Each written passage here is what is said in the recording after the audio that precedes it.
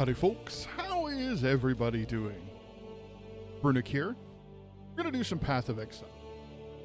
Now, we're doing things a little different than most people. Oh wow, that fire is doing weird things in my shirt over here. That's fun. So, we're going to come in here into Path of Exile. Now you guys see that I have some characters started here. But I found that so many people don't understand Path of Exile at all. Like, they do not get the basic concepts that you would expect when it comes to Path of Exile, how it works, all of those fun things. I apologize. I need to return a message really quick.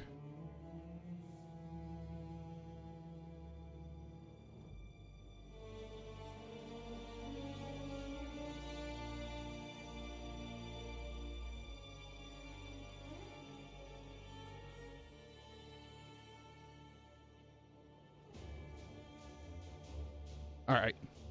So sorry about that, folks. All right, so to help with all of this and to make sure that I get as much information as possible, this will eventually become a YouTube video. Don't worry.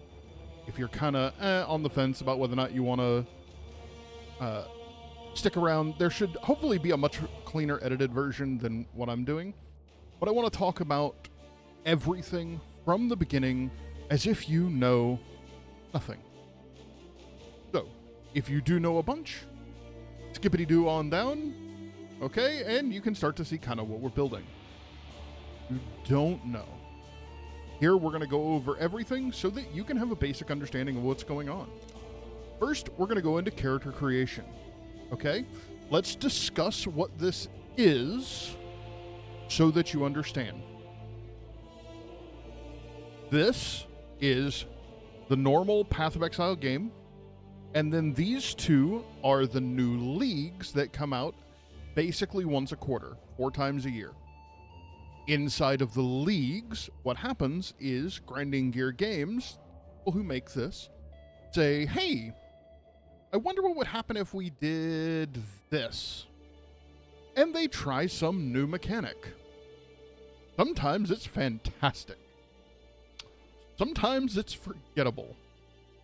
Really just kind of depends, but that's the entire point.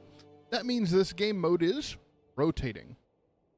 And that means it will fall over in a couple of months. If you're not dedicated to getting through your run, probably don't want to start here. Start with the base game. Yes, you'll miss out on the newest mechanic, but it's fine. Okay, I promise. Now let's talk about what the different modes are here. Hardcore. Most people are familiar with this in an action RPG. Hardcore simply means if you die, you're dead. You dead. All your stuff is gone. You're nothing. Now, anything you have in your stash will obviously carry on to your next character. Solo self-found. Now, this is my most common way of playing. Okay? Basically, you can't group with people. You can't trade with people. You are a completely solo character. Now, there is a very robust trading system in this game. You can go online and see what people have in their stash tabs and all kinds of crazy stuff. I typically don't like dealing with that. Mostly because I want to go through and I want to see what I can accomplish. Now, that is not a right or wrong answer. I know a lot of people who say, if you're playing solo self-found, why are you even playing the game? You're not contributing to the economy, you're not doing blah, blah, blah. Rule number 1 in playing a video game. If you're listening to somebody else tell you how to have fun, you're already making a mistake. I'm here to tell you different ways you can play, and then we'll go through and figure out, if you want to talk about it, what might be a better setup for you. Now, hardcore and solo self-found are all options that are checkable, and so is Ruthless. Let's talk about Ruthless. Okay? I love Ruthless playthroughs. However, they are not good for tutorial playthroughs. What Ruthless basically does is it kicks all of your loot tables down to next to 0. The odds of you even having magic items when you go to face the first major boss are actually pretty slim. So Ruthless is for that. I know this game backwards, forwards, and sideways, and it's too easy. And if you're ever feeling that way, spin you up a Ruthless character, and that'll be the end of that discussion. You will no longer feel that way. But, so another key example is skills that you would normally get in the game, you cannot get in Ruthless mode unless they happen to drop. So Ruthless and Solo Self-Found together make it a real challenge. And if you want to top hardcore onto that, feel free, but just be warned, you're going to have a tough time. Now, most of the time when we start a new league, that's what Brunick does. Solo Self-Found, Ruthless, Hardcore. Let's frickin' go. Do I ever complete the entire game in that? Absolutely not. Do I have a blast the entire time? Yes. Yes, I do. So if your satisfaction is tied directly to, ooh, I want to get all of this way through all the story and through maps and up to tier 17 maps, probably don't do what I'm doing. Okay? If you want to enjoy and explore, that's more what we're about here. So we are going to go into hardcore. So that means if I die, I'm dead. And we're going to do Solo Self-Found. That means no grouping, no trading. Okay, we're not going to do Ruthless again. Oh. True Radiant, thank you for the follow. How are you doing this afternoon? So, going into here, my objectives are to push as far as I can. We're doing hardcore for one simple reason. I already have some Solo Self-Found, and I don't want anything in my stash. This is a great way to be able to build that tutorial without. So, Solo Self-Found, we're going to skip Ruthless. This is normally one of my favorite things to do, but again, very poor for teaching. So, hardcore Solo Self-Found. Now, let's talk about character selection.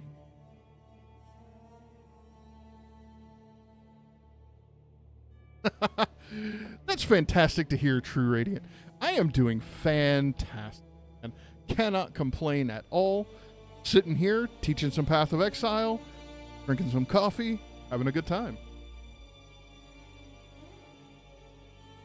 So, let's talk about the different characters and what they mean. The easiest way to think about this, skip everything you know about every other action RPG. Okay? There are 3 stats in this game. Strength, agility, and intelligence. Never done a hardcore run? Absolutely awesome. Look, hardcore is not for everybody, okay? You have to be okay with failing. If you're not, don't. If you're going to get pissed off and break your keyboard or whatnot, it's generally not worth it. So, let's talk about the different characters in terms of their stats. Do you think you are savage enough to face the land of the damned? Obviously, homie here is nothing but raw strength. Yet still you clasp okay? Superstitious lies. So, it's very important to talk about... Yet you wasted your strength. Come on, Dominus. You can be done now. Rayclast offers you something else. I probably won't click on the rest of them. Education in true savagery. So, it's very important to understand this character base is strength. Pretty easy to see. You can take this character and make them into a necromancer. Or make them use a wand or a bow. And you can do so efficiently and effectively.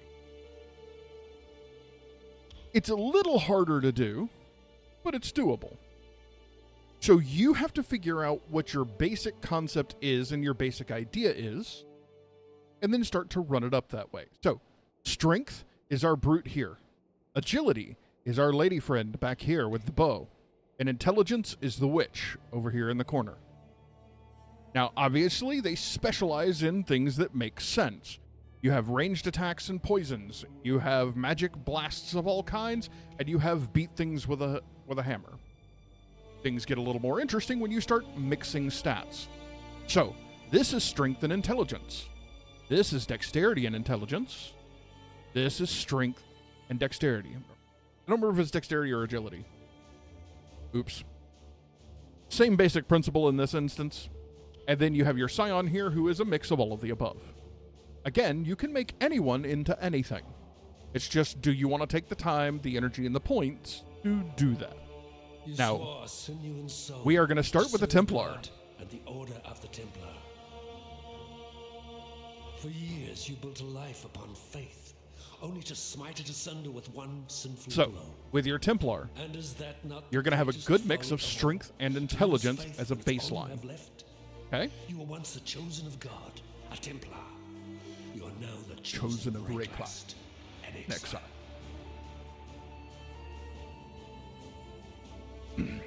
So, this is where we're going to start. Please note that dead hardcore characters cannot be restored for any reason, including game bugs or internet lag. Are you sure? Yes, I'm sure. So there'll be a lot of adapting and overcoming. Now, I have a concept of kind of what I'd like, and we'll kind of see what happens from there.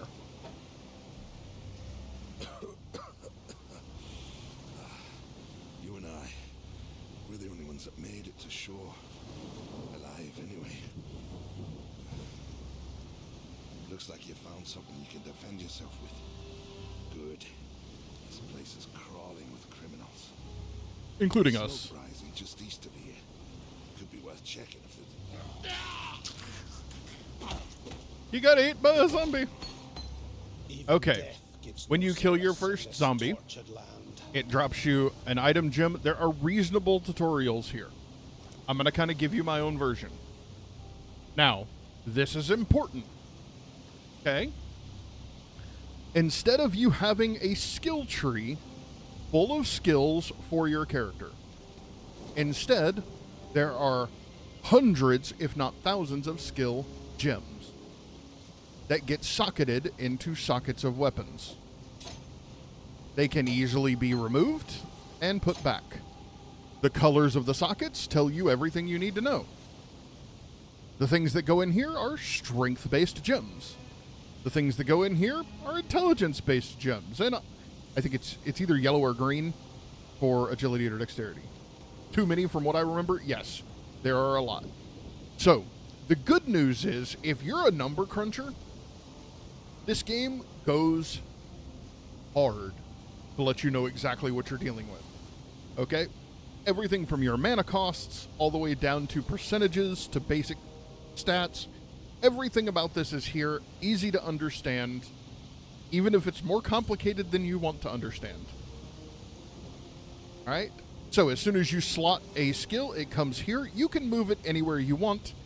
Personally, I prefer to leave my first skill here, no matter what it is. I also like moving my mini-map here. It's an old habit from playing Diablo 2. Now, regular clicking, obviously, action RPG.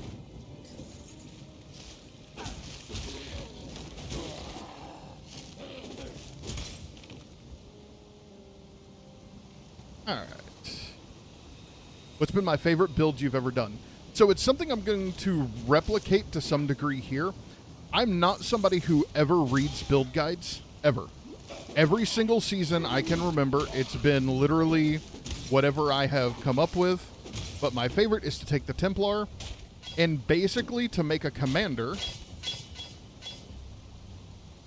who, instead of being a witch where you're sitting in the back and you are throwing minions at the enemy, I am throwing myself at the enemy, and my zombie companions and everything else are attempting to keep up. Now, there is a node that makes this very viable, but it is very far away from where you start. Oops. We're going to pretend like I'm actually landing those, and I'm not a doofus. So I would say the Commander Templar, at least that's what I call it, is probably the closest. But again, I find, and I run into this in many video games, okay? My favorite example is like TFT or Teamfight Tactics. There are guides aplenty all over the internet for what's best and what to play and all this other nonsense. I find I enjoy the game less when I read guides. Here, I want to do some discovery. I want to figure out what works and what doesn't work for myself. Oh, I forget. I'm not playing on... When you play on Ruthless, this chest with that support gem doesn't go here. So let's take just a second and discuss support gem. Okay? These are very important. First of all, when you look at them, they read support. And everywhere you go in all the skill menus, you'll be able to search for support. Supports any skill that hits enemies. So, if the skill actually does something to impact enemies directly, or could otherwise apply elemental ailments. So, if you have minions that are applying elemental ailments, this will work for that. If you have skills that are doing elemental things, this works for that. We have something called Glacial Hammer. It's an attack, it's a strike, and it does cold damage. So, enemy elemental ailments inflicted by support skills spread to other enemies, meaning you get some AoE. Support skills have a 20% extra chance to freeze, shock, or ignite, depending on which one they're trying to do. Also, you'll notice I am collecting over here. We'll go ahead and swap this one out. Now, why did I swap this one out? They're essentially the same, except for the sockets. You will see me put on inferior gear for superior sockets and links of those sockets. Now, notice these two right here. These are not linked together. That means if I put a skill here and a support here, nothing will happen. These are linked. I put a skill here, a support here. When I hover over this, you'll see the blue one light up too. That tells you it's working successfully. Okay, if they're not linked, that can't happen.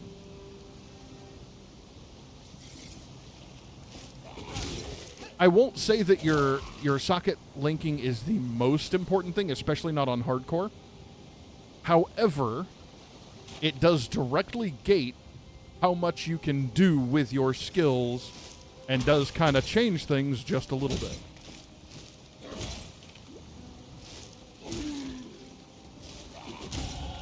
It would seem my god has no need for my company just yet. All right, we have leveled up. We will go do that in a second. I have absolutely no reason whatsoever to use that skill point at the moment.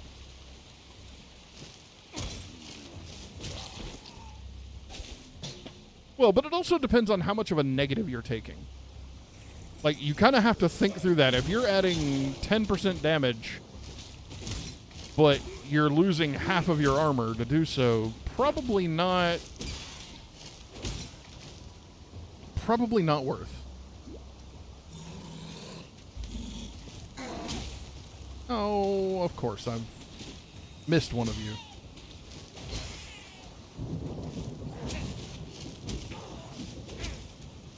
Thankfully, he's slow. Just move away from the hand he's using to swing, and you're good. Away from the hand he's using to swing. Come on, Brunick. See, extra chance to freeze. He's not even got to swing that thing yet. He's working on it, though. Oh. We'll just go ahead and stand here and tank him. We have the healing potions for it. There we go. Aha! Everything fit. Okay.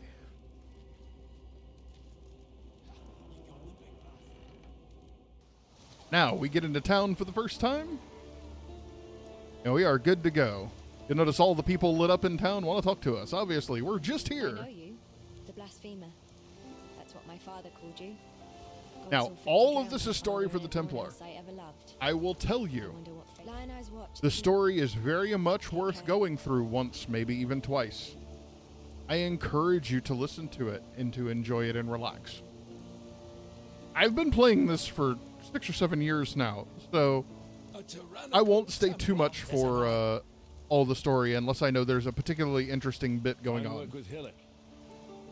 All right, what are we working with here?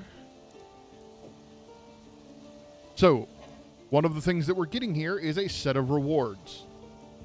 A skill that we can use. Now, there is nothing in this mode stopping you from taking whatever skill you want, then go buying others.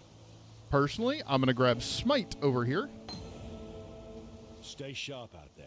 We're going for kind of a paladin feel. Might as well have Smite in our back pocket here. Oh, they need to be identified. I'm like, why are these not on? Okay. Take that. We will probably swap to this as well. A little bit of armor versus some extra energy shield. Energy shield is this little barrier you see over my health bar. At this stage, having armor versus not doesn't matter nearly as much. Yeah, we're not going to identify this because I want to hold that scroll. All right, so we are selling everything that's not on our person because I'm confident that I don't necessarily need it. Now, it's important to note, there is no gold in this game. Anything that you trade, you're trading for materials to build something or to do something else. So, as we get those kinds of materials, we'll talk about it. While we live, we are blessed. Ah, our stash. I forgot, it's not set up because I haven't used this particular piece just yet. Now, this is one of the ways that the company who makes Path of Exile actually makes money.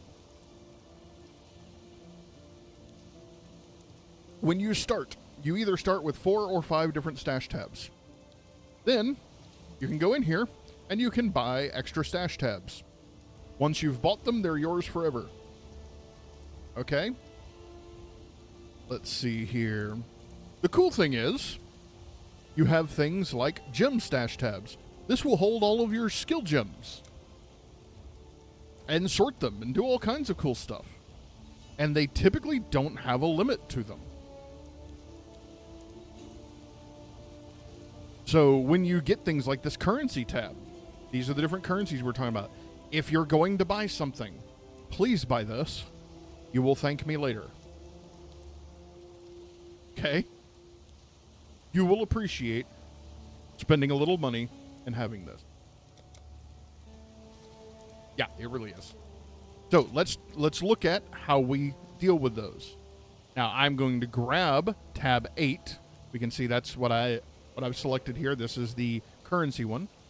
We're going to grab it, move it all the way over here. I tend to call this cash money.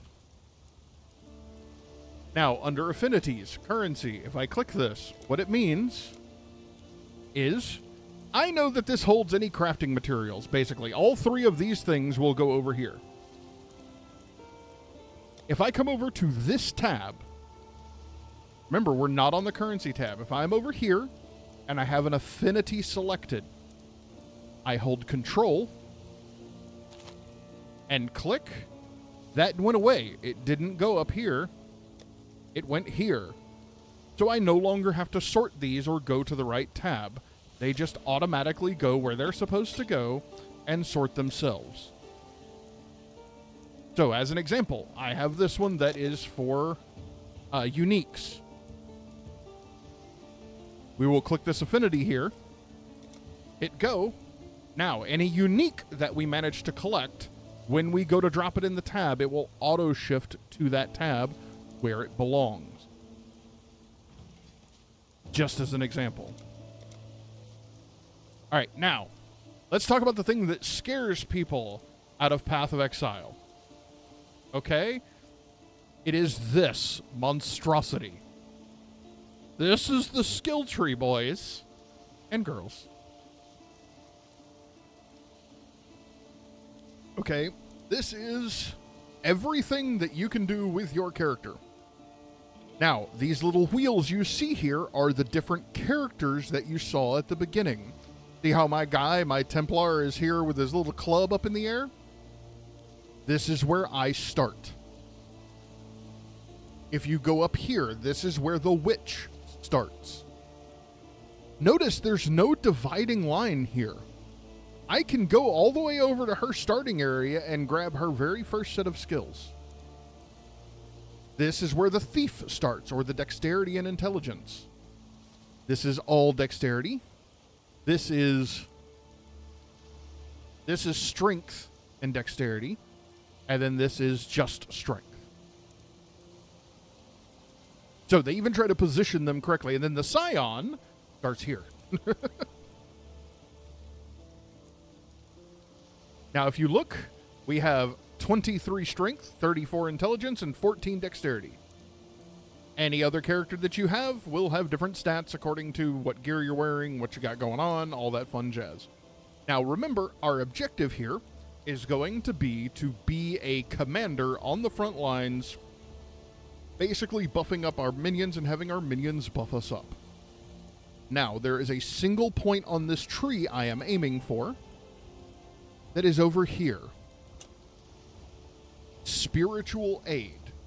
Increases and reductions to minion damage also affect you. So very early in my tree, minions deal 10% increased damage, 10% increased damage, 10% increased damage, 15% increased minion damage. And then all of these skill points over here, minion damage, minion damage. We will get ridiculous amounts of damage added to our damage for getting to that point. And then, from that point forward, we can focus on defense so that we don't instantly die, and minion offense, meaning buffing up our minions and making sure that they're doing more damage, because that'll allow us to do more damage. That's the basic principle and the basic idea. We will probably be in relatively heavy armor, shield, all that fun stuff, because we'll be in melee. Again, I kind of going for a paladin vibe here.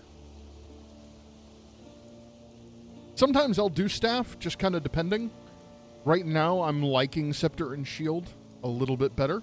It feels a little cleaner right now, especially on hardcore, where getting one shot is a problem. So, we're going to go ahead and put in our first skill point right here, because we want to get these nodes. Minion damage, and our damage too. If you're struggling to survive, there are all kinds of increases here. Maximum life and mana, armor and energy shield. You can go any direction you want. This is the direction I'm going. I will be coming up here. I will be dipping down just a little bit into these because they're slightly defensive. Elemental resistances, elemental damage, extra free shock and ignite, extra health, a little bit of defense on our way to finish up our offense. And that'll get us to the first 20 levels or so, give or take. So we went ahead and put this point in, and we're good to go. Now, this right here is not normally here. This guy is what's starting the new system for settlers. Basically giving you a town building thing. So we're going to go visit Kingsmarch. Again, there's a wonderful story here. I recommend letting the story happen. So here we are. I'm glad you decided to join us. But I've already done this 5 or 6 different times now. Return soon, yes? Welcome to Kings. It's also important to note, this is actually very important. This town that you have is account wide. So if this character dies in the next 5 minutes, the character that comes to replace him, this town will already be somewhat done up. All the things that I do here will stay with the account. Next, you should familiarize yourself with our recruit. Yes, yes. I'll handle things here. Oh, Johan. So the basics of how this works is you have this town. You can build buildings. You can hire employees. Yes. Well, okay. I said account wide. Let me make sure that I specify a little clearer. Account wide for, so I'm playing solo self-found hardcore. Any character I create that is solo self-found and hardcore will get this town again. If I change that mode, I start over. Or that mode starts over. So right now I have some regular settler, solo self-found. And the same is true with your stash, too. That's important. If this character dies right now, these things become available to the next one. So you'll see me picking up gear to put in the box that maybe I could use, maybe I can't. But most importantly, it'll be when I die, and I will, what do I need for the next run? All right, so it wants us to improve the town, establish the ability to recruit things, 5 gold. We picked up gold when we killed the first bad guy. I think it was 12. Poof. I've got plenty more eager to sign up. Eager to sign up. They really should fix that. So the next improvement will cost 15 gold and 5 orichalcum ore. I'll explain what all those are as we go through and do this, but that'll let us do farming, smelting, and runesmithing. Recruits have job specialties up to rank 2, all that fun jazz. Yeah, it will be there. So this gave me 30 gold as a reward for finishing the quest. Now we go to town recruitment, and we see these different people that are here. So they are rank 1 mining, rank 1 mining. These two guys are equal. This one costs 18 gold. This one costs 32. Guess which one we're hiring? Great. Okay, choice. and they're both 7 gold an hour. So we recruited somebody. Cool. The last thing we need to discuss. So right now we don't have anything to manage in the town. I'm going to go ahead and deposit this gold so that if my character dies, still 22 gold in the thing. Oops. These beginnings may see. March with Return us soon. in Kingsmarch. Okay, so he's going to want me to come over here. I think I need to establish a mine first.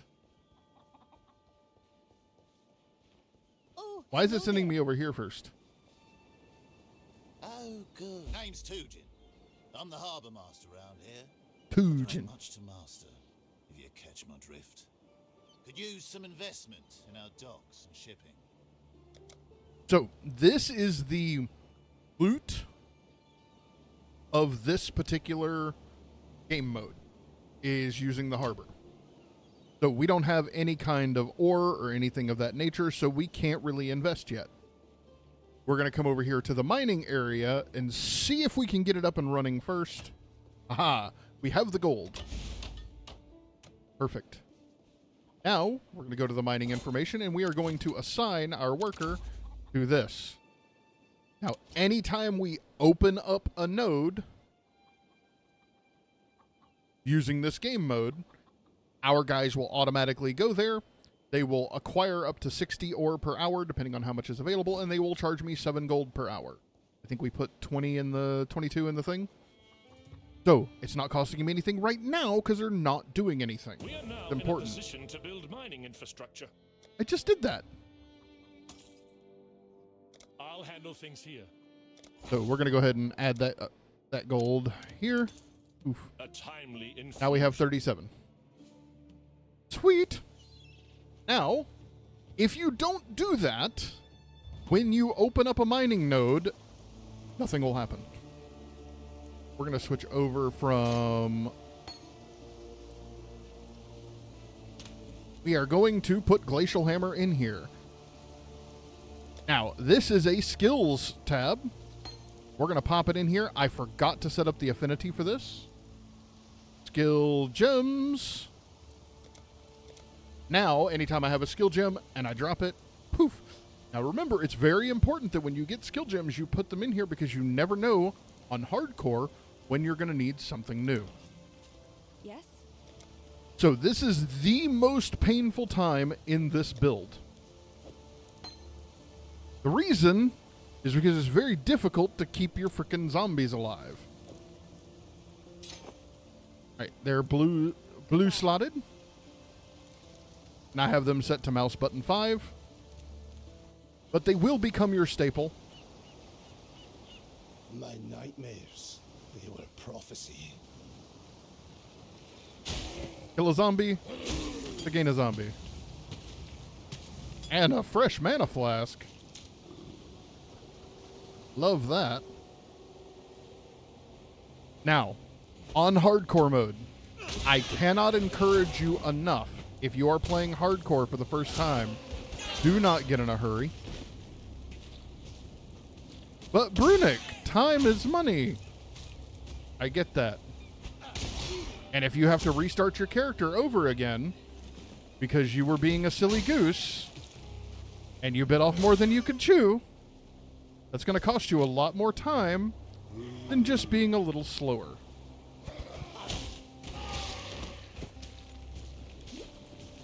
So, don't be in a hurry.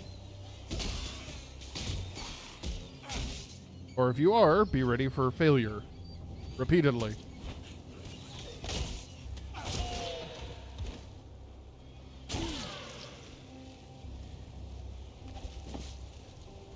Oh, yeah. Well, especially when it's only because you were in a hurry. You know, if it just happens, it happens. You will have deaths and you're like, well, that sucked. You know, that's just part of it. My mana is spent.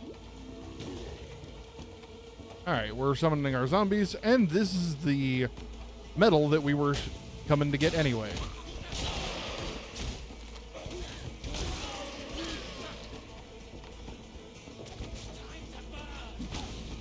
Woo! Okay, we gotta watch this chick. This chick has killed more of my hardcore characters than I think almost any other boss, just because the fire burning when you're not paying attention, it's such a low level, you're really not paying attention. Alright, we'll grab that shield.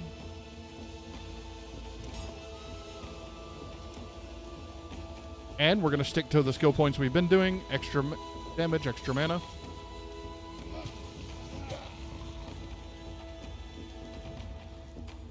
Now, the way this node works is you click on the center here and it starts spawning things.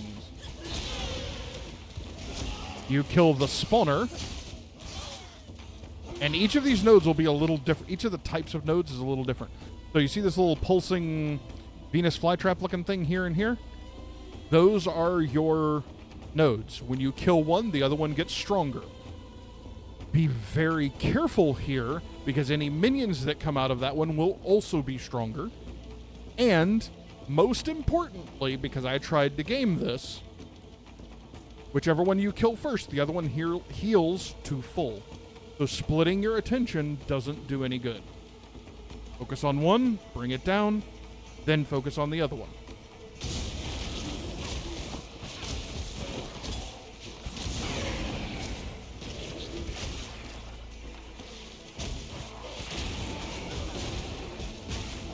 Not too difficult. We're a little ahead of the power curve here. 6 ore.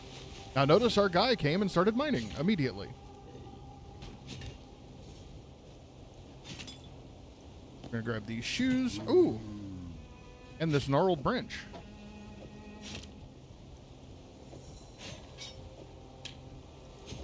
So, this was a valuable pickup. I'll show you why here in a moment. Basically, these 3 sockets are the 3 primary colors, and they are linked together. This will sell for something different than everything else in your inventory will sell for. You will get a chromatic orb for that, which isn't very valuable to you at the beginning, but you cannot have enough of those. And once we get back to town, I'll show that to y'all and explain it. So if you see something laying on the ground and it has those 3 sockets and they're done like that, pick it up. You'll want it.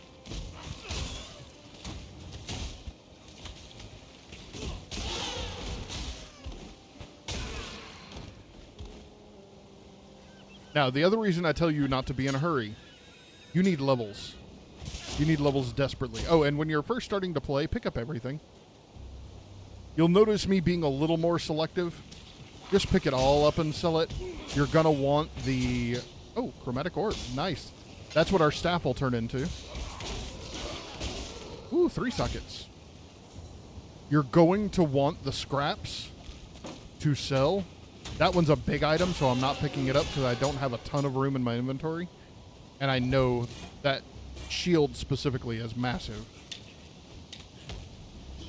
I'm trying to stick to items that have a small footprint or are more valuable, like magic items. Now, we're going to run back over here. Go back into town.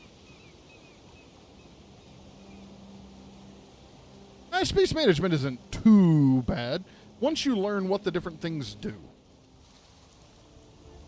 All right, now we're going to come over here and sell our items. I will keep this. We'll see about identifying that.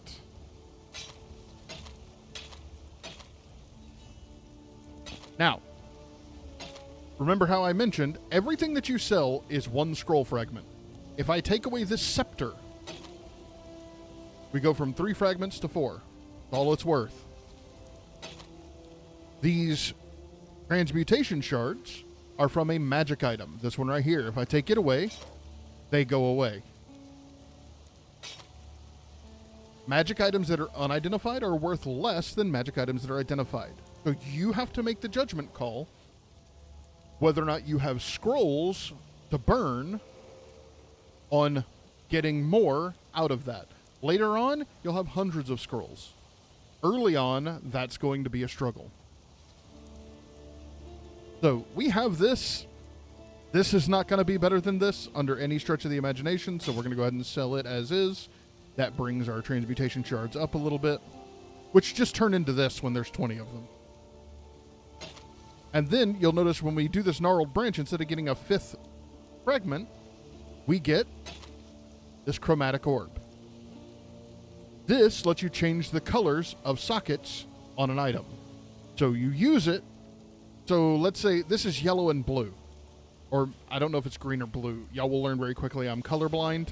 The patterns on these is how I recognize them. That's why the patterns are on there. If I'm not happy with the sockets, I like their layout, I like their linking, but I'm not happy with the color, that's what chromatic orbs are. Unfortunately, at that, it's still random, so... Alright, we have 4 scrolls of wisdom, plus 1 that's built here, and more fragments. Did I grab the waypoint? I don't think so. No, I didn't. Okay.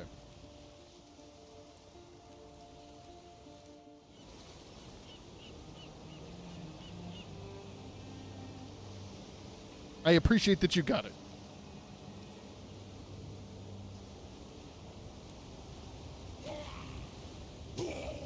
I really wish when you went to summon a zombie, it would kill the one with the least health, if that's an issue.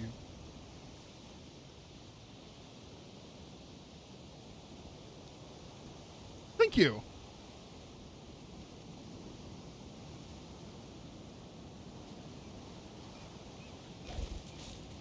Gold!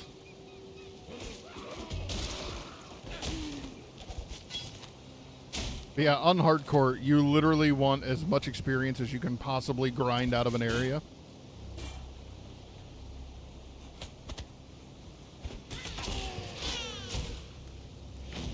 Now, if you didn't know, there's actually a way to know how many bad guys are left on the field. Okay? So, we're going to bring up chat here and type in remaining. 13 monsters remain. They're probably up here. Not worth running all the way that way to get them, in my opinion. How's our inventory doing? We're good. Never knew that. Most people don't. But if that's like 50 or so, that changes. Man, I'm going to go after those. I need that experience and those item drops this early. 13, that's like 1 pack. I'm not stressed.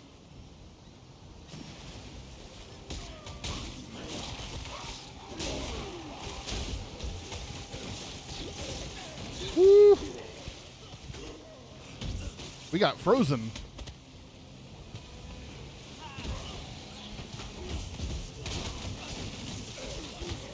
Woo! Oh.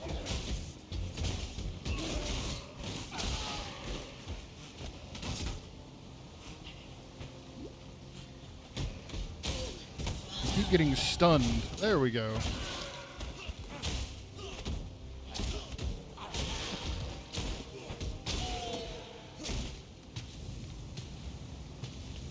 All right, get our zombies back.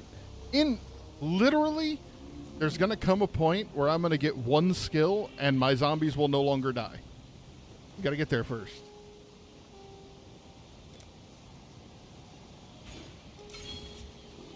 You just have to be comfortable backing out. So you'll see me picking up very select items. Oh, also you got to know what can freeze you and what can't. You'll see me picking up random items. These are 4 slot items. They take up 1, 2, 3, 4 in the inventory page here. Or 3 slot items.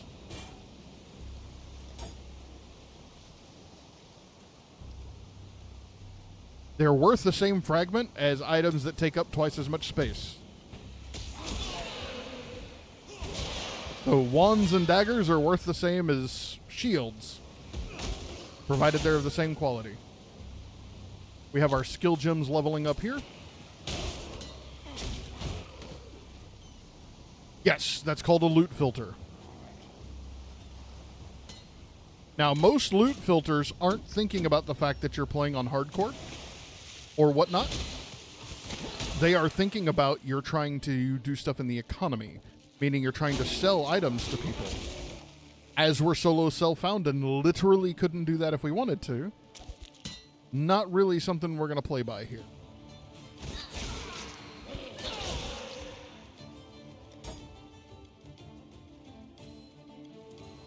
And loot filters are very easy to find. You can go online and find dozens of them. All right. We're going to go ahead and get this started.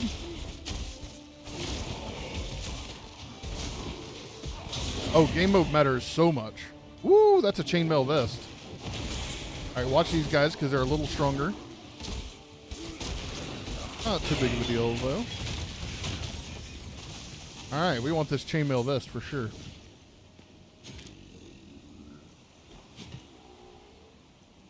We will probably go put this on. So this gives us 23 energy shield, 6 life, 1.8 life per second, little lightning resistance, stun and block recovery, and damage reflection. I hate damage reflection as a stat. Maybe one day. Alright, this is better in every single possible feasible way, so that did kill our zombies. That's fine.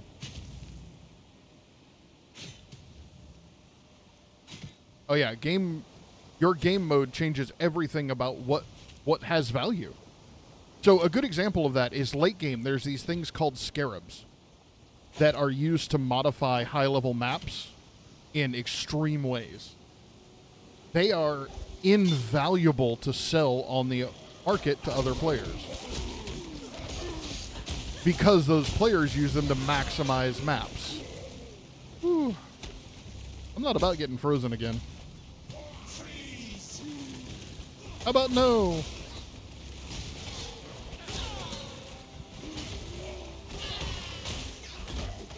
Whew. I saw you send a message. Give me just a second. Oh, that was my zombie. There we go. You did copy a build once because it sounded cool. A flicker build. Oh yeah, absolutely. No beast of burden. Don't get me wrong. Doing builds is fun if you enjoy that. Personally, I don't get as much enjoyment out of that as I do figuring it out myself. Now, that's a personal thing.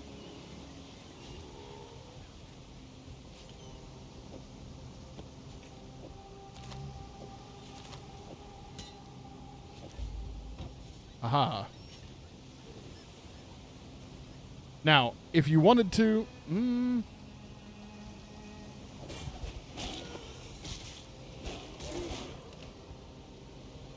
That was not what I intended. Identify that. Automatically going to be better than this. Swap those out. We're good to go. This is better than that, just based on the sockets.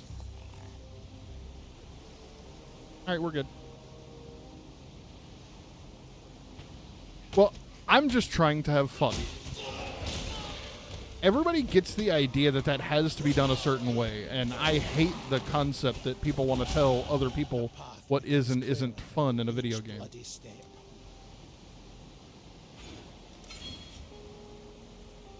But yes, your zombies, especially this early on in a hardcore run, they're to take damage. They are to take hits that you don't want to take while you're still trying to get high enough to actually take a hit.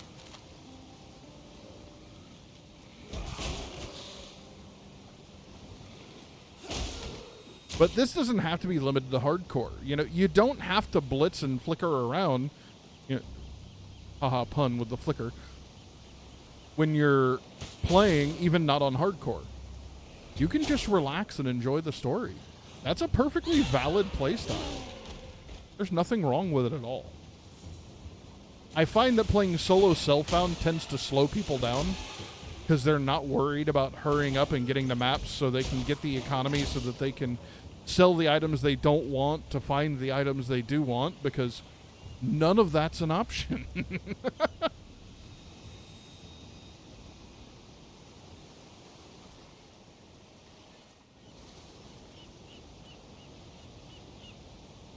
Get her stuck.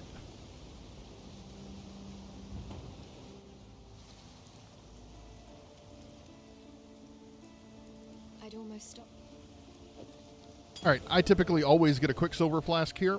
The reason is primarily because they can be random and hard to come by. All right, we're actually going to grab... So, I'm going to grab the Ruthless support. Let's talk about what it does. First, look right below my cursor. What skills does it support? Take an extra second and read. This can go on Raise Zombie or on Smite. Which means I could buy another one if I wanted to and put one on each. At the top, level 3, Cost and Reservation Multiplier. This is important. If I slot this support skill, it raises the cost of using any skill that it's attached to by 20%, 120%. So if I attach this to my zombies will cost more to resurrect. If I give this to my smite will cost more to use. Every third attack with melee attacks deals a ruthless blow, 73% more melee damage, 73% damage with ailments. Ruthless blows with supported skills have a base stun duration of 0.8 seconds. This is what we're going to take, and we're going to attach it to our zombies. Farewell. So, you managed to salvage Shaky Hand's druggery. All right, and then he's going to give us a quest here. Stay sharp Again, out there. the story behind all of this is actually fascinating. I have just listened to it ad nauseum.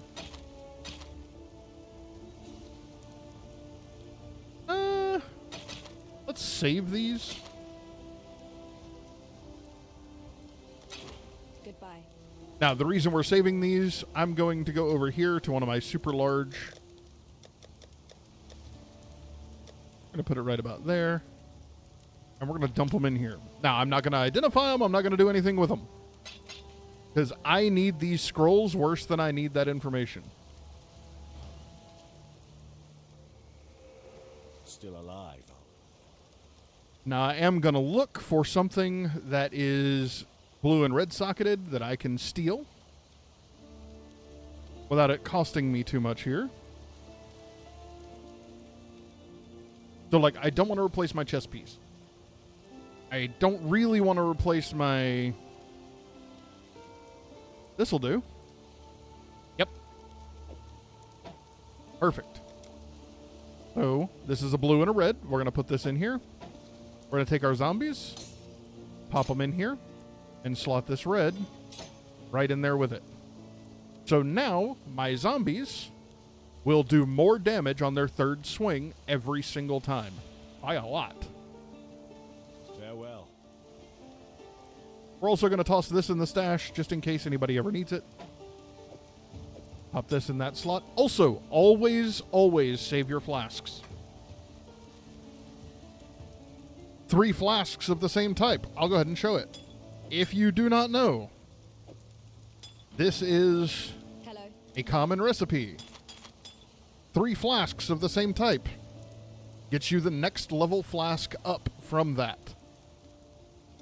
Always save your While flasks. we live, we are blessed.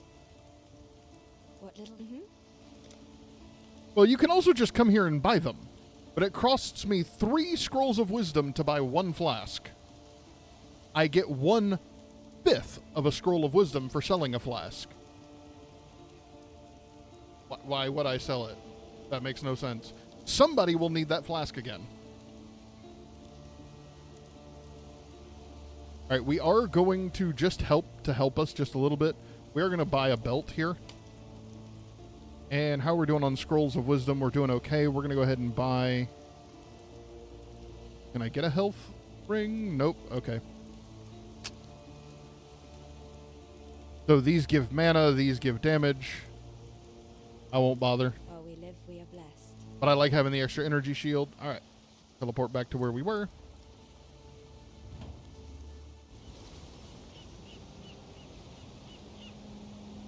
Now, our zombies are all dead because we swapped them to a new thing. I wish they would fix that, but I do kind of understand it.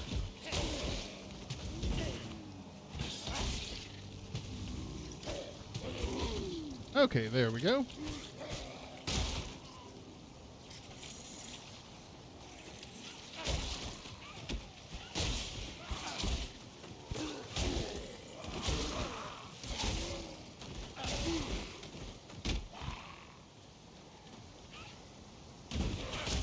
Cut that out. Okay. Now, we're ignoring the quest for now. Oof. Most of us know what it is. We're trying to grab eggs. I don't want to deal with those in my inventory at the moment because I'm going to rush through the very next part here. Ooh, if I don't do something stupid and die.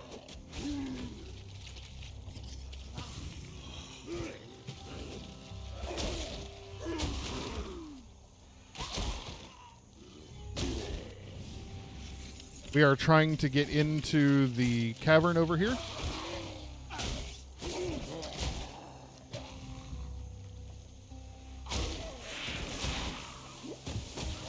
Okay, always watch your health on this guy. He eats his little caustic backing there, eats right through your actual health.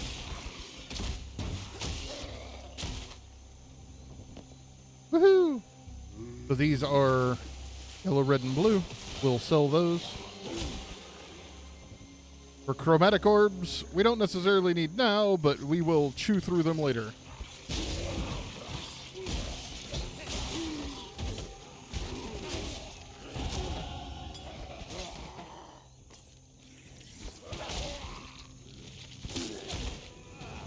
Now, you will find there will be quite a few times in my run where I don't do what the game expects me to do to move slightly further in a different direction. I won't say to jump ahead. But we are coming here to this tavern, the mud flats, or the fetid pool. I will say I really appreciate you explaining everything. I logged into a few of my characters today and I was lost. Oh, absolutely. I always recommend starting over for people. It's too complicated to pick up. Even if you take a couple of weeks off, sometimes you'll look at what you were doing and go, what the heck was I thinking? But I come here first because the reward for completing this is a skill. The skill that I am after will keep my zombies from being just fodder. It will make them do more damage, and it will make them live through pretty much anything. Essentially, if they're not 1 or 2 shot, they will stay on the field.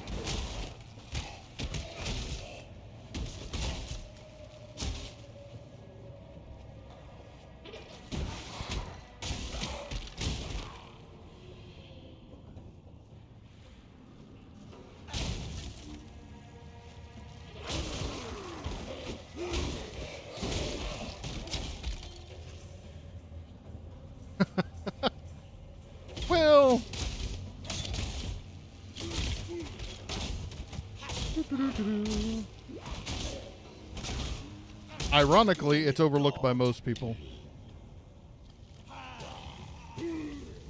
Of course, it's the last one.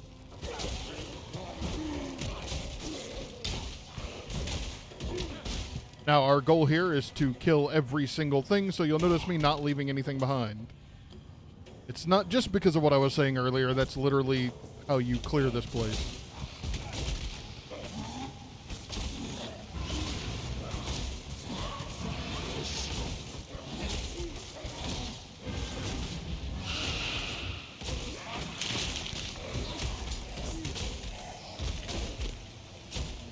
No big deal. Ooh. A nice hat.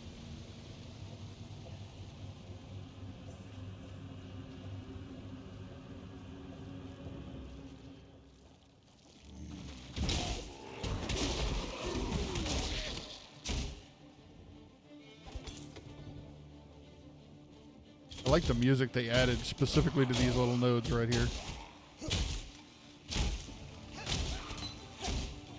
Woo, we got a skill. There we go. Light. If we were doing intelligence, a full intelligence build might help us out.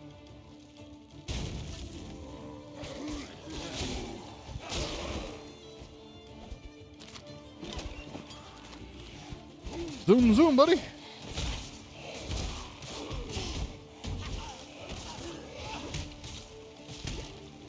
Oof.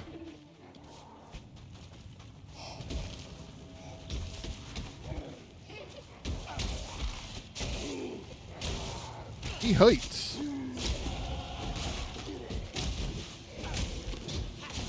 Nice.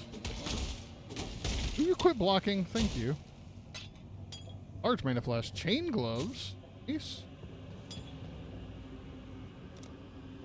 All right. Then we're going to grab this. 15 increased damage for me. 15% increased damage for my minions, which will come back to me.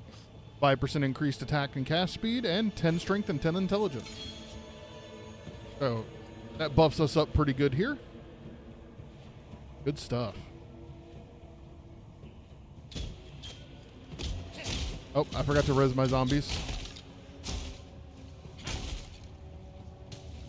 2, 3.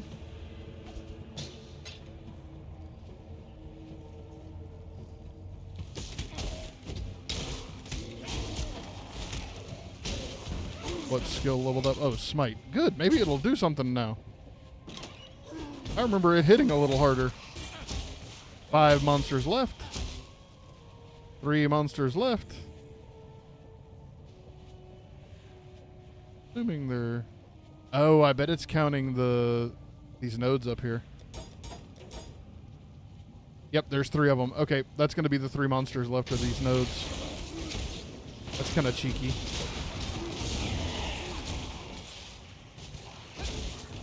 Now, because there were 3 of them, we're going to get double up. Oh, yeah. 4 monsters, 5 monsters, 3 monsters, 5 monsters.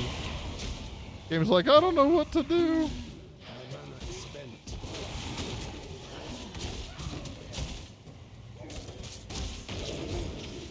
Level up our zombies real quick. There we go.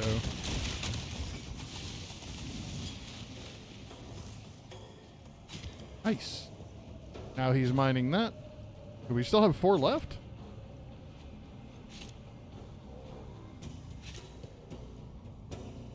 Yep, okay.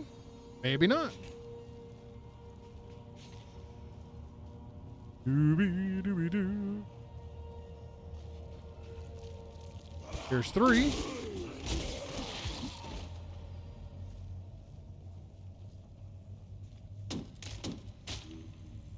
there another one over here that we missed? Did something get res that we didn't kill?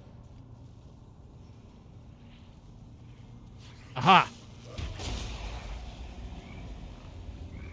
We found him!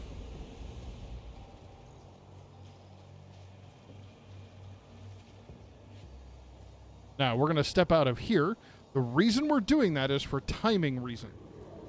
Now, it's not that big of a deal, but I don't want to rediscover everything in the mudflat. You have 15 minutes before a map closes itself. And then you have to redo everything that you did before. So we're going to step over here. We're going to teleport home.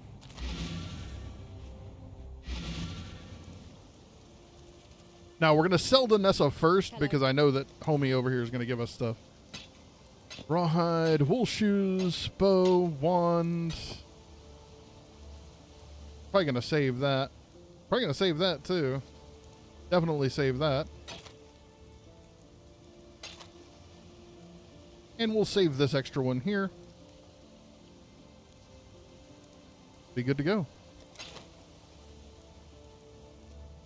Well, now you can actually look. If you have an active thing here, I can't remember which button it is that you can push.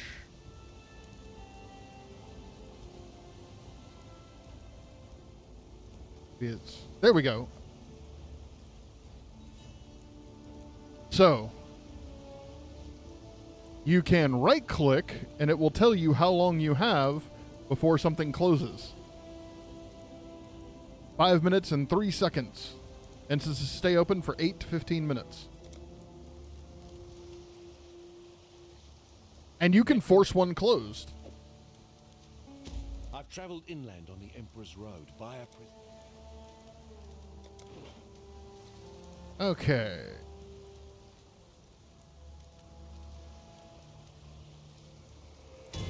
Now, this gave us a respec point. Hopefully we won't need that.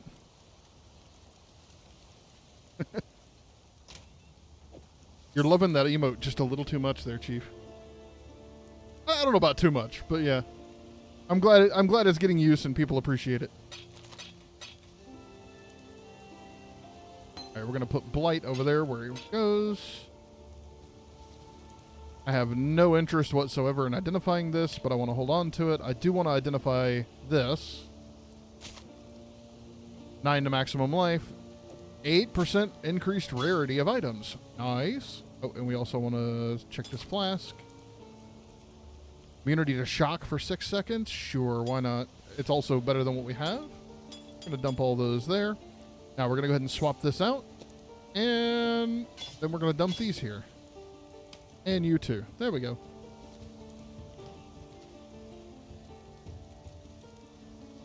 Okay, so it's less of a critical thing than a lot of people feel like if you don't have an economy to dump stuff into. Yes, it's nice for things to be of a certain rarity, but you're going to find that your favorite gear is gear that you handcrafted in this game. From things like that. Oh, did I not go get the skill? I'm a doofus. Okay, well, we're going to hurry up and clear this. Maybe it's after this and not that? Did they move it, maybe? I don't know. It's been a while. I thought it was immediately after that I got a skill. But he didn't offer me one as a reward. That was not what I intended.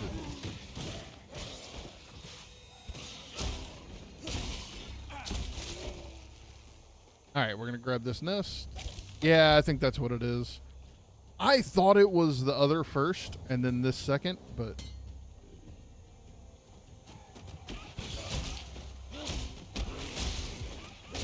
It could also be that Nessa has skills and I wasn't offered one.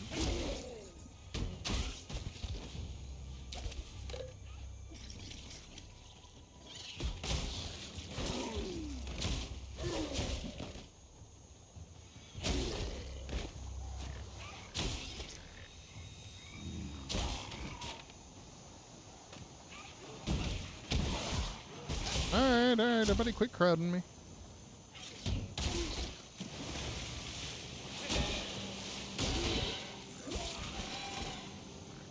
Gold, glorious gold. I think this is the first time, because of this expansion that they did, that gold has ever actually been a thing in this game.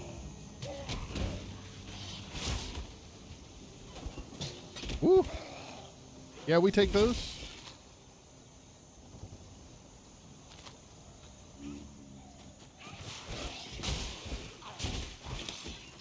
It's for the town management.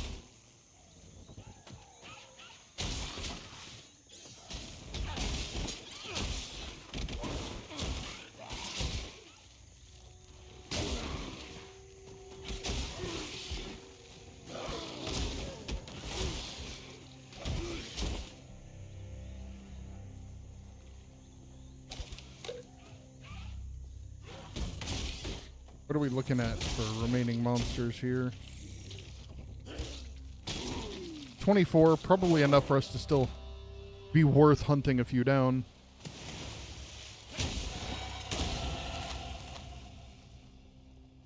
Experience is king.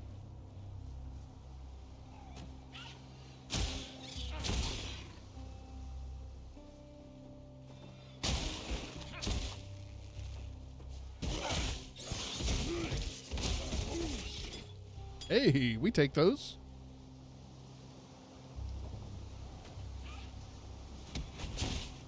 Already worth.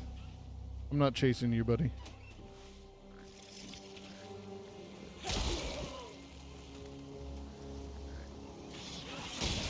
Alright. That's why I didn't chase you. Is that a frog? Okay, yeah.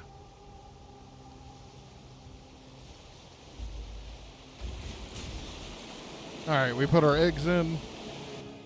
We now go down here.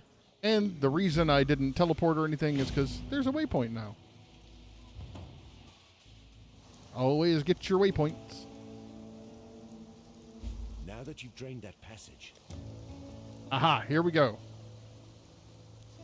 Alright, if you're trying to do a melee summoner of any type, this is your most valuable skill. Okay? Summon a holy relic that stays near you when you hit an enemy with an attack. So this stays near you. When you hit an enemy with an attack, the holy relic triggers a Nova spell with a short cooldown. That deals physical damage to enemies and grants life regeneration to allies in the area around it. This life regeneration is higher when applied to minions. 12 life per second to the minions. Now, it does keep your zombies from taunting. But we don't care anyway. Stay sharp out there. Now, I recommend, especially if you're going to delve into hardcore, have a key that is always your movement ability. Okay? It will save you a lot of time and trouble for the same key to always be your movement.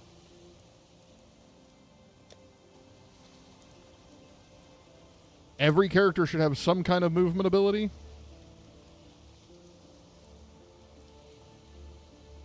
Go maximum life. Then we're going to go more maximum life. It doesn't actually matter which of these two we go here. So typically what I do is I will go down here to here and then up here so that I have access to these two nodes if I need them for some reason. For a quick 10 strength, 10 intelligence, you know, that kind of thing. It happens to you every once in a while where you'll be like, oh my god, I'm like one stat point away.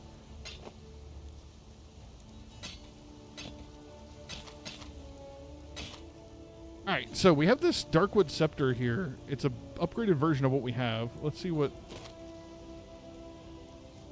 12 strength, 1 to 3 physical damage, 12 to 20. This is in every way an upgrade. In every way, that's an upgrade.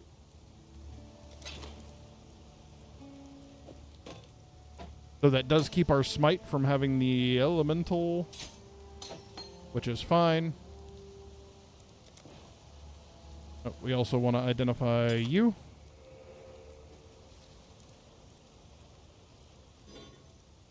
Alright, I cannot recommend enough to people. We're going to keep that instead. Duh. I cannot recommend to people enough. You'll notice this says 50% of recovery applied instantly. If you're playing hardcore mode, keep at least one of those health potions on you at all times. While we live, we are blessed. Because there will... And always keep it in the same slot. So that you can accidentally find it when you need it.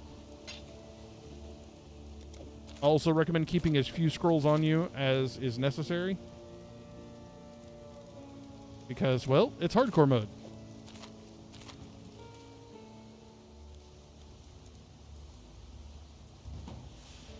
You might forget that you went out for milk. Oh, we gotta summon our guy here. So, there's our little relic. When we hit things, you'll notice this little regeneration thing, and watch our zombies' health. And it throws extra physical damage every time you swing. We were struggling just a little bit with killing things earlier. We got a upgrade on our weapon and we are cooking now.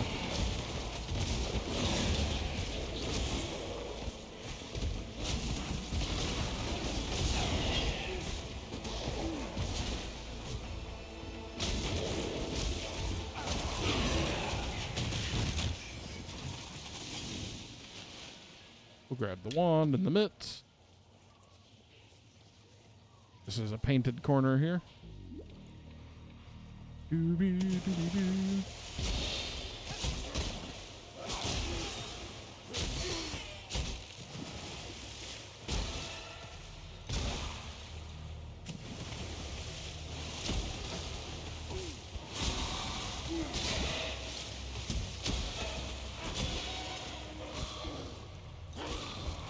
Now notice our zombies are just fine. They've been in the thick of it this whole time.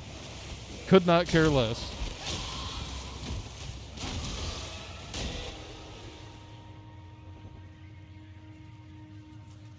For as long as you're making physical contact with the enemy, they're practically immortal.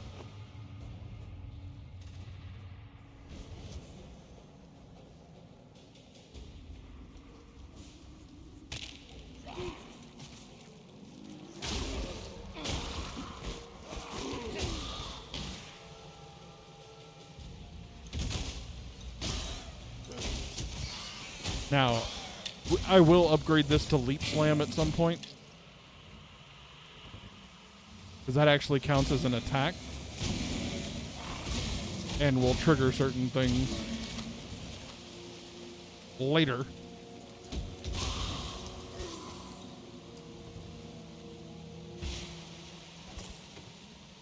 Gotta get the gold. Well, it's not just about the jumping around. Because we are doing a melee build, the strike that is a part of Leap Slam is actually kind of important. This is okay. We're doing elemental damage. We have some of that, but it's not quite the same.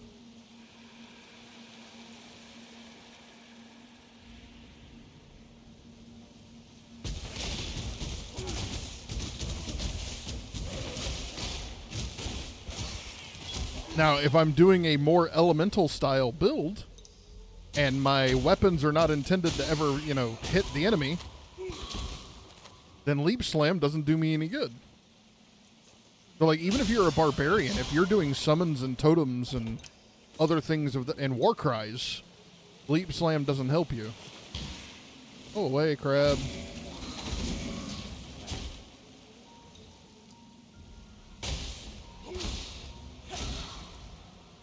Yep, for the synergy. It's the little things. Oh, I forgot they did this. He's now trapped in one of these. So these were a seasonal thing that came out that are now a permanent part of the game.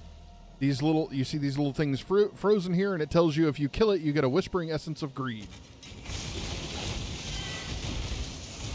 Now we've got to watch it because he hits hard.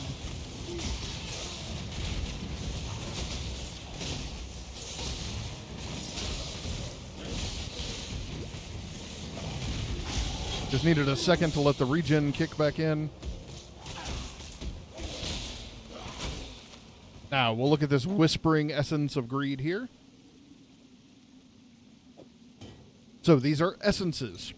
Upgrades a normal item to a rare item with a single guaranteed property.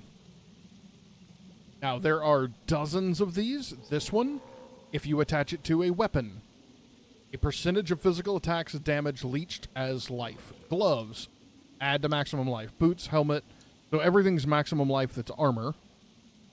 Physical attacks leached as life on a quiver. Belt, flash recovery rate, and regenerate on jewelry. So basically it lets you guarantee a specific rare property on an item.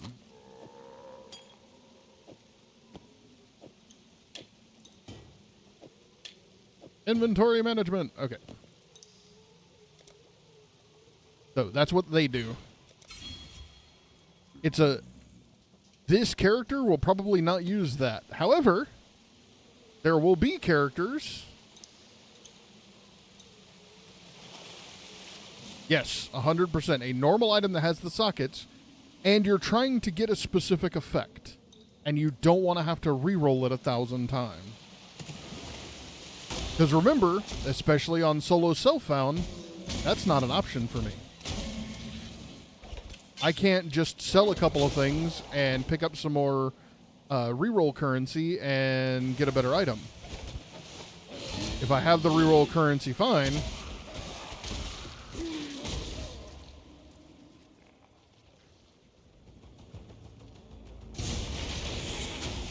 But I have to have it already.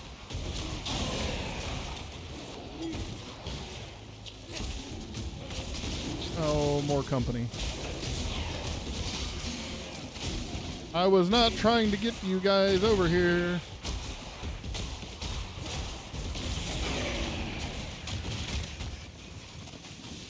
So again, your game mode changes how you look at different things dramatically. But that saying things like that, oh, I can't just endlessly reroll because I may or may not have found enough of that currency. People are like, why do you play solo self-found? Because my bread and butter is RTSs. That's what I cut my teeth on. And so you do everything for yourself. You don't trade with people. You don't do any of that. And I've just kind of always stuck with that mentality, and I like it. Do I look down on people who do it another way? Absolutely not. That's as weird as people looking down on me for doing it my way.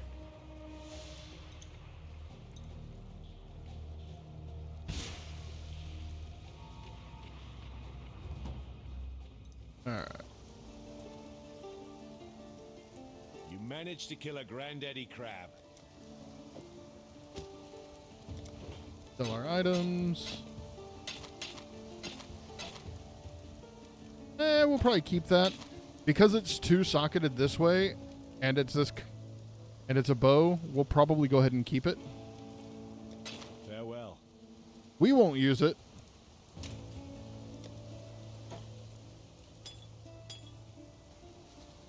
Nope, we want this.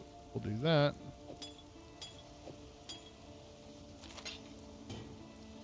Whoops. Okay, so I actually have a thing for essences. This is how many essences there are. Just in case you were wondering.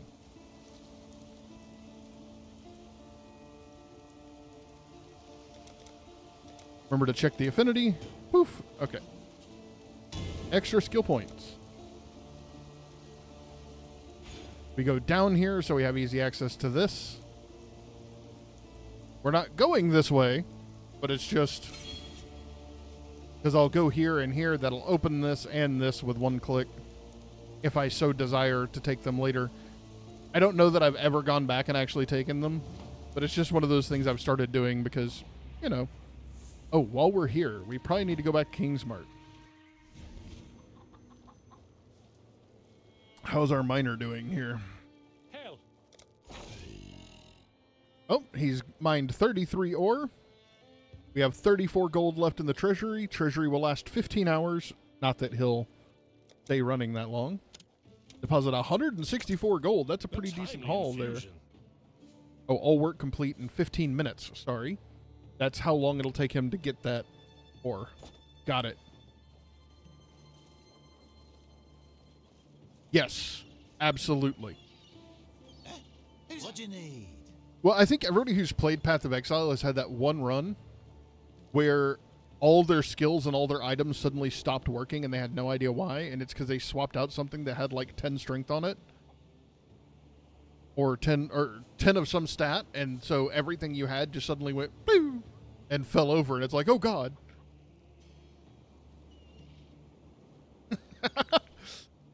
You haven't played much Path of Exile if you haven't done that at least once. Alright, we're going to go ahead and unlock the shipping. You'll need good crews. And luck with the weather. So, now we're going to go over here and recruit a sailor. Ah, we've Maybe. got a promising There we list go. of Oh my peeps. lord, 44 gold. Promising. Fine.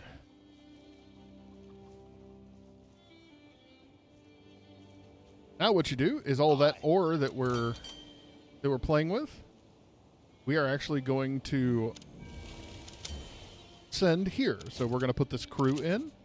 Let's get that loaded. Come on. It will take 42 minutes. Then this is the only thing we have available. These are all things you'll eventually be able to build inside of your thing. We're going to ship 29 ore for a value of 116. It'll cost us 10 gold per hour. Correct. All of this is the new stuff. Everything you see me doing here is brand new. Yeah, no. You wouldn't.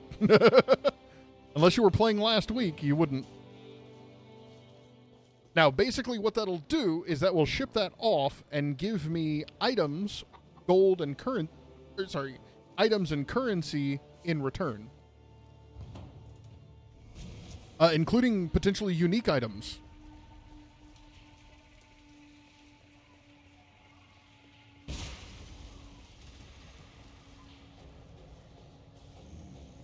And you can get crafting materials from there and all kinds of other cool stuff. They did a really good job with this one. I like it. It really depends on the unique item. Again, it holds no value if it doesn't actually help me.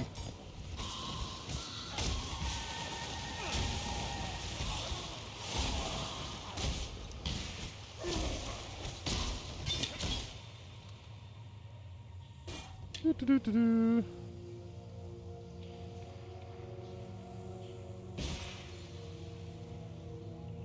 That goes back to I play solo self-found. So you can tell how infrequently I play non-solo self-found because I literally don't think of things as having any value unless it has a direct value to me. Ooh. We take those.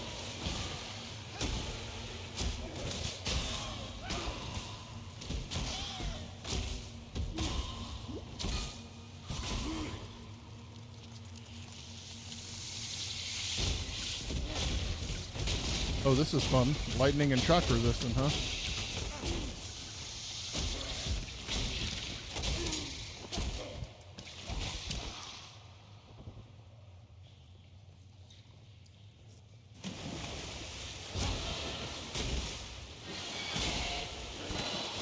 Ugh. The good thing is this helps our health regen too, so we also aren't sitting here sucking down health potions every time we take a hit. Absolutely. No, that's very common. Or I'll think through, hey, what do I have laying around in my stash? You know what? I found a crap ton of awesome items for this idea. Let's go that way. Cool.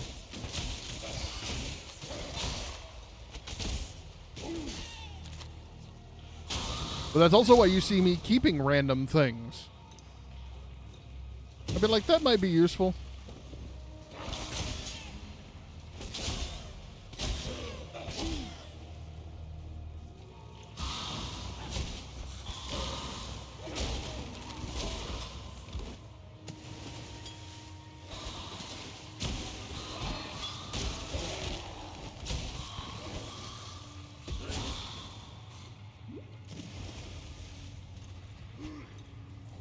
Now, you'll always see me do barrels and chests and everything else. I can't tell you the number of times unique items or rare currencies have dropped for me out of barrels and other random junk. So, because I'm not in a hurry, you will see me clear those literally every time.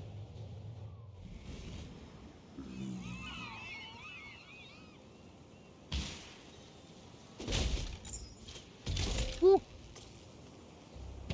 Mana regen amulet. Heck yeah.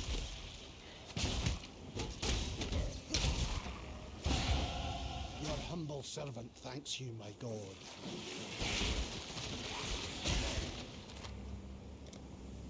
Good point. All right, we're going this way. The elemental resistances, the elemental damage. Remember, we're doing primarily lightning damage at the moment. And the increased chance to freeze, shock, and ignite and do all of that.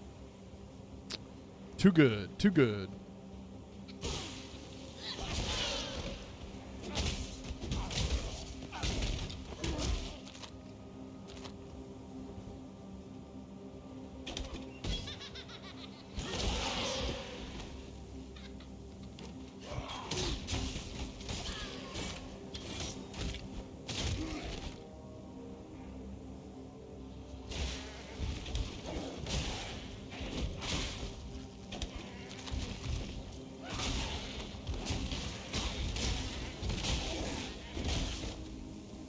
Now, it is important to note when a season is over, so like this season just started. It'll last 3 months. When a season is over, your characters don't disappear. They're just not part of the new season anymore. They just move to a standard character.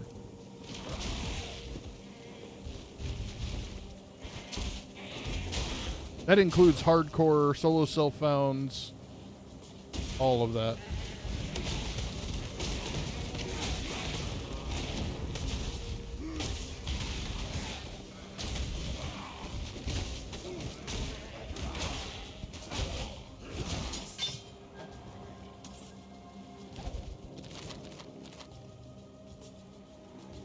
Yep. There's nothing wrong with that.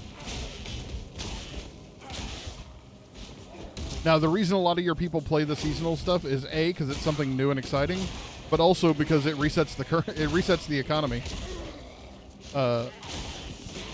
And they really like those trading and trying to push their character builds and get to the super high level, you know, go kill Uber Elder and things like that. But lots of people have dreams of doing stuff like that. Very few people actually make it that far. Great if that's your thing.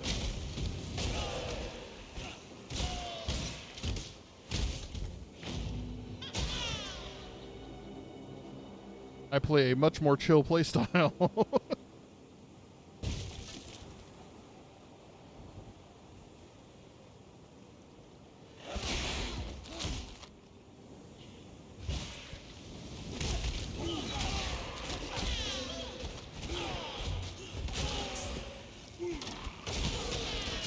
Well, I primarily play hardcore, so yeah, I definitely haven't gotten that far.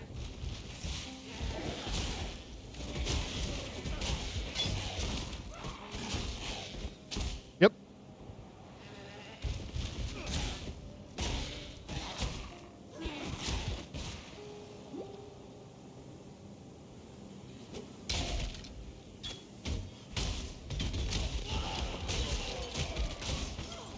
All right.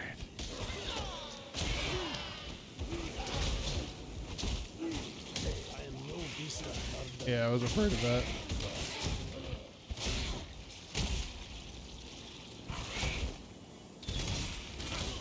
I must have time. Let me come back over here.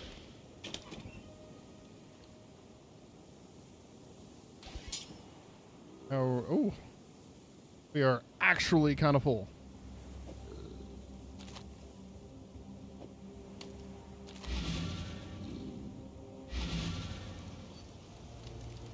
Especially on your first character, go back to town all the time, sell crap all the time. Like, don't stress about it. You need the resources. While we live, we are blessed.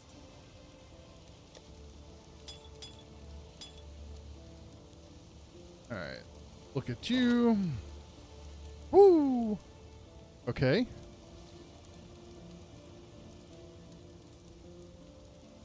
That is a significant improvement. Now, here's something, if you didn't know.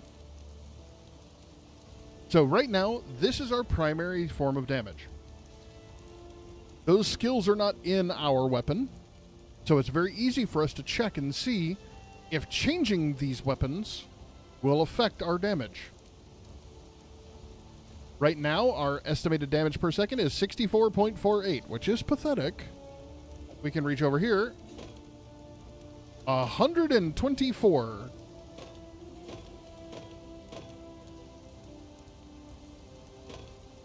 Also, our main hand chance to hit went up because this included accuracy rating.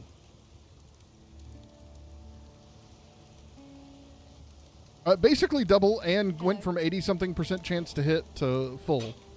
So, yeah. Farewell. Ooh, that's way too many scrolls.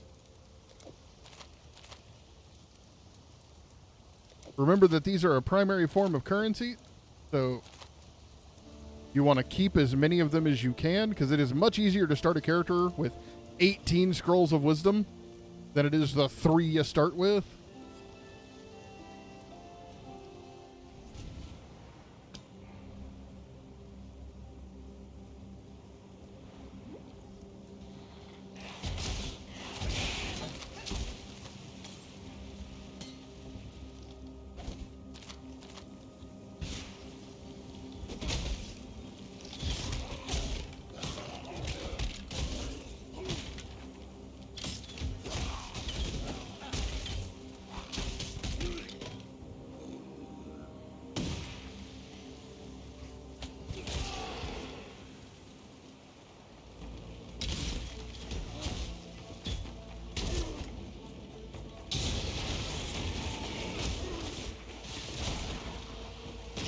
All right.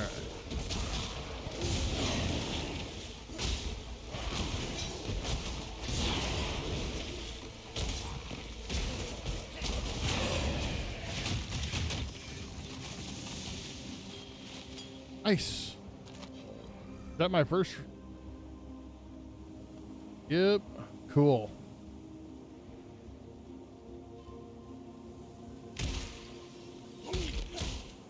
Iron rings are great for early melee characters and early ranged.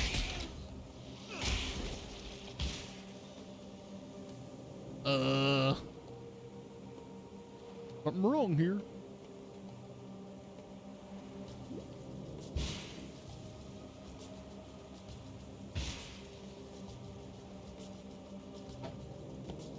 That was not what I intended to grab, but that's okay.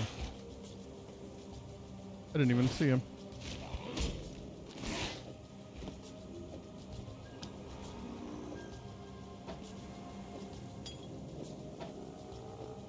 Doing a little rearranging here.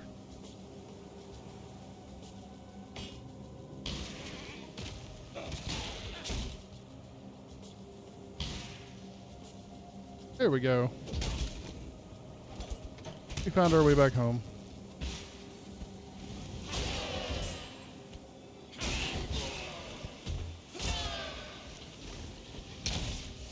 Oh, it's this guy.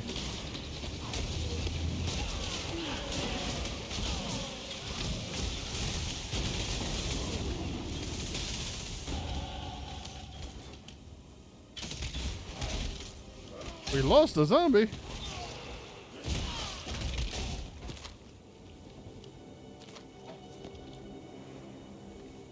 Ooh, a kite shield. Sockets are going to be a problem here in a minute, though. If I do that. I think one of my skills is in my socket, is in my shield. We'll look at it. Oh, we managed another Quicksilver flask. Always, always, always pick that up.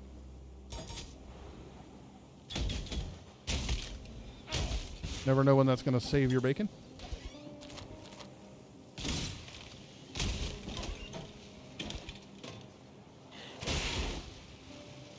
Ooh, another essence.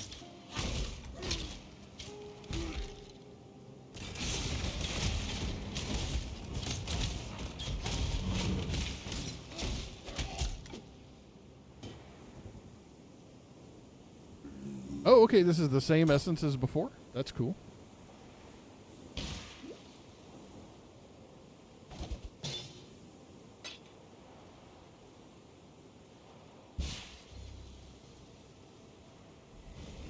That'll make me more likely to burn it for little to no reason.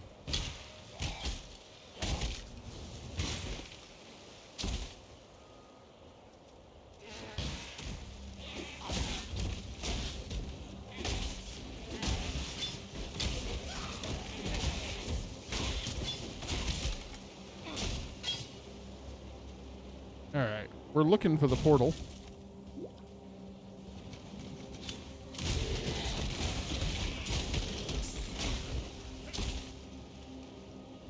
It'll be here somewhere.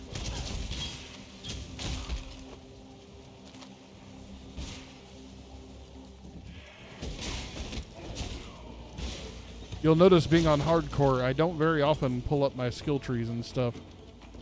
There we go. Unless I'm in town. That's because, well, it's hardcore. I'd rather not accidentally die being a dummy. Never done that before. Hello.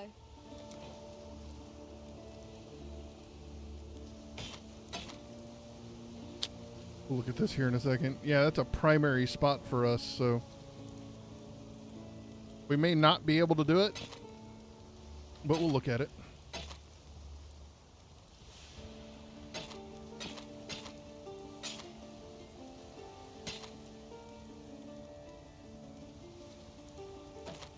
We'll see what this shield actually does. With it being a blue, I'm not really expecting much, but you know.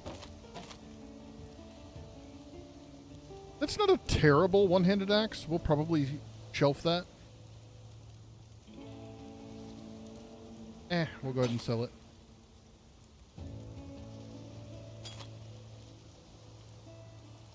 Immunity to bleeding. Yes, please. Be well.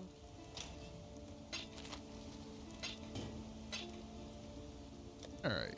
Here. Whoops. Nope. Nope, nope. You come here. You have immunity to bleeding now and immunity to shock. Very nice. All right, now let's check out our skill points. We're going to go up this way. Again, our aim is to get here. We're going to grab these little defensive nodes before we get there. That'll help us a ton in hardcore, staying alive. Staying alive. Staying alive.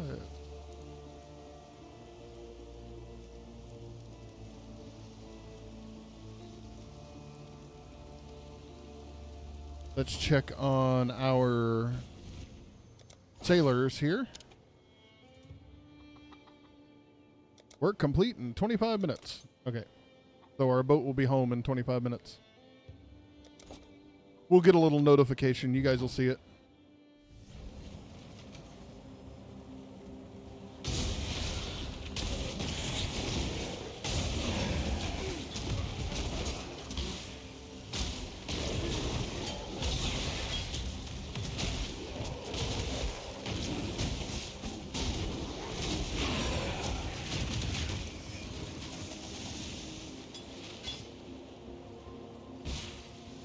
All right. Fireball! Fireball! Ooh, another flask. Yes, please. Another shield.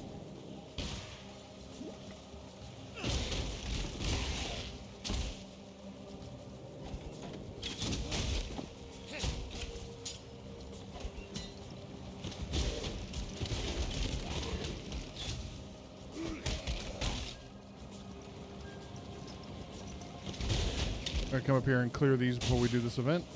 I must have time to gather. Yeah, I know.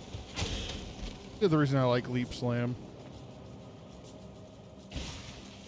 Now, anytime you come across a special event like this on hardcore and you don't know what they are, just don't do them. Unless you're like super overleveled for the area. Because not knowing means you're going to get killed. I cannot count the number of times I've looked at one of these and been like, I don't know how this works. Don't touchy. So, what this is going to do, Legion encounters. A giant battlefield is going to spawn. All the bad guys are frozen in place. All the bad guys you kill spawn in the real world once the timer is up. So you can kill a bunch of trash mobs. Or you can hunt a couple of bosses. Or you can just kill indiscriminately. I recommend being a little more careful. Alright, so we're going to do that. We're going to immediately run off this way. We are hunting literally anything that looks interesting. Aha, here we go.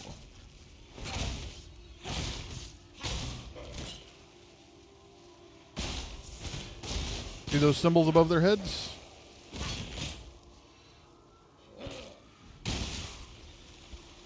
All right, we're going to start up here. Just so we don't get alpha'd with everything waking up.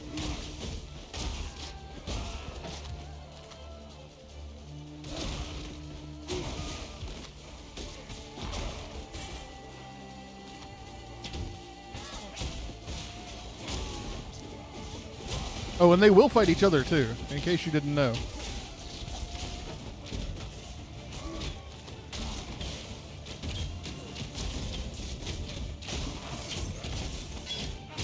There we go. I think that's everything. Yep. Got him. So the more mobile you are, the more you can get done with that one. Low mobility, you're going to have issues being successful. You can do it, but you're going to have issues. That's why you'll see a major push on mobility when you look at other people's builds. I recommend at least one mobility skill and being comfortable with it, because you're going to need it.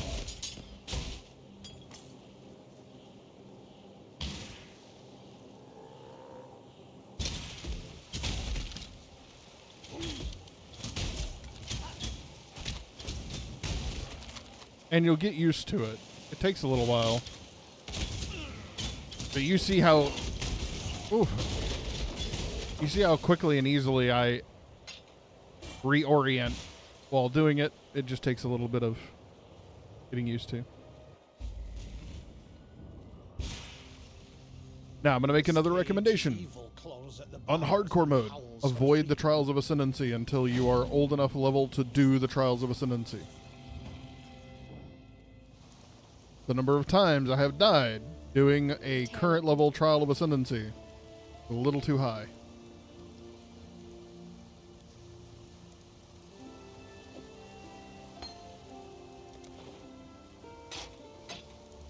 And it wouldn't even have benefited me had I done it. That's the real kick in the pants.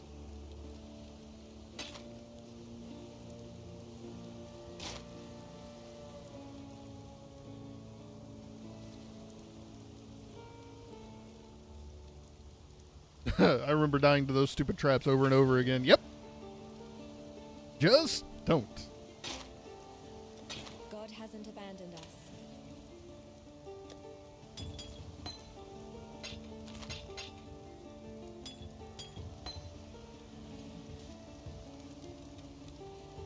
There's a fine. All right, Farewell. so let's double check all of our skills here and make sure we're using the skills that we want to use.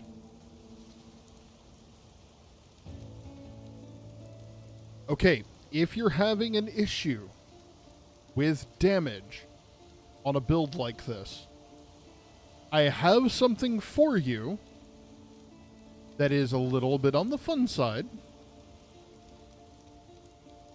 but I don't see...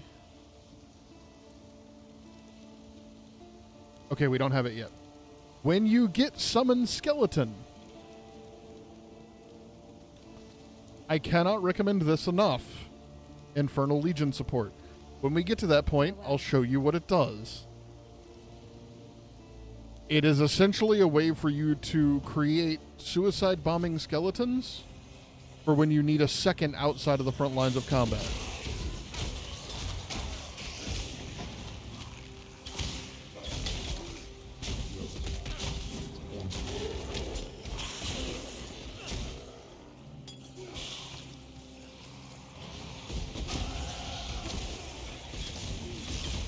Now, I always use the Infernal Legion once I get a heraldry skill.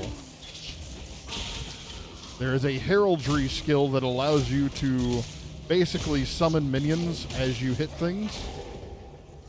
They always become suicide bombers.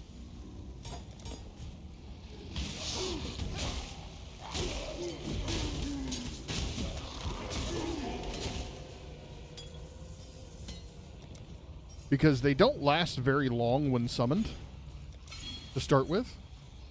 So, basically, and this is just, again, something that I do as a build, okay? Once I've gotten here and I've done this, I will then start heading this way, specifically to get here. I will be racing my way through this, for more zombies and skeletons, extra damage, which, remember, will also increase mine, to get here.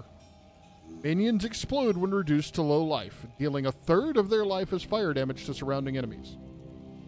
Now, that Infernal Legion skill I was hovered over earlier. Basically what it does is it burns their health as fire damage around them until they die.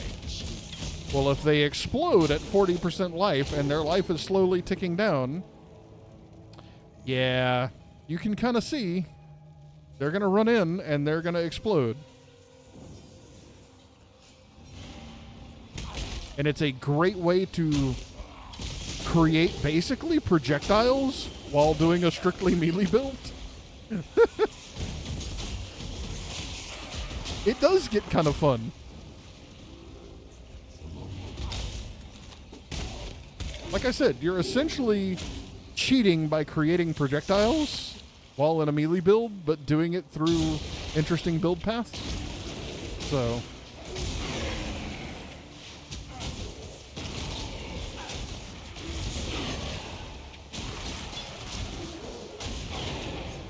Ooh. That kite shield.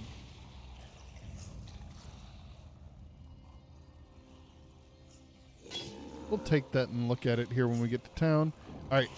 So the little gears and stuff up there, I know are the Trials of Ascendancy. I am smart enough to know that I am not going to be doing those right now on hardcore mode.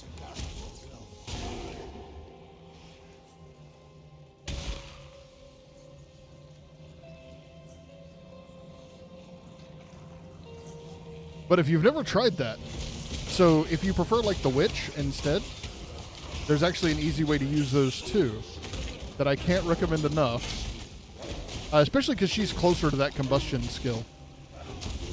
But basically you do summon Raging Spirits, which, think of it like summoning a skull that basically runs around and does very little, and it dies pretty quick.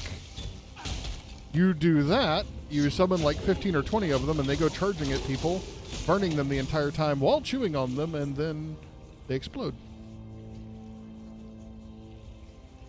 How are we doing? 50? Yeah, we're not leaving yet. 49. No, I'm not going to sit here and count down.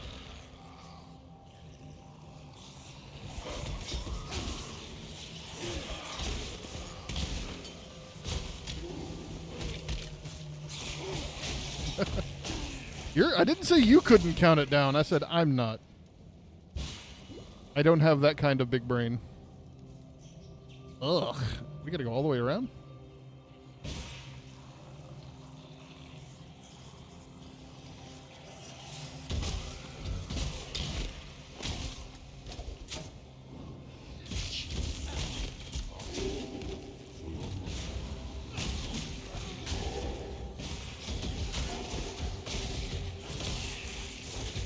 So if you're being pressed at all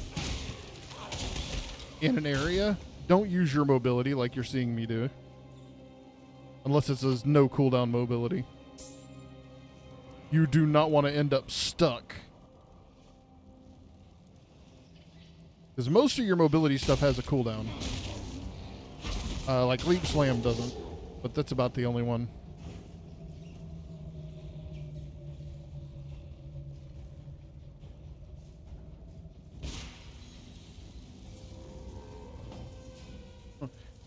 Yeah. Well, again, things change when one death is literally all you get, and then you're starting over again.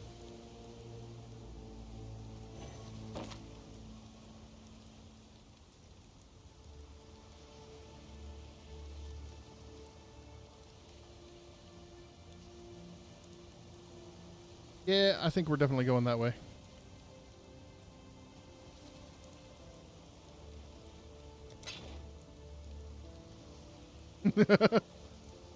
While we live, we are blessed. Yeah, that's why I keep saying things like, take it slow, don't be in a hurry. Okay, so remember, we've been gathering these chromatic orbs. Right now, this is a red, a yellow, and a blue. And if we sold this, we would get a chromatic orb back. We are going to randomize this, and hopefully we'll get red, blue, blue, or blue, red, red. Okay, red, blue, red. We can live with that. So now we're going to put Raise Zombie. We're going to put Ruthless Support. Our Summon Holy Relic needs a new place to be. And then we're going to go grab another red support skill. I think I had, did I have one? Oh, Melee Splash. Abso-freaking-lutely. Okay.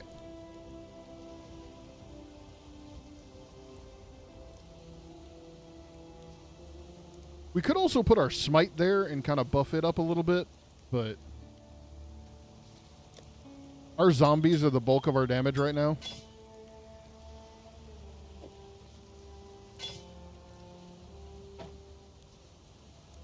All right.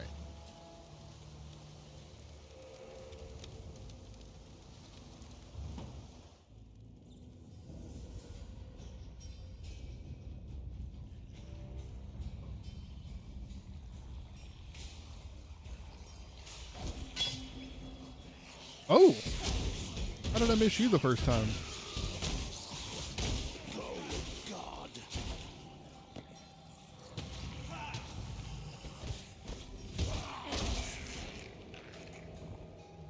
Not sure how I missed them the first time, but okay. Alright, there we go. Oh, that's the wrong way. I think if I had the map up on the screen.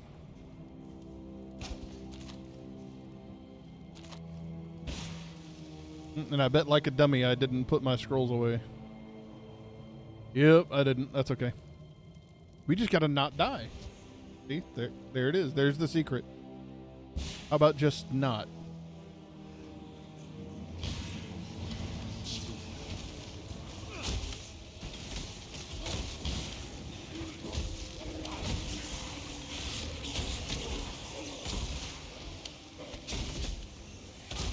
Yeah, easy, just don't. If only.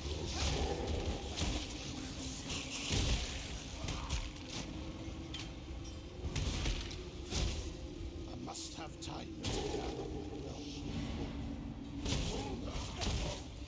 You leave one of these guys and you'll come back 5 minutes later and the whole army will be back up again.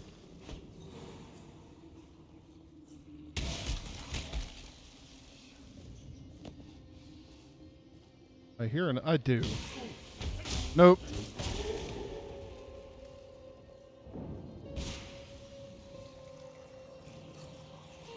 So right now we're struggling just a little bit, but our primary struggle here is damage. We're not under threat of death.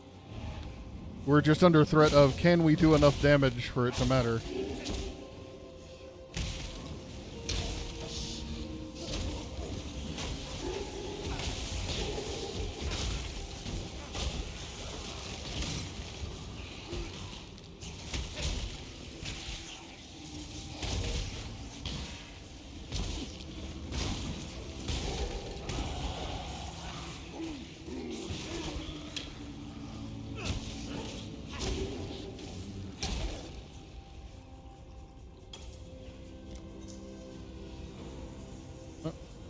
I thought I was in the same spot I normally am. Oh. I'm not keen to die in dumb ways. Oh, we're up to 4 zombies now. Every once in a while when you level up the zombie skill, you will get another zombie, and sometimes you just have to try to summon one to see. There! That's what it... Okay. Alright, now we're in a dead-end room here with my zombies crowding the door. I'm going to check the... There we are. Alright. Increased armor and energy shield. Sweet!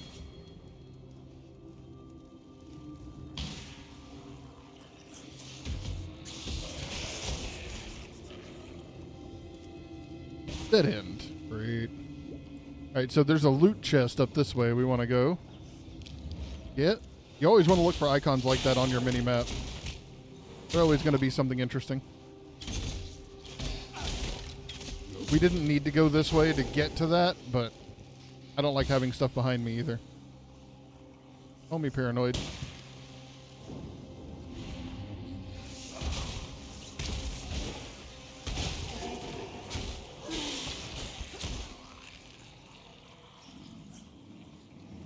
Oh, hey, look!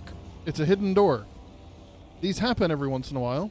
We see a clear path on the map, which is why you keep it up, ladies and gentlemen. But it's not actually there.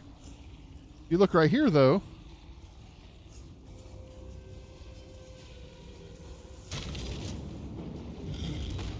And these little traps are everywhere, all the time. Now, you see right here, this is a chemist's strongbox. Guarded by 3 packs of monsters, but it's unidentified. What a lot of people don't know is you can actually go over here and identify it. Contains only identified items and spreads caustic ground. Not only that, you can also, and we're going to do this. I don't care if it gives me identified items or not. We're going to go over to our currency here. First, I'm going to take, I'm going to be smart.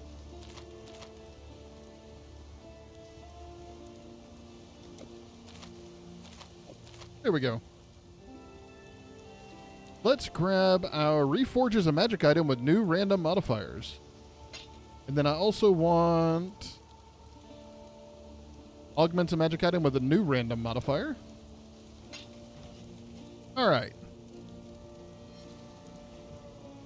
If you didn't know, we will use this and these 2 modifiers will go away. Revives nearby dead monsters with onslaught. Okay, cool, but let's add another random property to that. Contains additional utility flask. If I had the currency to blow, we could literally sit here and redo this ad nauseum. We could make it a rare. If you have the currency to do so.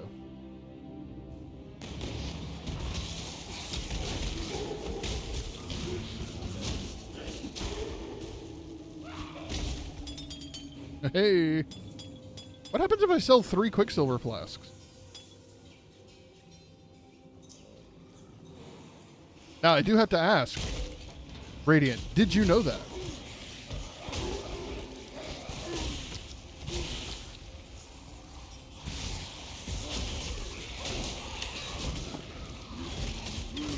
Because I find a lot of people who didn't actually know that.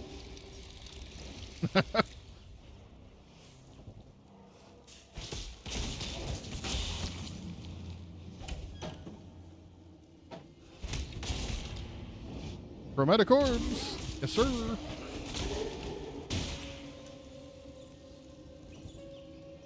You don't think you would have ever tried? That's... A lot of people are that way. Well, I especially recommend it.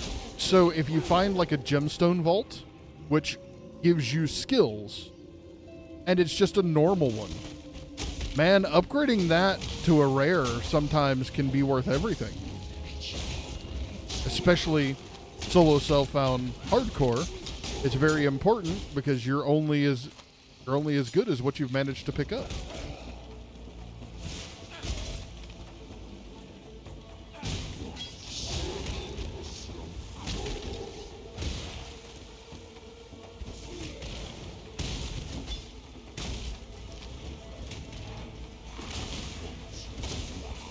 Oh, we got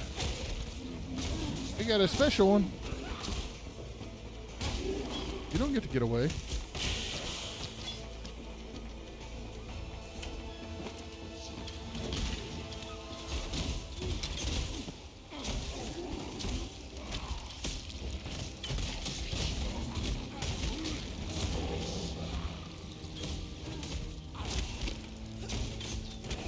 Right, there's another one over here. Yep. Every time they keep coming.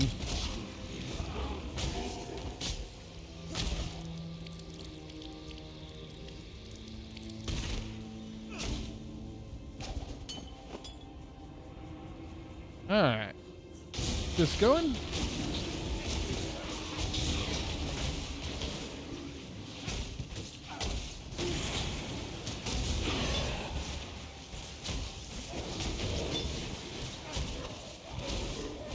Why is it over here chomping on my zombies? Doobie-doobie-doo. How's my inventory space looking? I'm actually curious. So I know selling 3 flasks of the same thing gives you an upgraded version. I've never had enough utility flasks to try it, I don't think. And I'm curious if it does.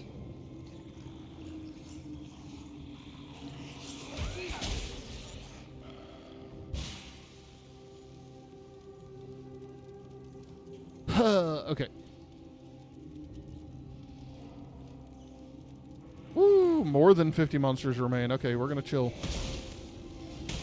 Because I can level. If that's true.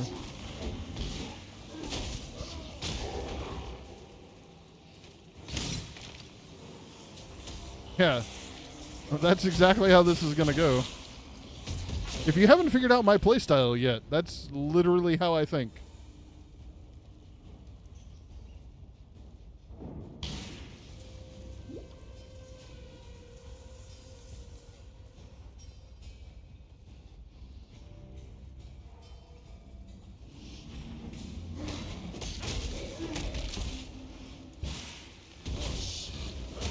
I'm a whole walking next time on Dragon Ball Z.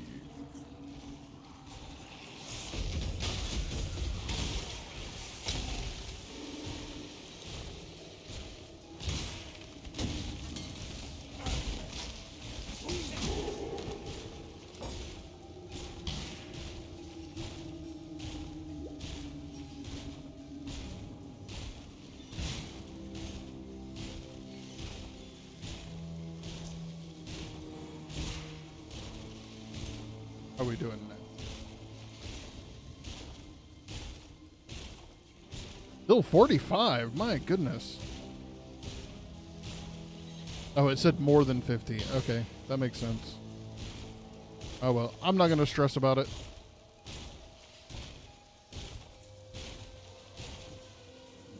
They might be all the way on the other side of that entrance door, and I'm just not going to move on. Maybe they're in the trial. Okay, but that's downstairs. Oh, hey, look. Our boat got here. So we're going to jump into the warden's quarters, and we're going to immediately teleport home.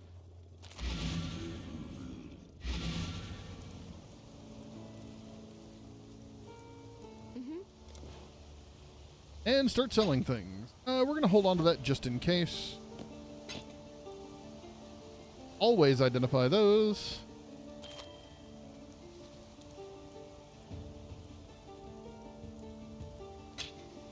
Oh, we wanted to try the flasks first. Okay, here's 3 normal ones. Nothing? Even if I had a 4th. Okay. The day we learned.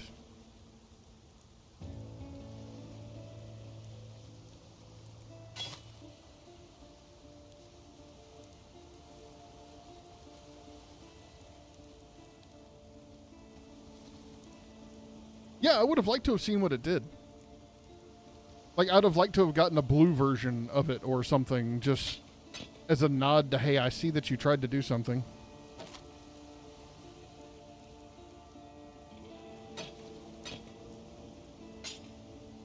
Yeah, it did a thing, and it had an effect. Okay. Goodbye. Whoops. Got a little click happy there. That mana, Okay, we'll probably fix up this ring.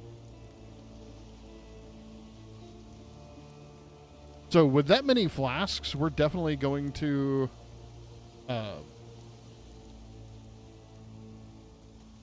we're definitely going to upgrade it. Upgrade one. I mean, that kind of sucks, but sure. 48% less duration? Yeah, that's not going well. I'm going to stop using my currency on that now.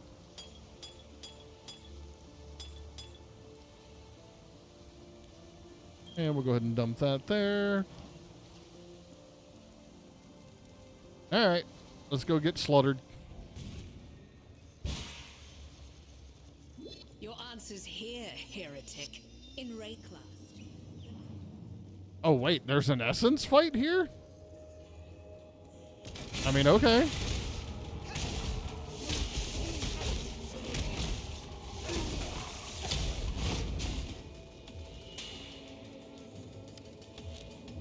Spell damage. Nice. Quiver. 5 to 10% increased damage with bow skill.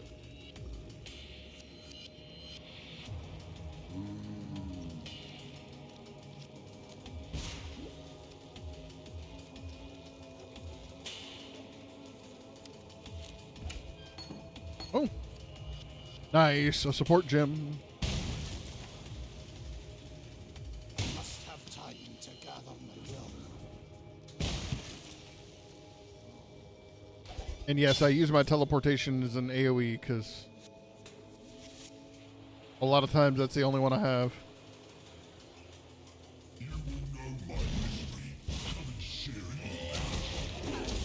Most of his attacks are relatively simple to avoid.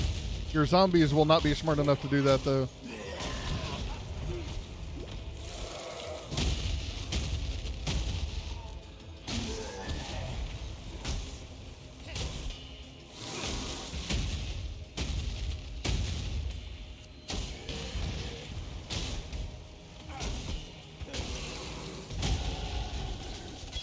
Rest now, tormented soul. Easy enough. Remember I said near immortal. They're not actually immortal.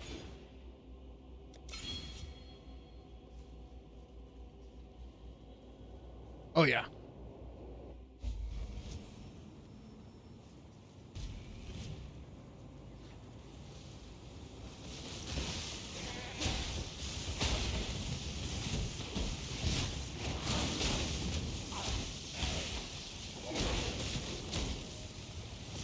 Ooh, the stronger ore. Nice. We'll get rid of these guys and then we'll do it. Now this is slightly different because it's a constant lightning strike all over the place. And you're not killing spawn points, you're just killing whatever spawns while trying not to get electrocuted. Oh, we forgot to go back to Kingsmarch too. Okay. So this will be our excuse to do that. Stop it! Okay.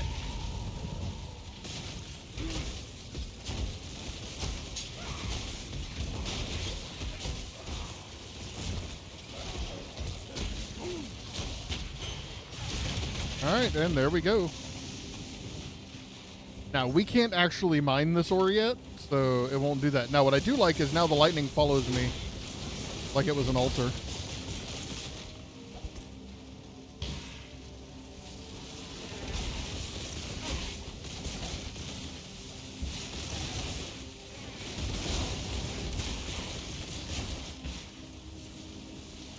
So we're going to make as much use out of that as we can. Don't let me forget to go back to Kingsmarch. Alright, there we go. That's done now.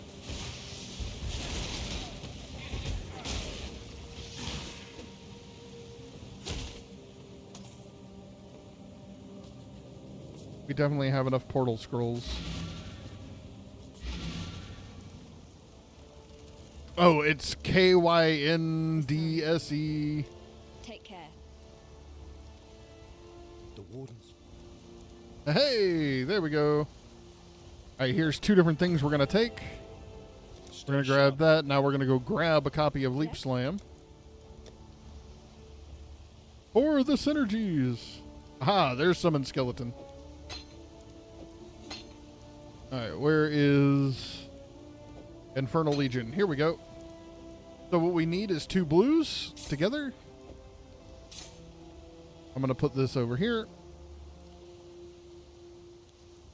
Now, we also are going to swap out our Cross Blink for Leap Slam. Maybe. Do I have a red? I don't even have a red slot. Dang. Okay. I mean, I'll fix that here in a second, but that was not what I was expecting. Goodbye. Oh, we just need to go. So, oh, Kingsmarch, not Kingsmarch. Sorry. So let's make sure we put all of our stuff away here.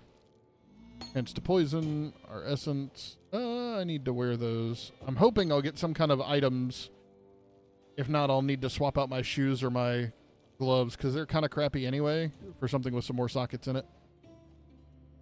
And we'll pop this in here and not care. Now we're going to go check the boat. I thought it was Kingsmarch. I don't know why. Check out what came in from Ribbenfell. Aye. So let's go to our shipping. Ship is successfully returned from Ribbenfell with rewards. Okay, here are our rewards, including 2 sun runes. Nice. Hey, those are better boots by a long shot. Fire resistance, cold resistance, extra strength. Spiked shield, which has evasion rating. That doesn't really help us. Evasion rating doesn't help us, but it'll help somebody. And then a chest piece. It's not bad. All right.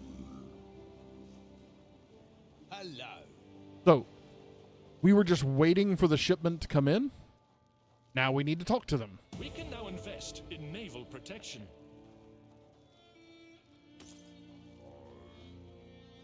All right, so.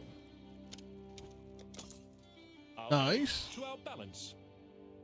Now, we have this mined ore, and we have this still to mine. Our mining thing cannot go get that. So, see if we can upgrade it. +2 miners can mine Orichalcum. Yep. 25 gold, 3 crimson ore. Got it. Easy. So I'm going to come up here because we should be close to being able to unlock this as well. Hail! Hail. Nope. Oh, okay. We need to upgrade the town one more time, I think. I'll be right with you. Yep. Okay, so we need the Orichalcum ore to be able to do farming, smelting, and runesmithing. Sweet. We'll have that here in a little bit. Yes? It's a cornucopia of talent. We're going to go ahead and hire him so that we can They put can him to work. start immediately, and I'll get everything filled out later. Boop, boop. And done. Also, if you do have questions about what I'm doing and why I'm doing it and how it's working and all that other fun jazz, please just ask. I promise I'm not trying to hide things or do things sneakily or anything weird like that. I try to remember to explain, and I don't always. Oh, yeah, zombies, or skeletons.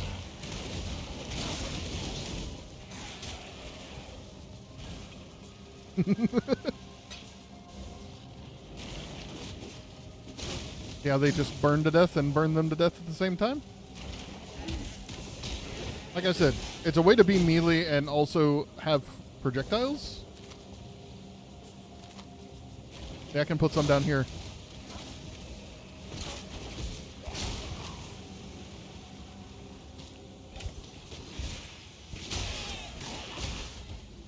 Much appreciated.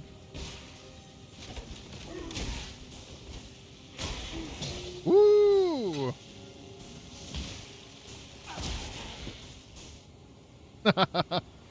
That I definitely understand. I must have time to gather my will.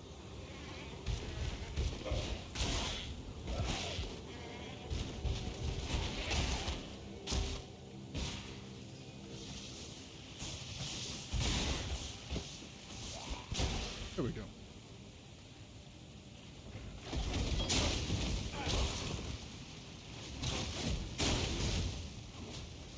Now, one of the other builds I want to try to do is I want to do something very similar to what I'm currently doing, but I want to use the witch as the base and do a wand slinger.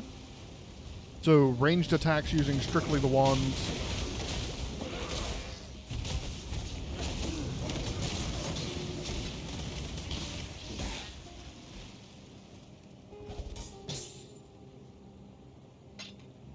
So instead of being in front, you would still be behind.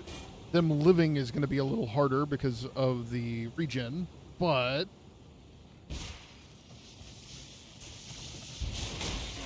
yeah, that's kind of the idea.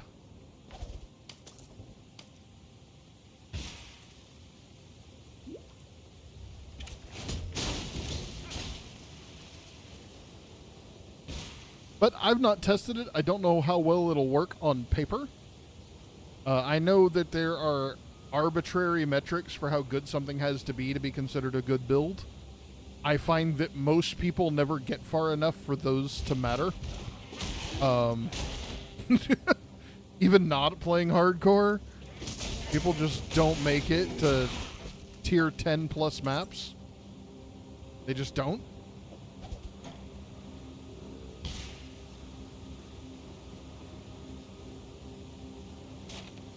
I may well. It's not if, it's when. You have to learn to say things a little different to yourself so you don't get frustrated playing hardcore. Because as cautious as I'm playing and as much as I'm trying not to be, as much as I'm trying to be risk averse, I will still die.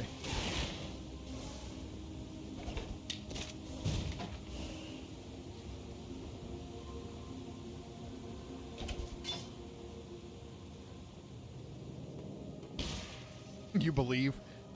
Yeah, I believe too. I believe in the imminent failure. It's Path of Exile. I'm gonna misjudge something's damage, or I'm gonna misjudge the amount of resists I need, and I'm gonna take something to the face that I shouldn't, and that'll be that. The question is, how far did I get, and how much fun did I have on that path?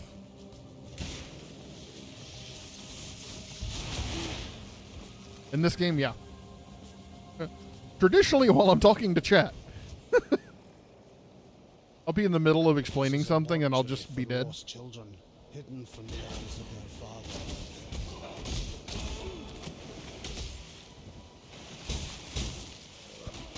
I can tell you I need a little more frost resist already. Of course, we're not even looking at resists at the moment. They're not even until you get to Act 2, they're really not something you have to worry too much about. Frost is a bit of a pain just because of these guys.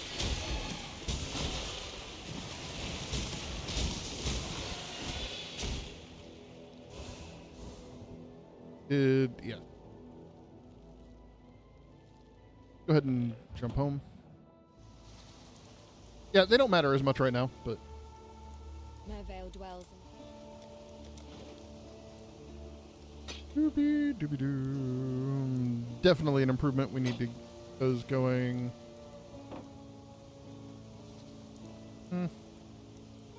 Not very impressive. Relatively impressive. Reasonable.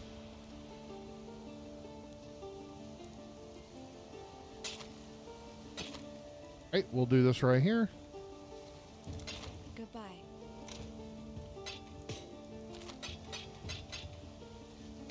I completely forgot to start socketing these in, too. Goodness gracious.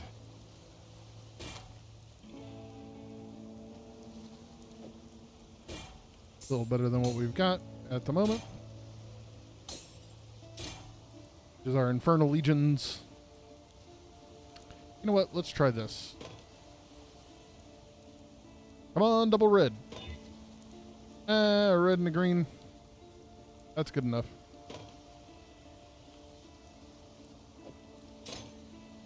We'll try to slot that here in a minute.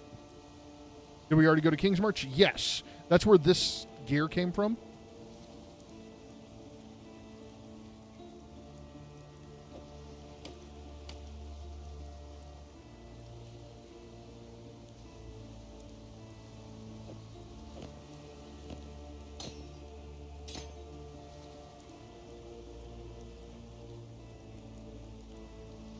All right.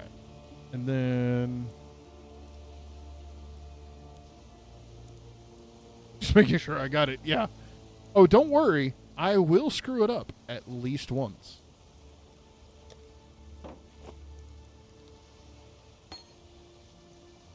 If you cannot laugh at yourself playing this game, definitely don't play hardcore.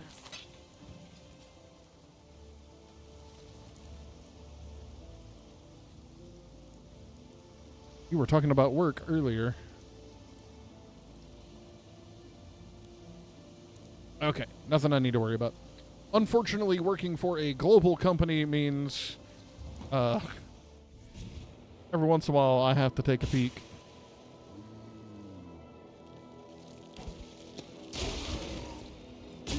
Oh, I need to swap these out now.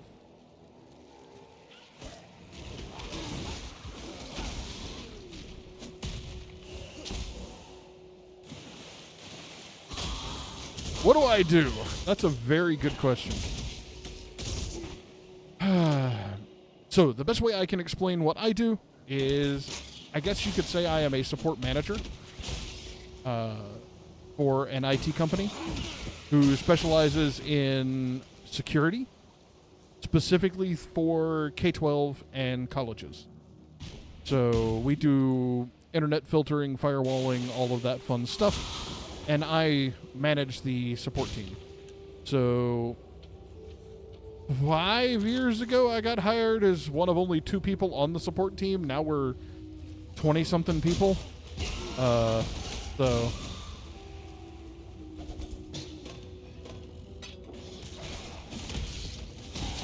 it's a little more than that, but I try not to talk too much about it because it's sensitive subjects. But yes.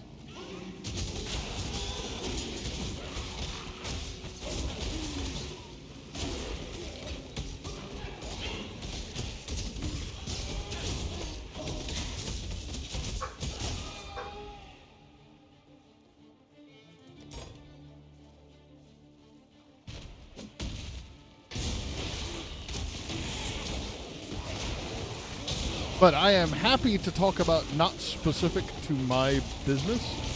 Part of that, and also understand, is because I don't necessarily like my identity online is Brunick and only Brunick. And swapping my real identity with my online identity is actually very difficult unless you happen to push exactly the right buttons in exactly the right places. It's very difficult to find. So I try to keep that balance there. A lot of that's because I spent 17 years working in the school business. So you have to keep personal business and school business separate. I no longer work for schools, so I don't have to do that. My company wouldn't care, but it's just kind of old habits. Ooh, and we get item quantity, 20%. We get a straight up... Man, if I could get Vol summon skeletons out of this Vol Ruin, like straight up as my first Vol Ruin, that would be amazing. Do accounts payable? Yep, I got you. I have to make sure my guys turn in timesheets like a bunch of dinguses. There's nothing more obnoxious to highly skilled technical people than having to fill out a timesheet.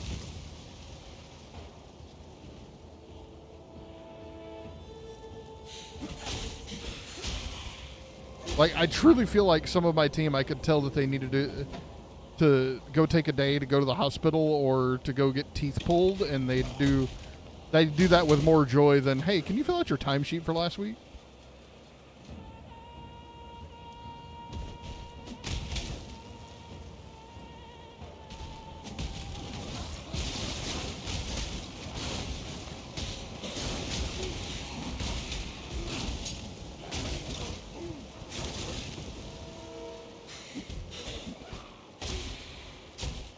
Yeah, that's right. That's exactly right. And I don't want to be yelled at by people in your spot. In my head, I always hear Roz from Monsters, Inc. You forgot to file your paperwork. All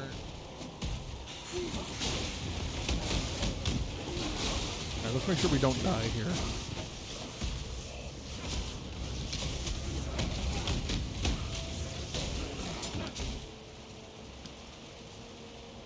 And all of our zombies managed to survive. I wasn't sure. It was touch and go there for a minute. Orb of Regret. Detonate Dead. And Burning Arrow. Rat.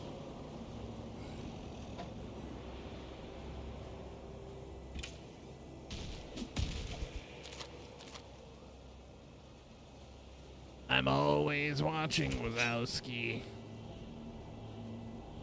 I don't know why that's what I hear in my head every single time I deal with accounts payable. They're really not that bad. But it's what my brain does. So we just roll with it.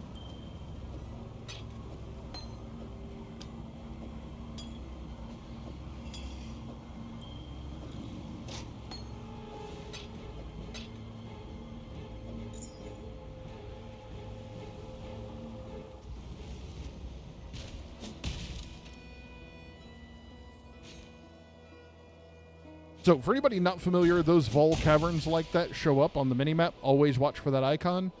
They drop unique skills that you cannot get any other way except for using a Vol orb on a skill orb and getting extremely lucky.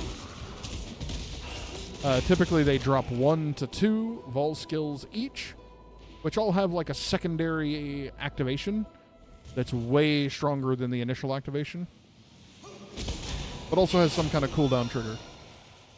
So Vol summon skeletons, the enhanced version, the Vol version, instead of summoning 2 skeletons at a time like this, you push 1 button and you get an entire army of like 16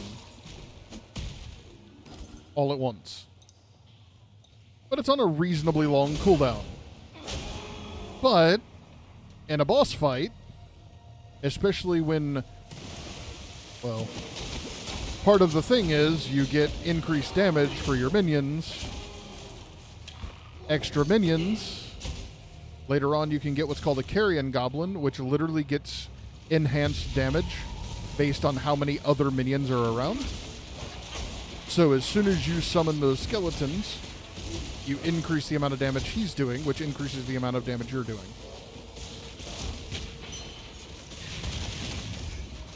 So everything is just synergizing together, and you are causing all kinds of havoc. I have clicked on you 3 times.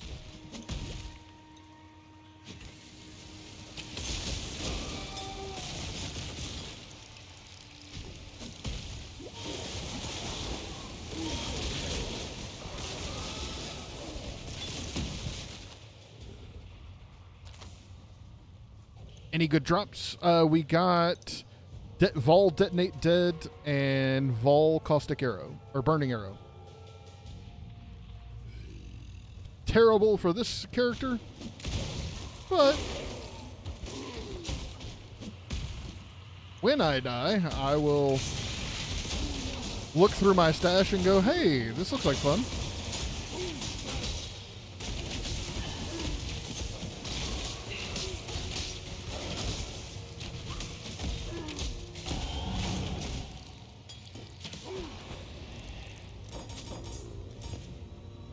Right, and we are almost there. 1, 2, 3, 4, 5 points more, and we'll be doing quite a bit more damage.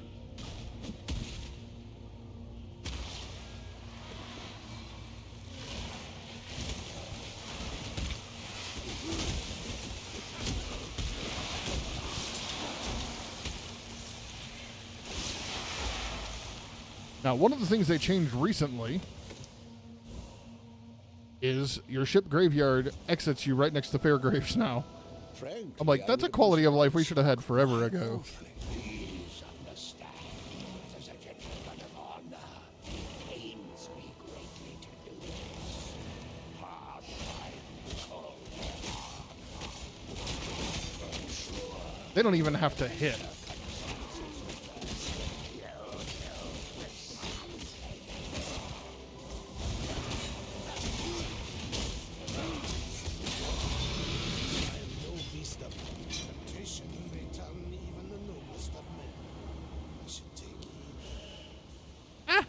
Okay. Portal Scroll. By the way, on hardcore, never let yourself get that full. Especially not with things like Vol skills. And essences and... you know, things you want to keep. Yes?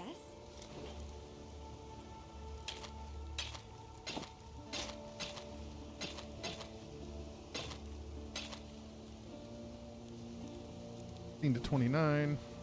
I mean, we might use one of our essences on this bronze scepter, so I'll hold on to it. Corrupted sapphire ring. 1 to 15 lightning damage to spells. Now, if you don't know, anything that's corrupted cannot be modified by any kind of item. So, like, even if I had the correct currencies, I can't modify that ring in any way. Farewell.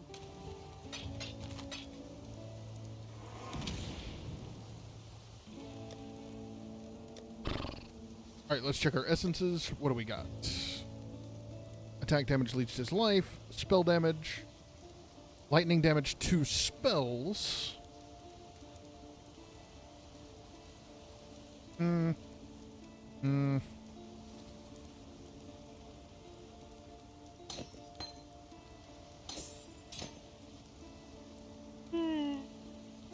Oh, none of those are particularly useful.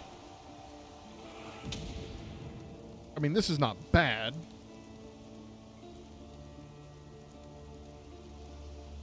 I kind of like the accuracy rating. Let's see what we end up with. 12 strength, 45% increased physical damage. Nice. 1 level to all fire spells skill gems. And physical damage attacked leached as life. We are going to do something about those sockets. Now that we can, we're going to hope that this sockets them all 3 together. Aha. Instead of making me a sad boy. There we go. Red 2 blues. Perfect. So we're going to put...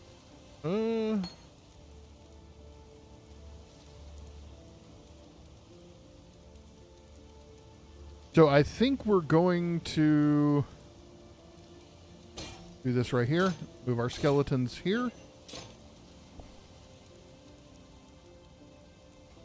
I need a red really bad. My helmet's probably where I'm going to end up having to get that. I guess we can stay with Frostblink if we have to. Let's look for a skill with extra fire damage. Hence to poison. That's not red either. Alright. I swear there's one like that.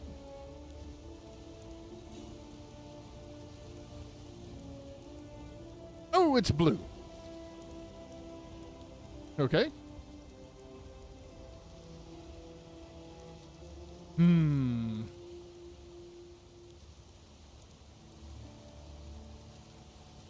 Alright, there's not really a good red support at the moment, so we just won't... I don't know. Yeah, let's put them back, and let's actually do this. Okay, I like this. Let's put Smite up here. Let's put this Prismatic Burst support on it to add a little extra damage to it, and then we have another blue. Add lightning damage. Yep. That'll help it significantly. Then we can put Leap Slam here. All right, we're good now. We're good. Goodbye. Oh. Except Brunick's an idiot and forgot to put his scrolls away.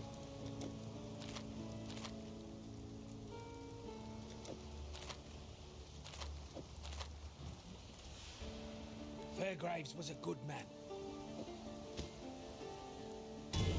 All right, we are close.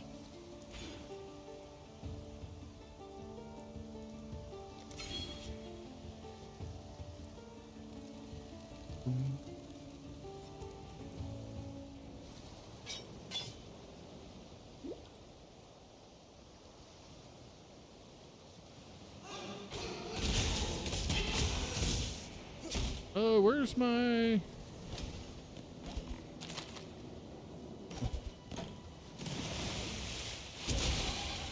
Much better on the smite.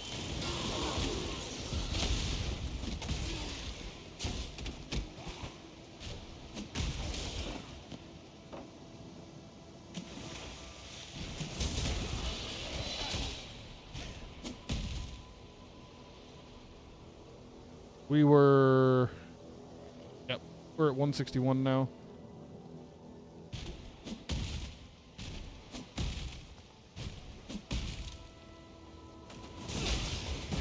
Instead of 120. It's a 50% increase to add 2 socket.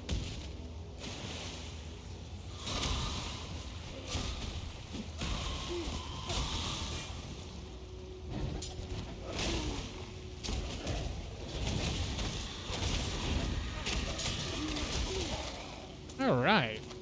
We'll take that all day.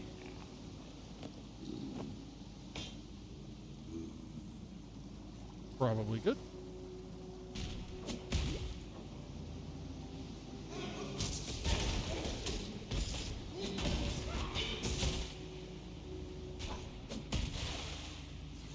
Oh, there was something out here. Always check your corners.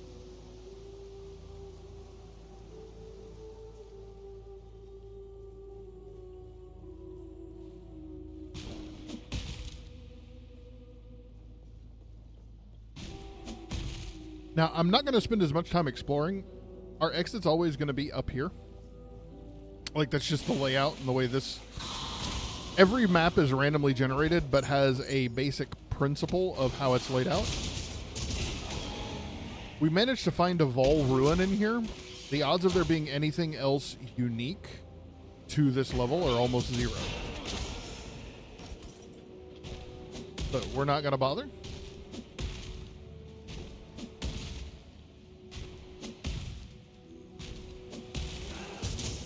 Now that our movement ability has no cooldown.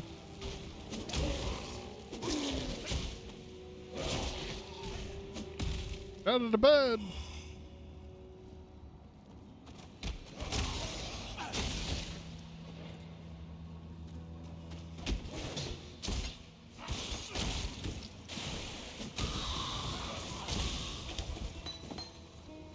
Withering step?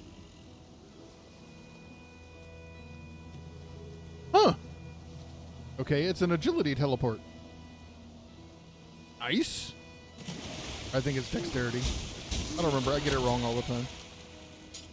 Ooh-wee. Welcome back. How are things going? Is about the same as they were before. A little better. We put a couple of little zip-de-doo-dah on our smite. Got a little extra hit out of it. All right. Now I have the shrine.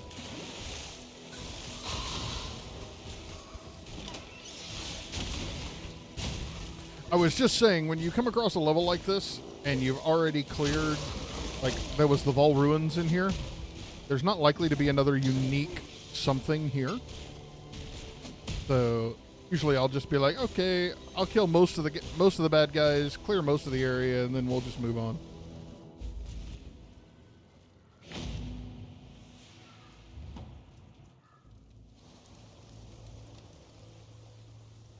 If you must take your chance. All right, here we go.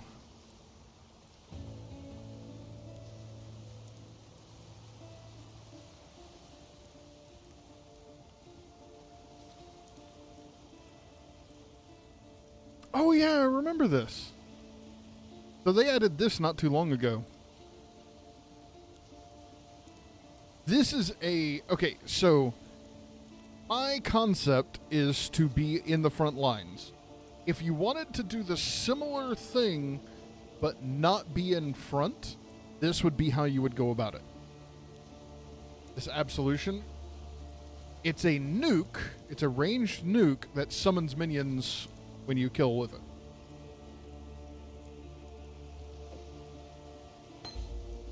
While we live, we are blessed. All right, we're going to swap out Smite for Static Strike. Now, my reason for doing that is because I just like Static Strike better. There's no grand secret. One might be better than the other. One might be worse than the other. It's a personal preference. Hello.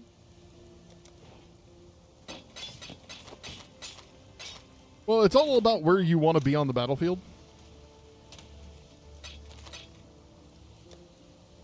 Me.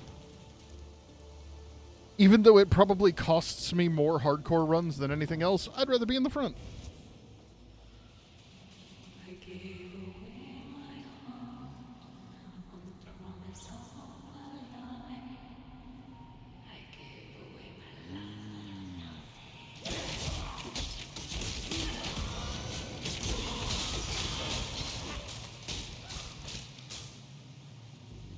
That little bzz, bzz, bzz, bzz, that's why I like the Static Strike.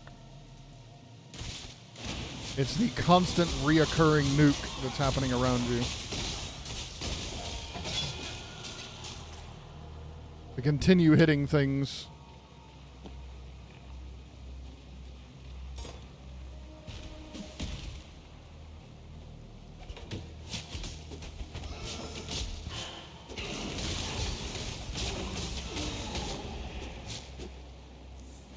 You don't do as much damage on your initial hit, but that doesn't really matter.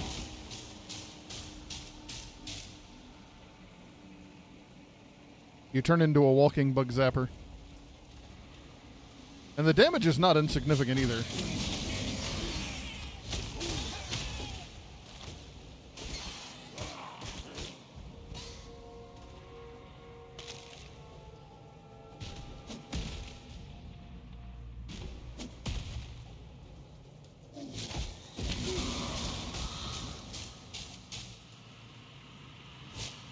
Now, part of why I prefer it and say that it's superior is because of the prismatic strike. Because each of those little lightning bursts also has a chance to proc the prismatic. Yeah, we got leap slam a little bit ago.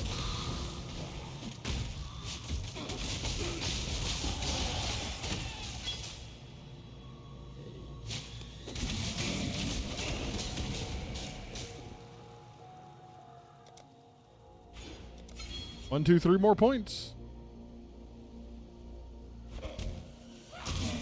And we'll be a decent distance into this build. See how the little static just kind of insta-clears them? Like I said, my initial hit is slow. But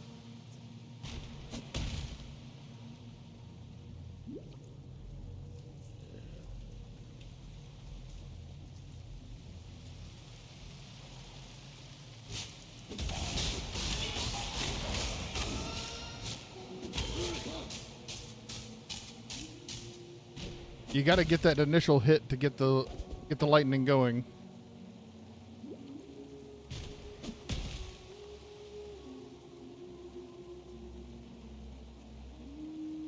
Nada. Yep. That's what I was afraid of.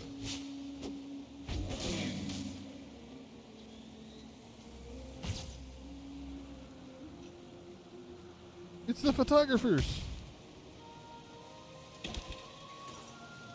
Sorry. I have called those photographer monsters literally since I started this game. Because it sounds like the old cameras swirling up their flash. And what they do blinds you. So those are photography demons.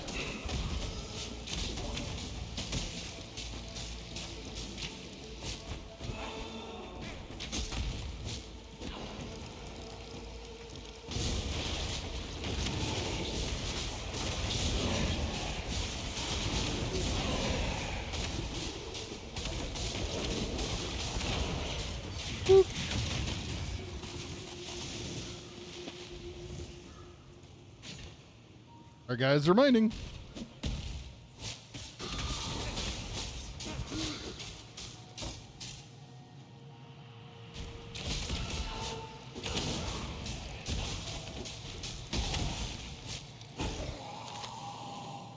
Ugh, we missed the door.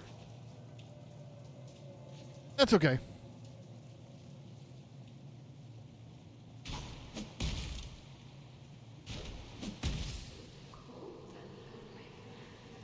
Sometimes there'll be a treasure chest or something back here, so I tend to check. You'll find little things like that that are common spawns in a specific map.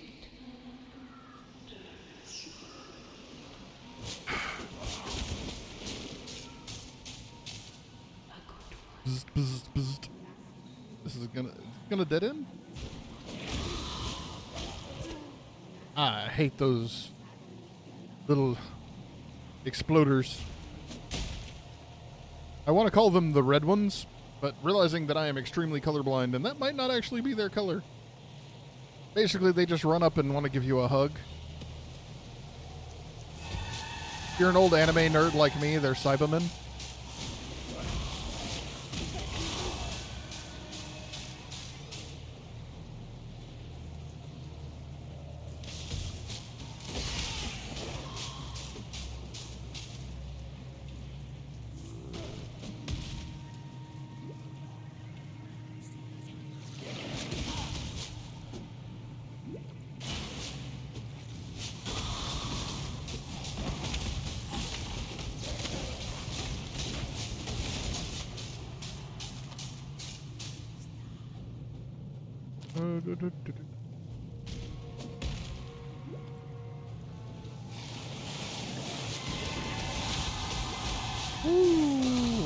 We took like 5 hits in one little swing there. That got dangerous.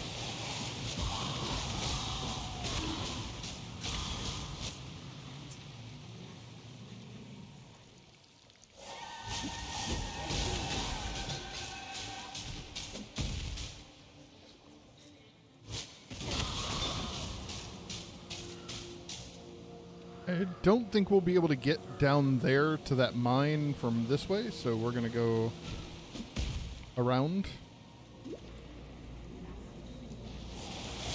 We may find I was wrong, but I don't think so. There we go.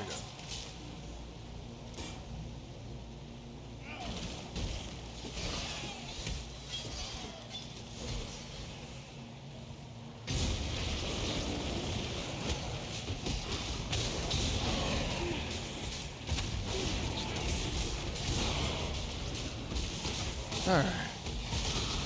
Now when we get to Act 2 and we actually get auras, there's a summoning aura that will replace our summoned zombie. There's summoned skeletons. Words are hard today.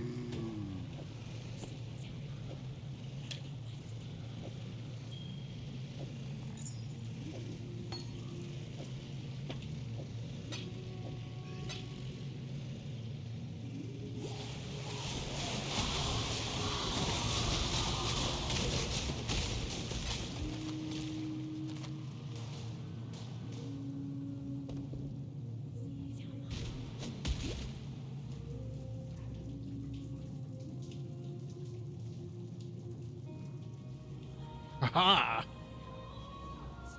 This is why you check all your corners. Unique boss deals 15% increased damage. Unique boss has 10% attack and cast speed. Oh, that can be wild. Because these unique bosses are already freaking a pain.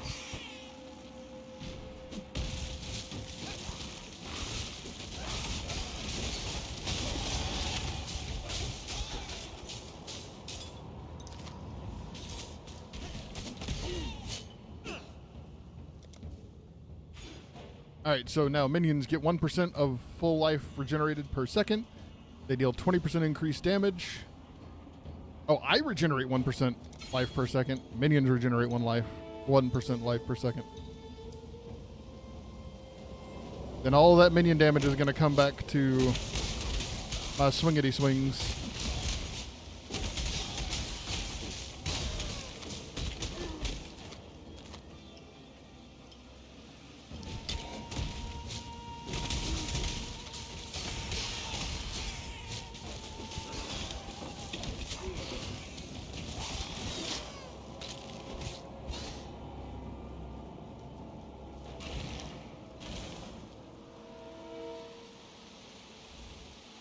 And Freena's over here trying to choke herself to death.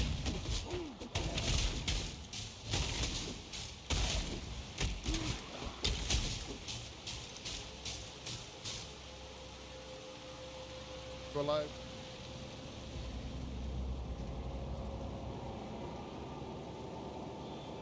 That's fun.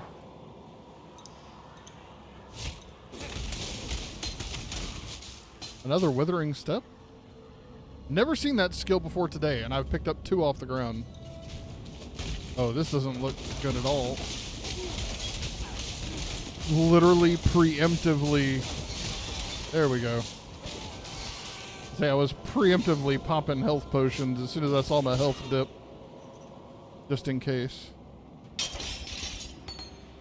Caustic Arrow and Spark. That's 2 Vol Caustic Arrows. Man!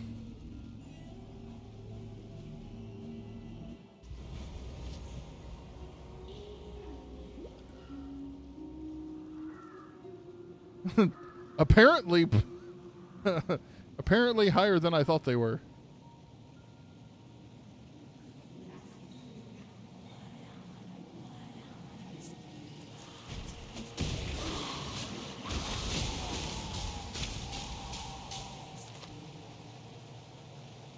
How we do here? More than 50 monsters still on the map? My goodness. I don't know. I feel like we've killed a bajillion on here already.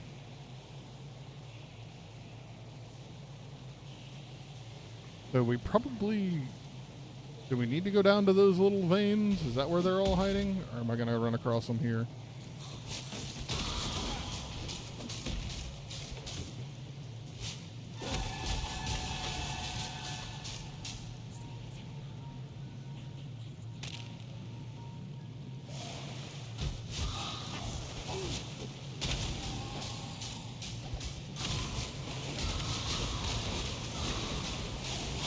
Okay.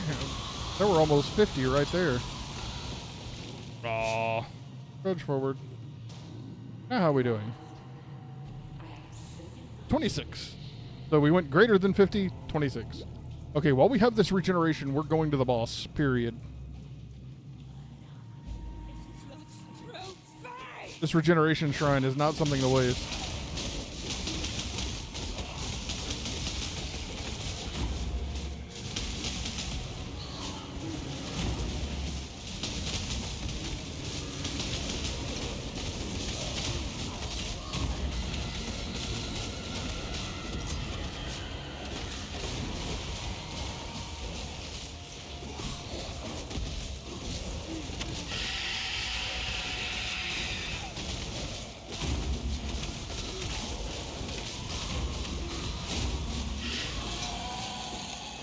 There we go. Corrupted beyond humanity. I must cure this plague before it sickens all of God's creation.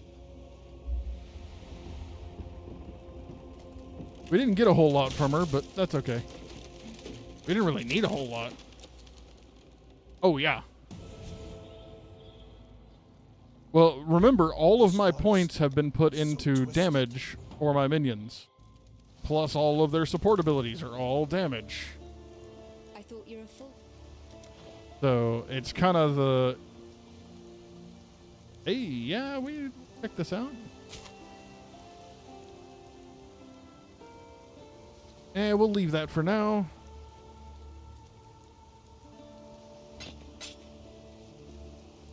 Boom, boom.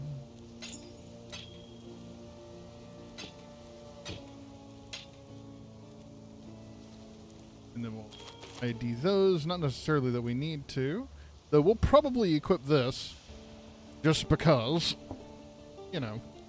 Magic rings. You don't run across those too often.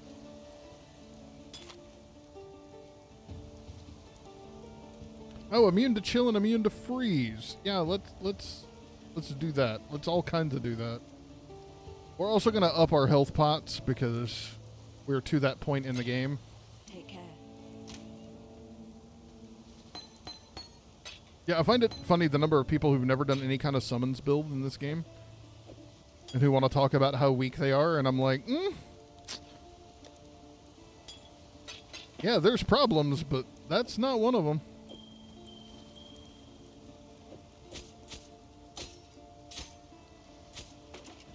Okay. Quite the lady killer, huh?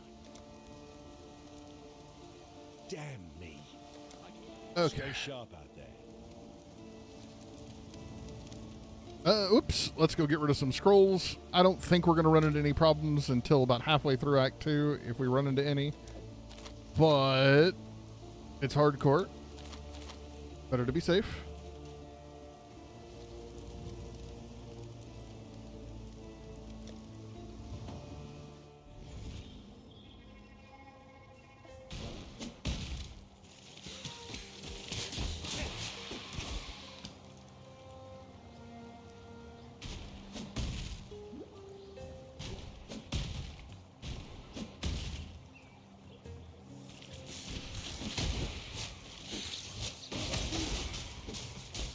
We definitely need to figure out our accuracy and attack speed. Now, there's a quick cheat we can... Cheat is the wrong word. There's a quick thing we can do about the attack speed that's really simple. I'll show you guys in a second. We just have to decide if we want to dip the points that direction or not.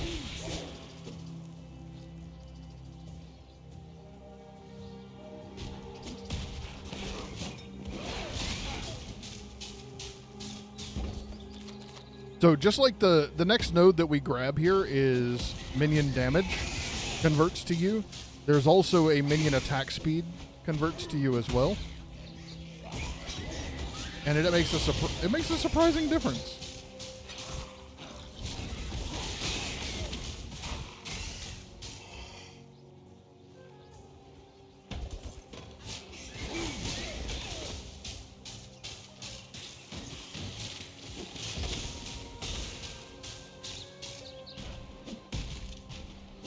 Always come back here.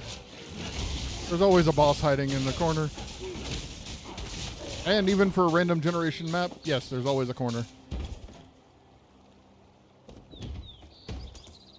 I've never not seen this upper left-hand corner. Always here. Some maps just kind of have that consistency about them.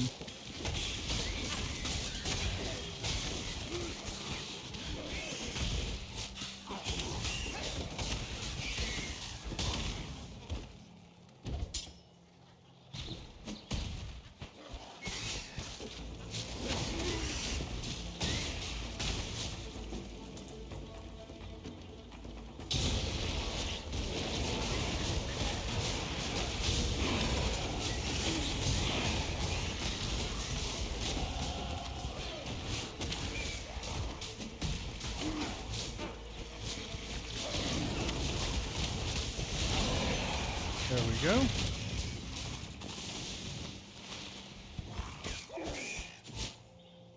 We're going to come over here in this corner. All right, another. One more.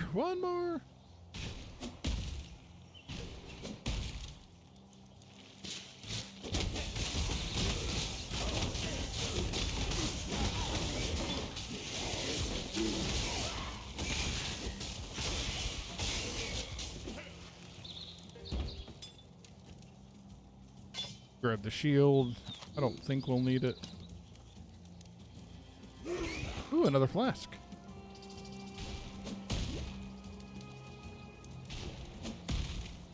All right, we made attack 2. I am going. Now, all of these people have all kinds of interesting stories. Again, I'd recommend if you've never played this game and actually listened to all the dialogue, it's all fully voiced. Like, you don't have to read anything. We are the same. You just have to sit and chill while they talk to you. Make it fast. It will change how you understand the game by a lot.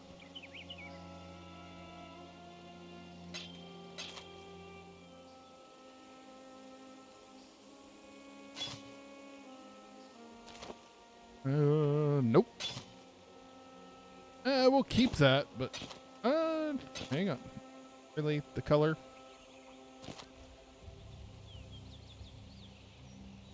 I mean, that's nice, just not for us. Not this run. All right. Return if you must. And then we're going to put all this stuff here. Now, here is the first time you really have a choice in where you go. Most of the rest of the game, it just kind of throws you wherever. Here you actually get to choose. Now, because of what I'm building and because of what I know, I am going to the right, and that will always be the direction I go.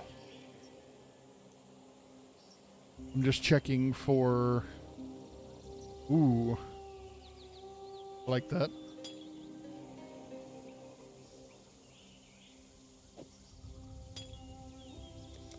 Now, my reasoning is really simple. Actually, I want to switch these two. Go. It's because there is a temple this way that gives me the skill set for the heraldry skills, which is what I need. That will completely change the power of my build in an extreme way. So we're going to start that way.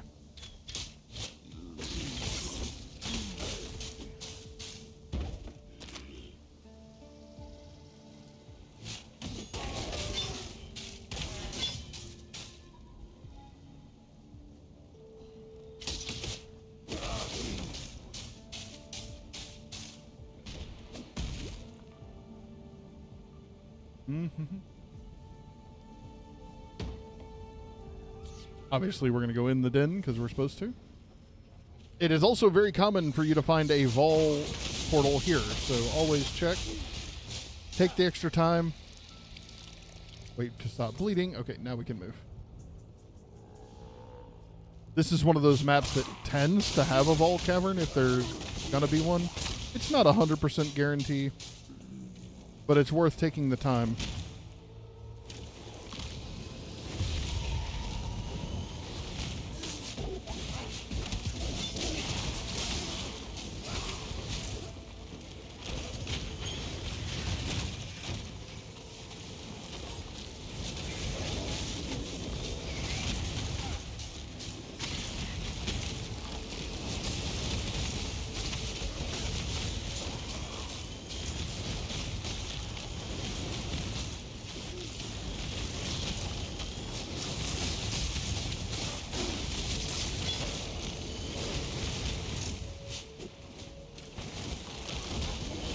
Ooh, chain gloves. It actually have some sockets to them. My goodness.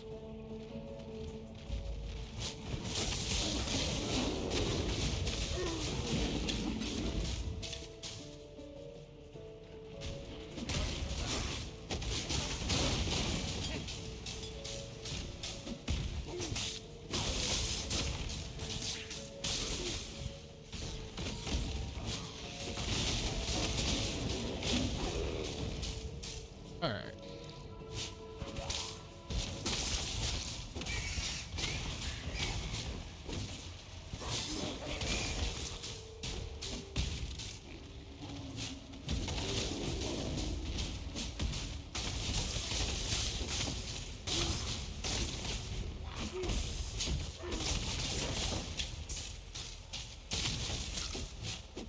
Whew.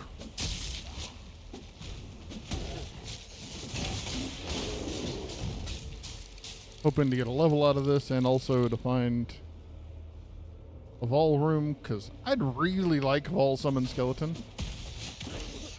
Really, really.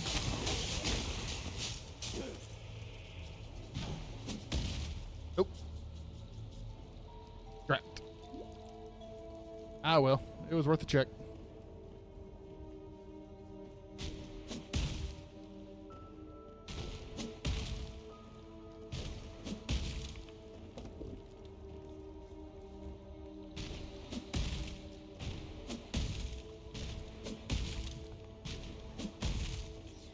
We're still going to check over here, too.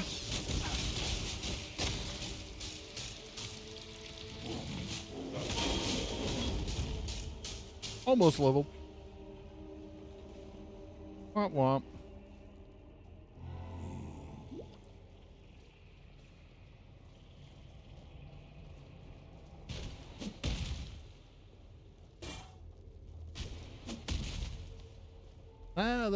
Oh well. We'll hit a level up here in a second.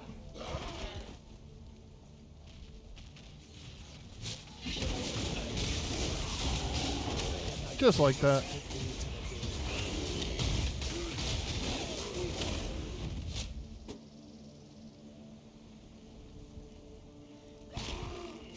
Woo!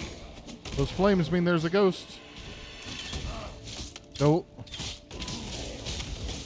Wasn't fast enough. That's okay. Alright, we got our level up. We're going to look at it real quick. I'm going to find kind of a corner here. Hey, Brunick, why don't you level up just randomly? Why do you always wait an extra second? That's why. That literally exactly that. Okay, so right now, our strike is doing 135 damage per second, not including the subsidiary attacks, the little lightning strikes after that. Cool. Easy. Let's put this, so it was 135.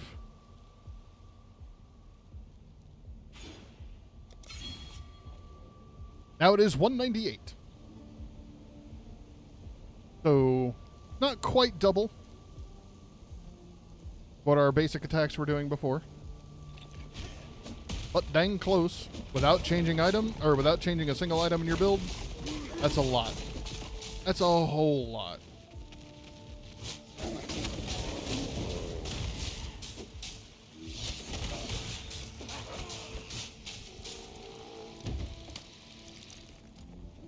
it can be hard to get 10 or 15% increases later on. So being able to hit that massive of an increase is an increase. For sure. What are we doing here? Okay, we'll grab this. We'll grab this leather belt, and then we'll go into town.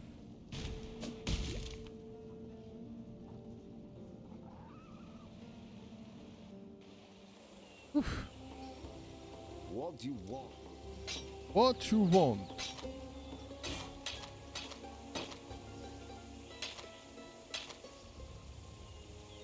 Identify these.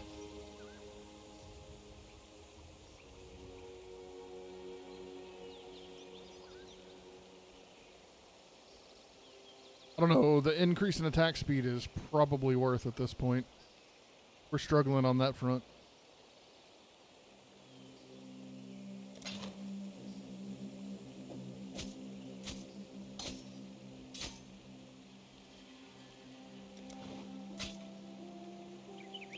Travel far.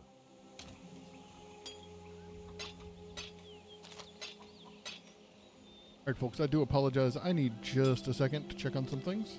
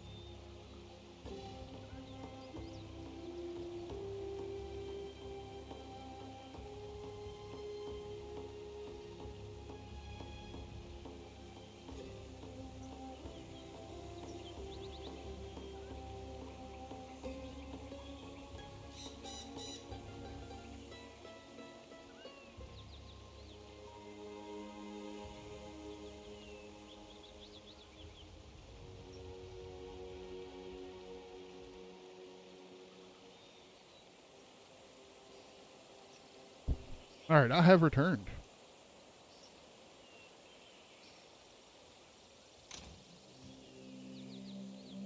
Okay.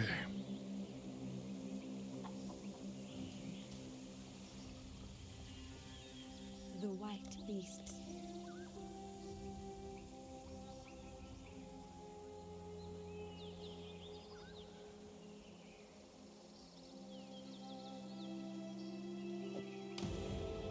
Go with the spirit.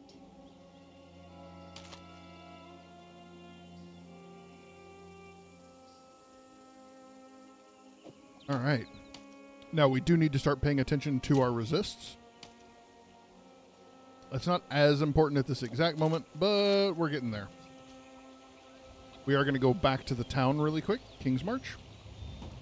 We've not really explored much, so I don't mind losing the map if we do. Exile. We have a ton of gold to deposit. We've got stuff that's being mined. Okay, so now we need to come over here. Hail! Can't do that. Why can't I do that? Oh, because I've got to upgrade the town.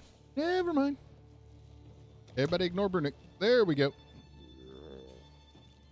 So 5 of the ore, 15 of the gold. With Upgrade. investments in my outreach, I'm certain we'll start attracting new talent. Oh.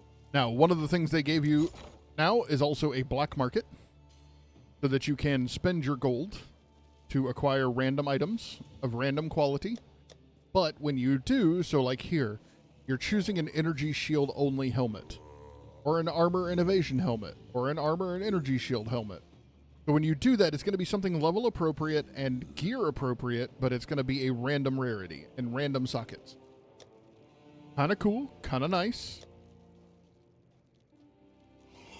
Do really like the black market. I also really love the respec. What you don't know now, do you? Instead of just having to have refund points, now you can spend gold to respecialize.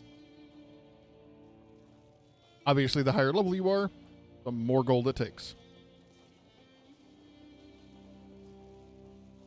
So we've got that going. Now we can get our farm running. Hey, this soil. See you. Understood. I'll get to it. I'll get to it.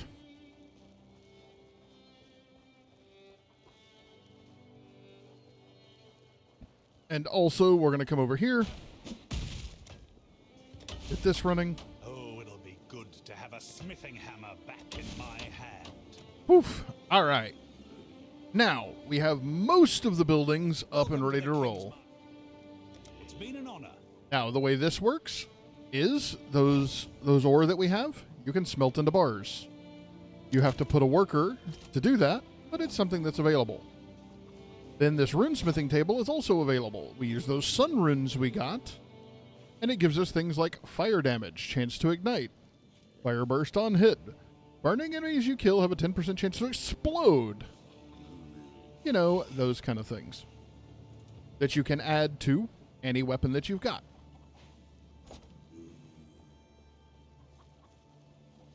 So let's go over here. Let's talk to our recruiter dude. We've got a promising All right, list we of need to picks. re-roll, which is going to cost us 60 gold. We've got almost 1,000, so it's not really a big deal. Grab the next few applications. Here's somebody who will work for the blacksmith. Nice. Here's somebody who will work at the shipyard. And here's somebody who will work at the mines. Okay, yes, that'll work. I'd like a farmer. Here's the next set. And somebody else at the blacksmith. Around here, far too much money. I'd like one more farmer. Aren't mine. There we go. I'll give them the tour. Yeah, and one more blacksmith. Okay. Oh, I just happen to know kind of what I need. yes, that'll work. Now we manage the town. All right, so we assign you here. Sonya will make good use of them. And we assign you here. Now we need to assign those plots specific crops. We'll assign you wheat, and we'll assign you corn. Now, they will make those until money runs out, actually. That's, and it'll even tell us now how long that'll take. More work. We're going to go ahead and do this upgrade as well. Let's see what we can scratch up from new places. All right, now let's get all of our ore. I think we need to get all of our ore refined. Now, this is where you do have to be careful. Okay? There will become times where you don't want the ore refined. It is worth more refined than not. But there'll be upgrades that are like, you need this ore. So you've got to make sure your guys aren't sitting there turning it into bars. So then you got to go find more stuff. Oh, that was wrong. See, so farming and all, with everything running, that's our blacksmiths running, our miners running, our... I'm not sending anybody in shipping yet, but all of that running, 12 hours is how long we have the gold for. We can now build Oh, and now we have a little more. 80 extra gold. Now it's 14 and a half hours.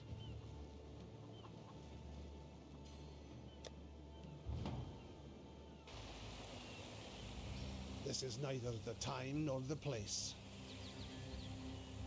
All right, now let's... Oh, it did not reset. I expected it to. It's okay. I'm not mad.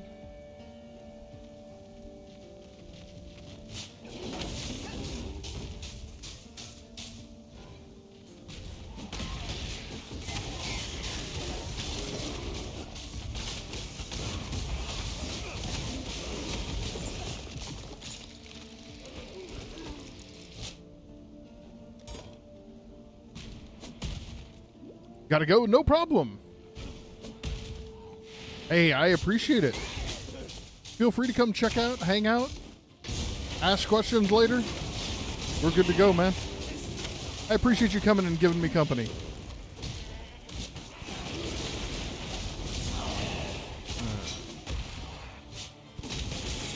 Or for our guys to mine. Later.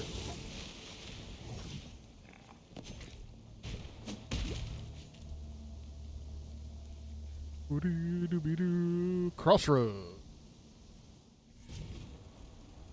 So the crossroads, basically, if you follow this road, you'll always run into a waypoint. Then it goes north, south, east, and west. We're coming from the west, obviously. And we will go north from there.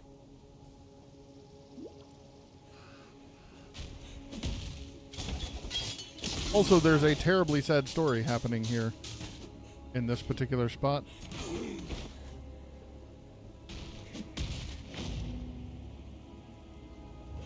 Alright, that's our first waypoint out.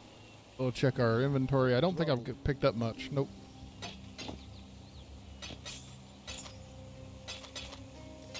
Travel far. Alright. Just because we have the opportunity.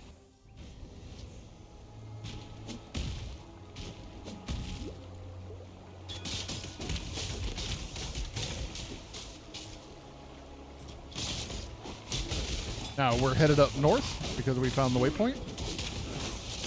And north of here is a temple. The second floor of that temple has a lady we can rescue. She will unlock hideouts for you if you don't have them unlocked already on your account. Again, hideouts are an account-wide accomplishment. Well, per difficulty setting, account-wide.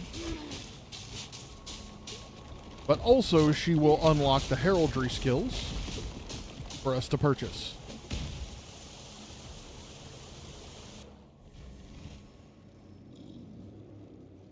The lair of a toy maker.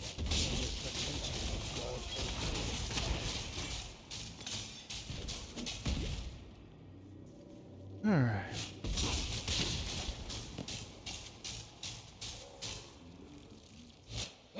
What was that dance?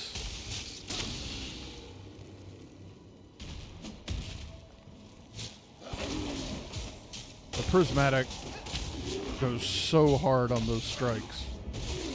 Those little lightning strikes at our feet, you can see the different prismatic hits. It's crazy.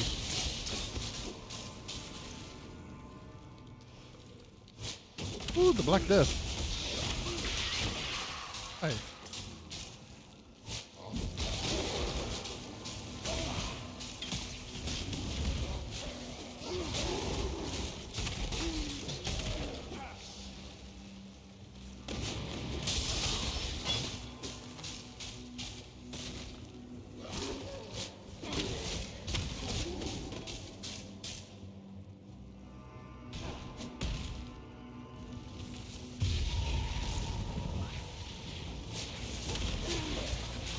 Alright. We should be able to get this pretty easy. That'll be more ore for us to mine. Not that our miners were even close to done yet. We'll just make it harder.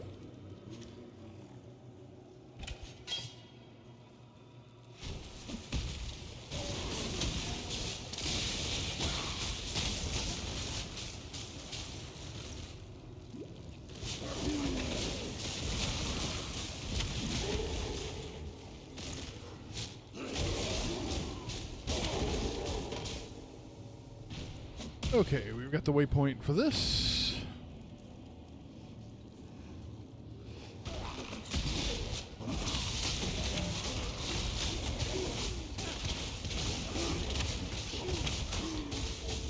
I did forget to check our...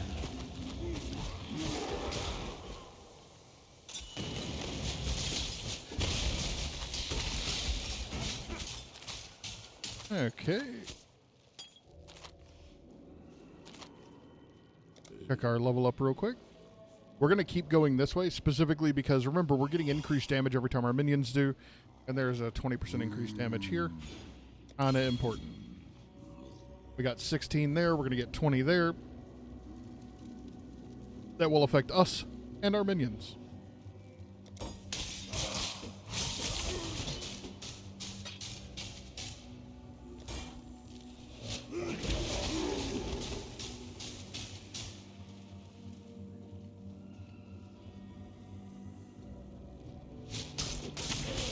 We want to go down that way, but I want to go ahead and keep clearing just in case. There could be a vol hold here. It's not very common. Like, I don't know that I've ever seen one, but that also doesn't mean anything.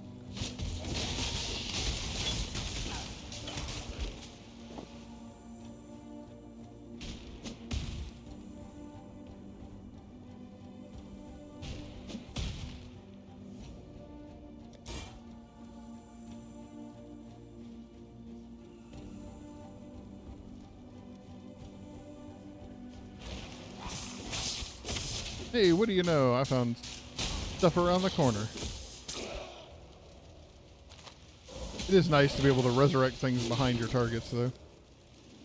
Not that things are living very long either way, but...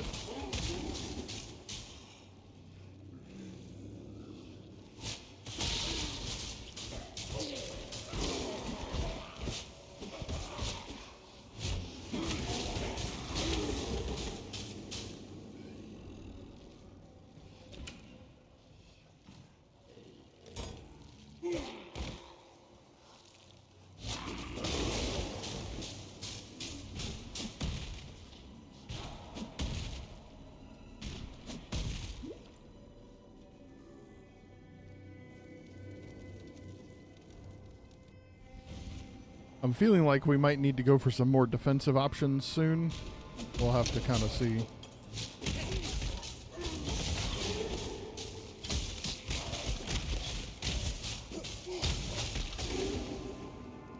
We'll see exactly how this starts to hold up here in just a second. Once we get this other skill, it's gonna, just like the relic changed the basics of how we function, this other skill will do this herald skill will do the same.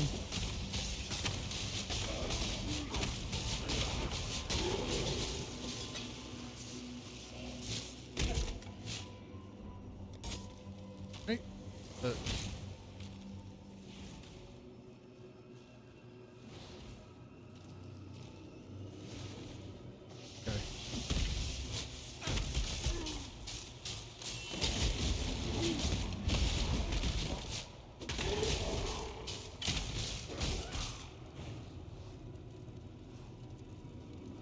Where's the other side of the wall?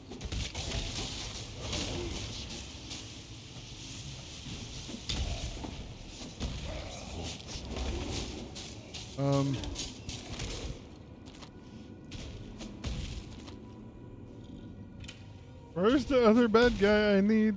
Did he go down this way? Ah, there he is.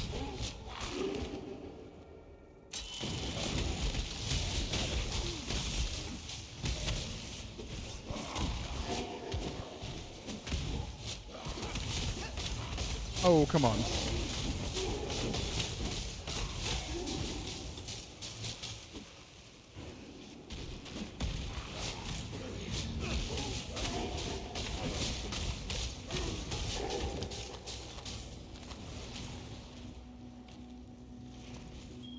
Nice. Portal scrolls. We'll take that.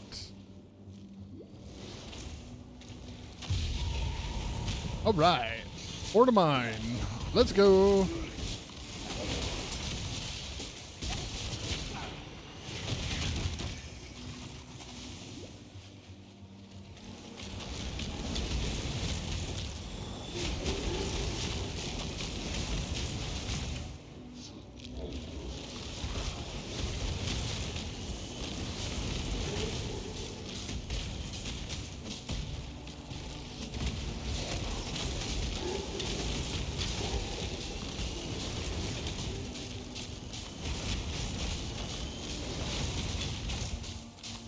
I do wish it was a little less distracting.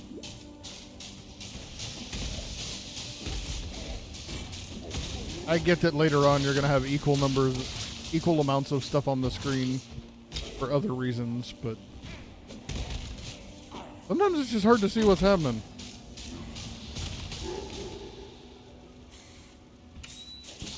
Visual clarity, and some of that may just be me being colorblind. Like, I don't mean that as a cop-out. It's more like it could seem more visually confusing because I can't see the colors correctly. Hi.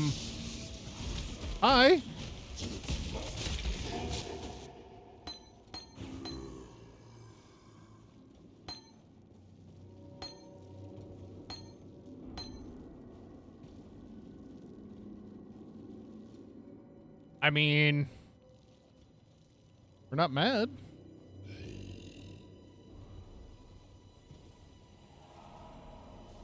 I thought it was a fluke when I saw the first one. When did they add that? I have to wonder how rare that is.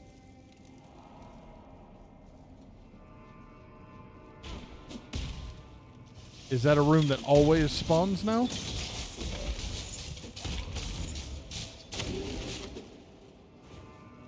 Come on, Brunick.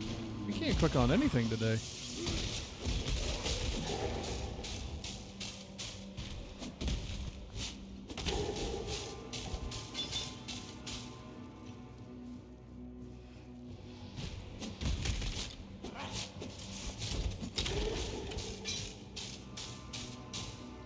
We definitely are going to have to do something about our accuracy rating.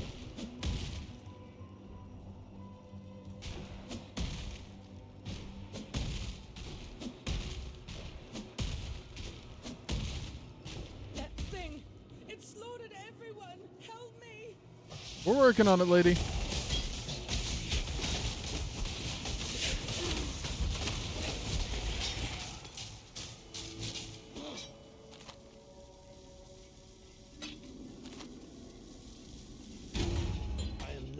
Of burden. Oh, that's a one-slot gem there, buddy. Let's not get...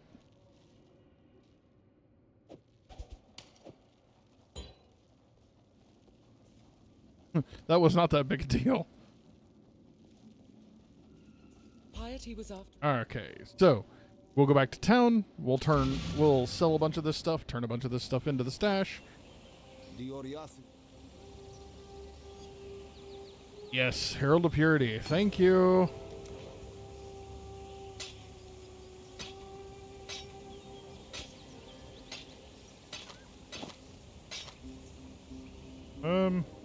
Alright, that's all we're gonna do for now until we get everything in our stash and cleared up. Alright, we're leaving that out because we want to leave that out. That was a lot of gems. Okay, now we can see these clearly. We're just gonna dump these in here. Don't really care that much. Now, Herald of Purity. Really need to put that where Leap Slam is.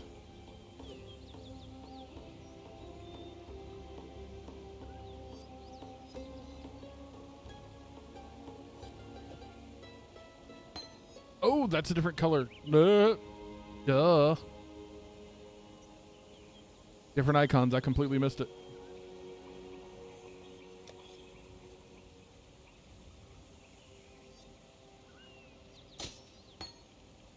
All right, let's see if we can't figure this out.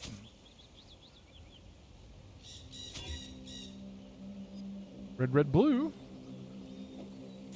I bet I can make something of that. Do this. And then I'll do Burning Legion support. That shouldn't affect Leap Slam.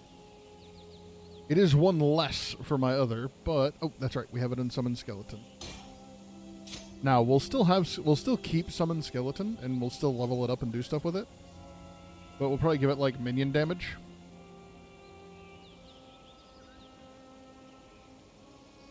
I don't have that at the moment. The spirit is... No, I bet that's back in Act 1. That's okay. I gave the piety letter. So now, the way that this skill will work, it goes down here on my hotbar. And it will just permanently take up mana and give me an effect of summoning these guys, who will then run around blitzing everything. What's this hand icon? Hello?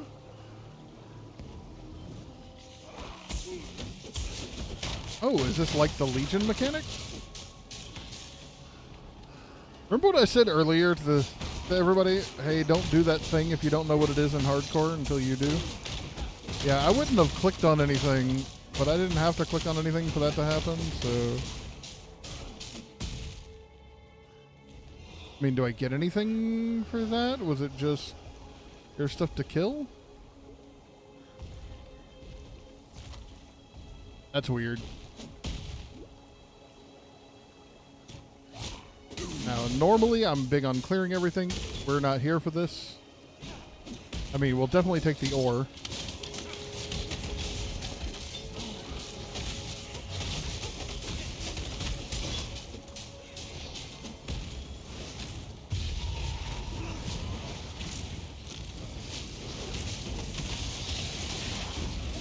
And once we make that initial contact with something, our minions are wrecking things.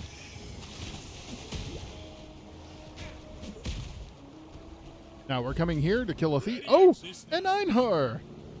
This is one of my favorite little mini boss things that happens in this game. Now, when they initially released this, it was terrible because you had to have a net, and you had to net the creature between 25 HP and 0 HP for him to be captured.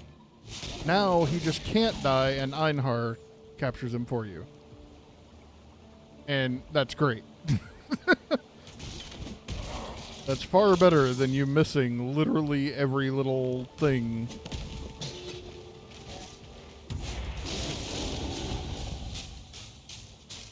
There we go. Now our next point's going to go here for sure. Give Unholy Might, because that is a damage increase. Remember, damage increases for your minions also affect you. That includes temporary ones.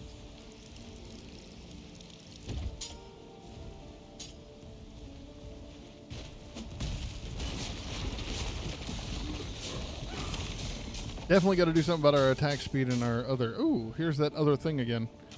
We'll try it one more time.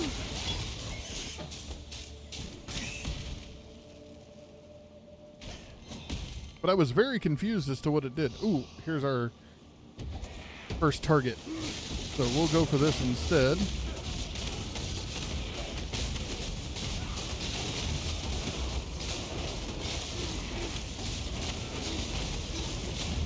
Come on, Einhar. There we go.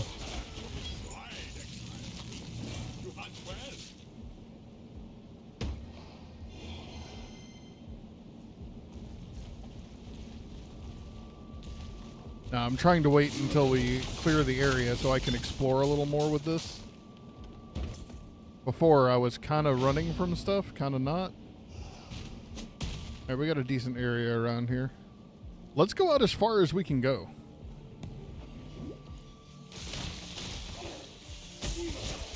Woo, Nelly.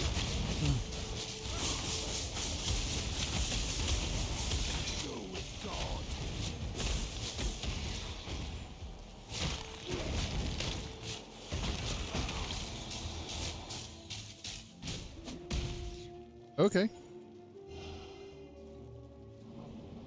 Kind of cool, I guess.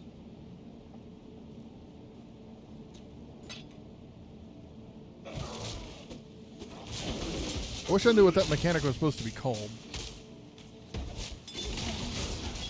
I'm sure somebody can tell me. Oh, another creature.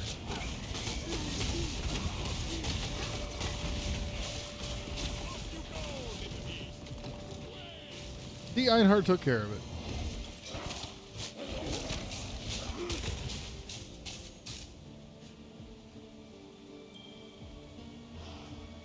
Okay, we got plenty of room still. Aha! Here's the thief we were looking for.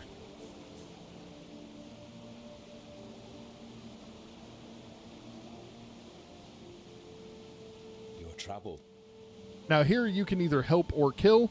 If you help, you get a permanent buff for the rest of the game. If you kill, then you get, if you kill all 3 of them, you get 2 skill points free instead of a permanent buff. Personally, skill points are at such a premium, I cannot imagine doing anything else. The life you wasted on spite and avarice. That's a personal thing, though. Alright, so we need to find 2 more of these beasts for Einhar.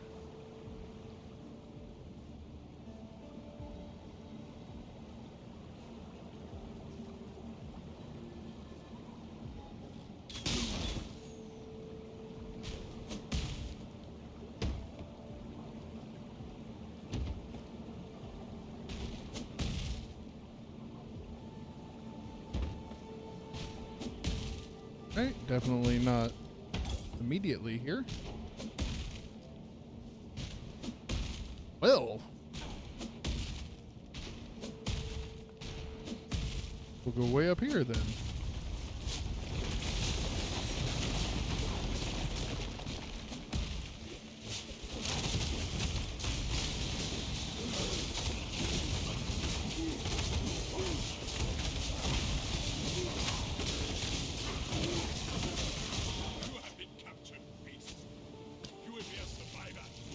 There we go. There's the last one. Now, I do not recommend, especially playing hardcore, that if you have done this for the first time, that you go and immediately fight Einar's creations here.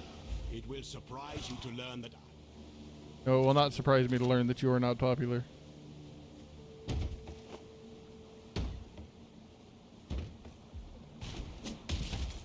You are currently one of my favorite mechanics. At the time of the patch, you were my least favorite.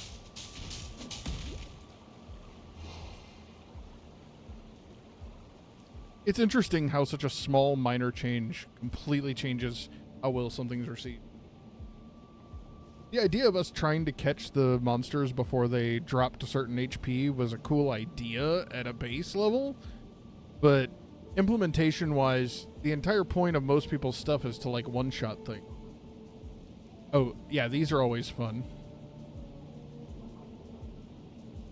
So we're going to 1, 2, 3.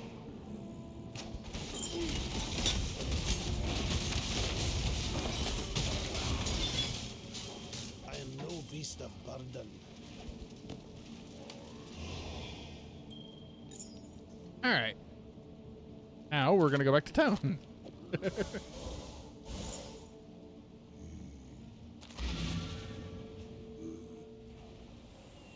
Okay.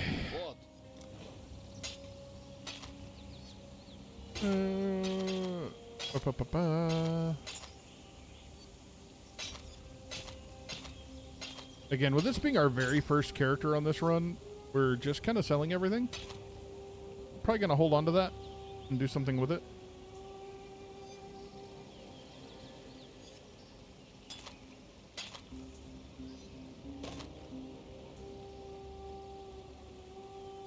Nope. You trash. Travel far. Here, I was hopeful that it wasn't trash. We definitely have way too many trolls on us.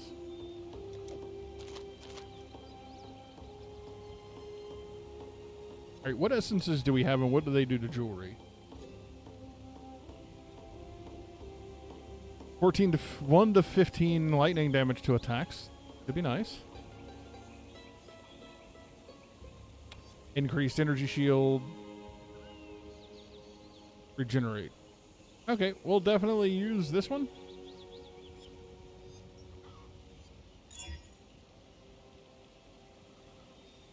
I mean, it's still better than what we're currently rocking, so woo! Alright, no reason to go back to the bridge. Now, we do have to decide if we want to go this way. Yeah, I think I do.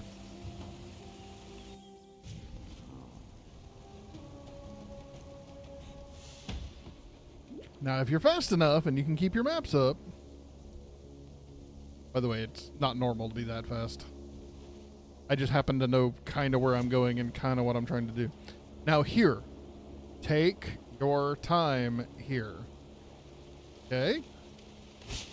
But Brunick, why do we care? There's actually a secret here. One that you will appreciate knowing, because you probably didn't know it.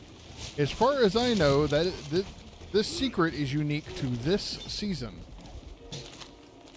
And I've not seen anybody talk about it, but maybe they added it at some other point.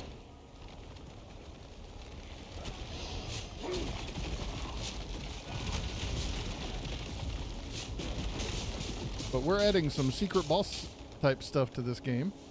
I love it. So what we're looking for is staircases into just nameless crypts. They can literally be anywhere on this map.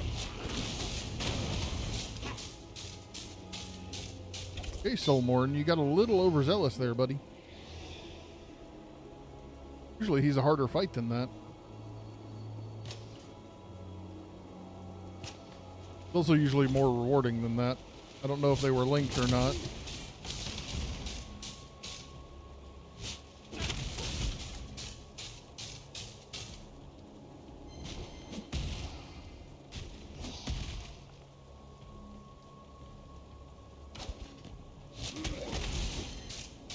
So again, we're just kind of checking nooks and crannies.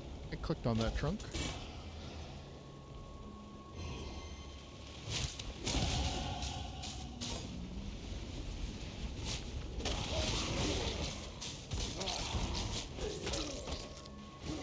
Okay, this is what it'll look like, but there'll actually be an opening there. Currently, there is not. All right, so we're going to grab this. Unholy Might. Boom. Now, we'll start going this way. I'd really like to find an accuracy rating somewhere.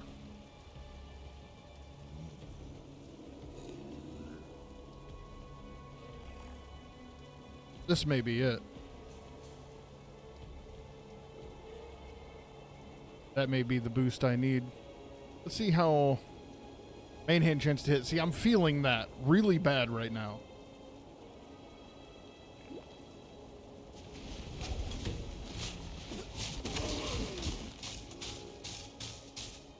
I know at 70% you shouldn't be feeling anything. But I feel like I can tell every time it misses.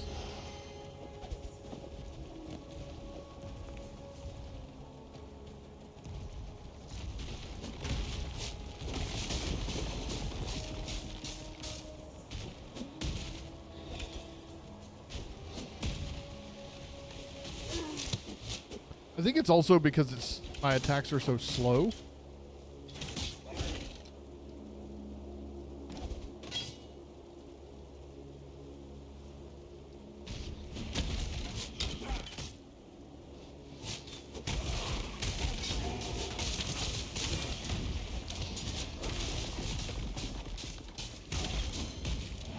Here you are.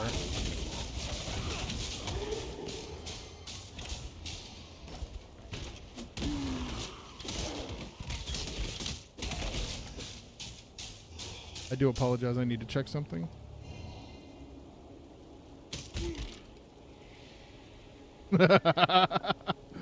So my oldest daughter is at the Deadpool versus Wolverine movie. And she's 20. It's fine. And she's like, I've been in this movie for an hour already, and I know why everybody's freaking out about it and why it's so awesome. So if you haven't gone to see it yet, as long as you liked the other Deadpool movies, I recommend you going and seeing it. Now, you do not need to watch the other Deadpool movies as a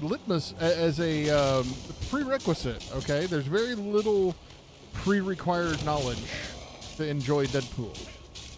However, you do need to make sure that you enjoy that type of movie before you go see Deadpool? Because it is not your standard Marvel movie. So if you have not watched... Oh, I mean, sure. So if you have not watched Deadpool 1 and 2, do yourself a favor and watch them before trying to go to the theater.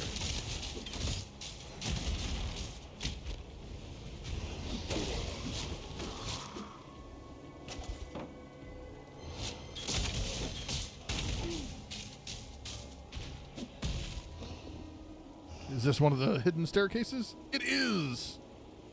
Okay, so I wasn't dreaming. This is a thing still. Now you come in here, and there's these devotional statues, and you talk to it, and it gives you a little story, and the eyes glow. Mother of two, once mother of three, weeps eternal.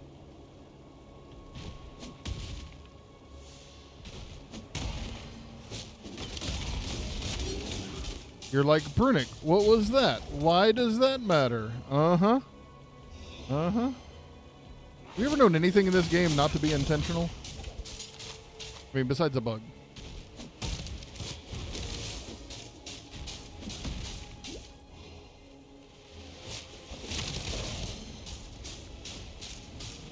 So all we're doing is literally looking for exactly those buildings.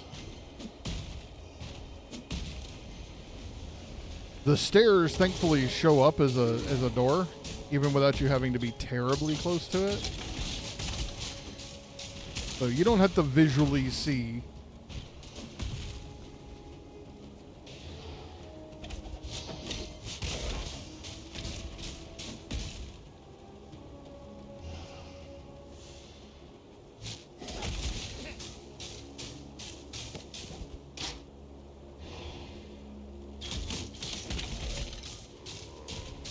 Here's another one.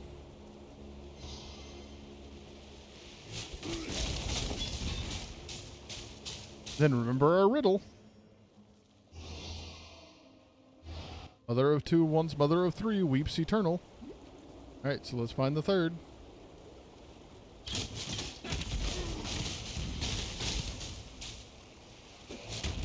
So now, theoretically, that is... one of those is the mother, and then there are the two children.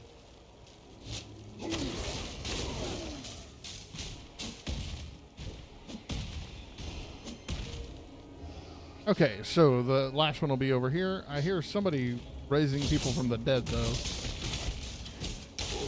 We can't let that fly.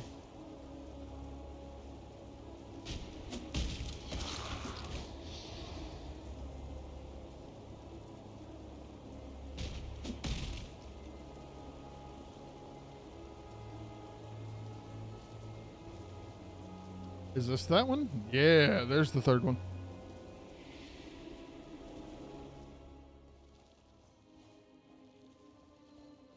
All right. We did it.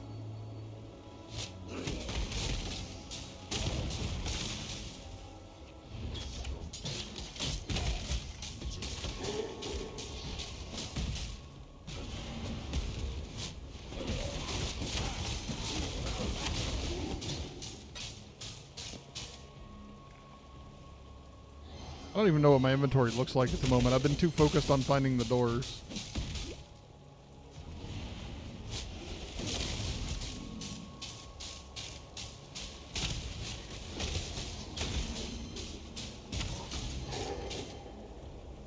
All right, now, here's where you're supposed to be going, into this temple. And there's this little set of altars here. And you'll notice their eyes are currently glowing. If you don't go into those staircases, they're not. And if you only find a certain number, as soon as you step into the middle...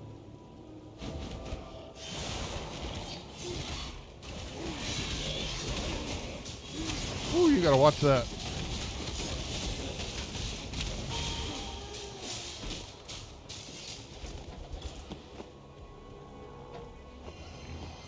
Ah, obviously my inventory is doing fine. I wasn't sure, but...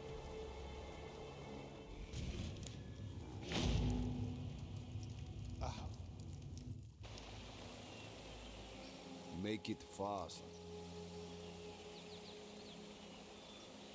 Probably save those.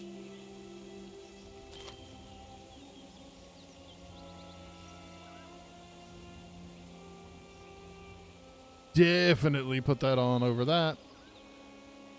Go.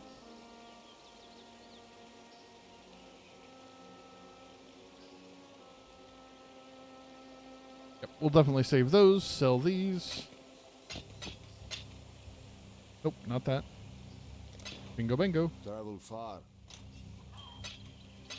Nope. Stop it. I don't know why I keep doing that. Shame on you, Burnick. What do our defenses look like? 41 fire, 74 cold, 63 lightning. Okay. Fire is really the only place we're hurting. That's not bad.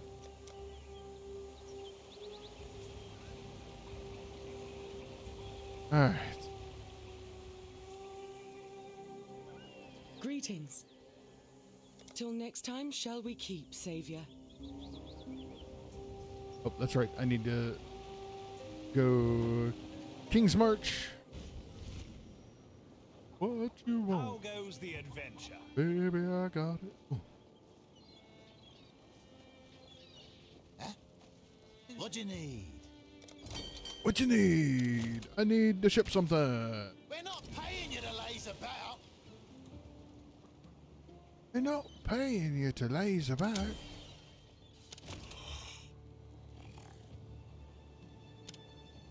Only got 13 of that. Okay, that's fine. Don't really care much at the moment about how much of that I have. Oh, okay, we got to really watch. This is how dangerous the shipment is to send.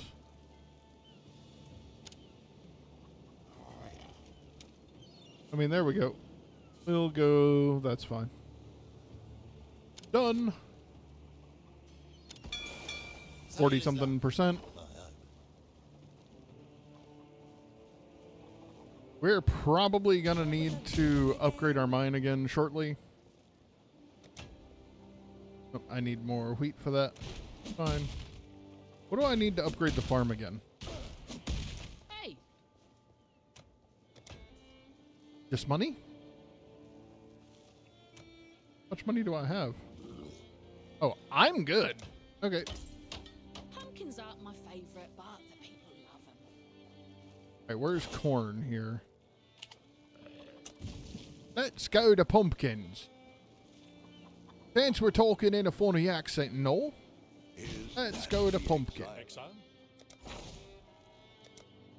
Where y'all can ignore me, it's fine. A timely infusion. Okay.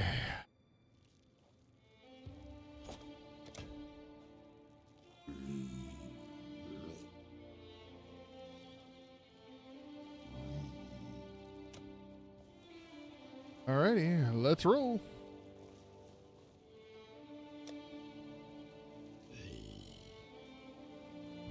We're in the crypt.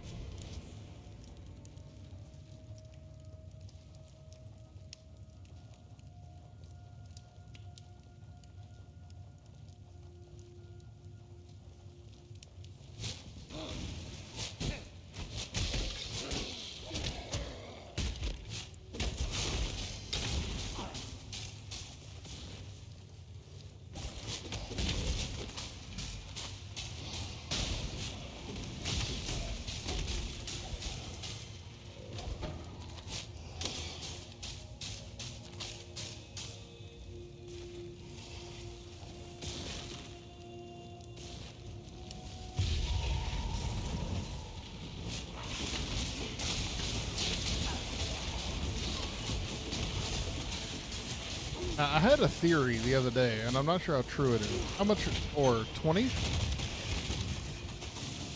What level are we? 23, okay.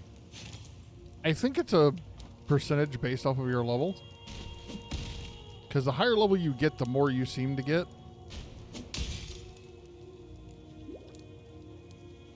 That'd be a good question.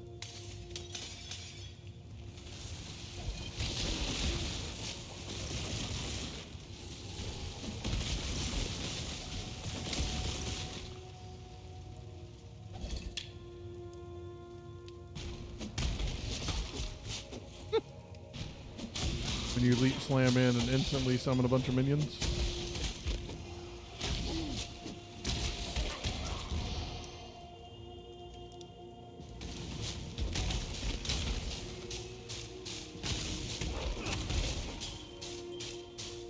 Okay, Trial of Ascendancy, which we're going to avoid.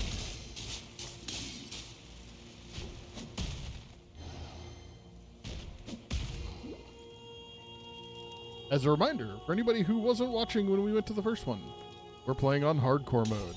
I do not recommend ever doing the Trials of Ascendancy at level on a hardcore character. You will accidentally kill yourself at least once.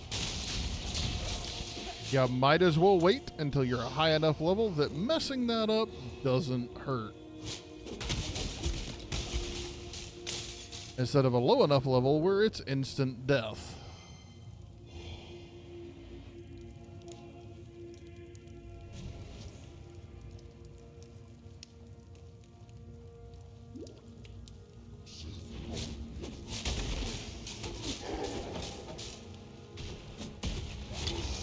Ooh, we overshot that one a little more than I expected to.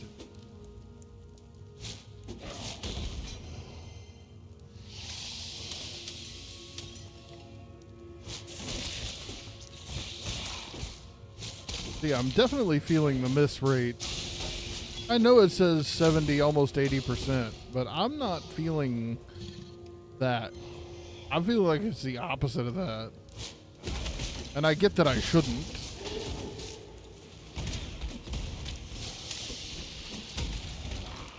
You're trapped now, buddy. Where are you gonna go? Into my minions? Good luck with that.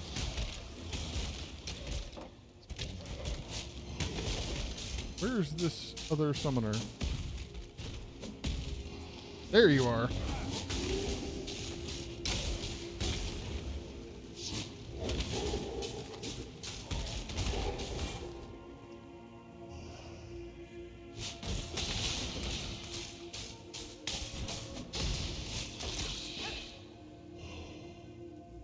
I need to be going back up that way, but honestly, we're just killing stuff at this point.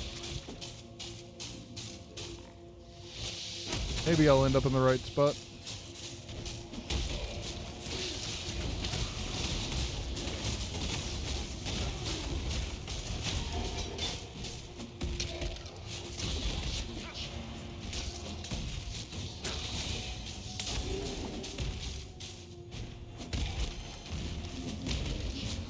Go away. You too. Alright, turns out no. Oh, really?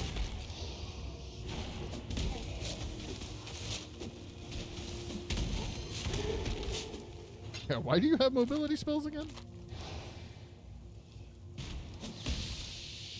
That exact scenario right there. I need to make something go away.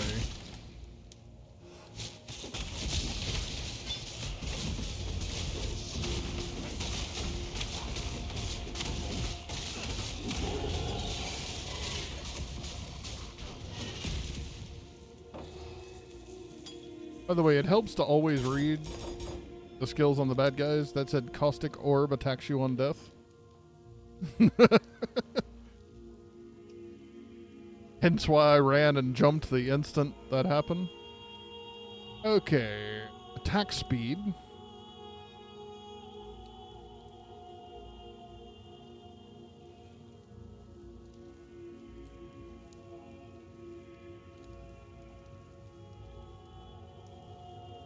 Alright, so we're going to go this way.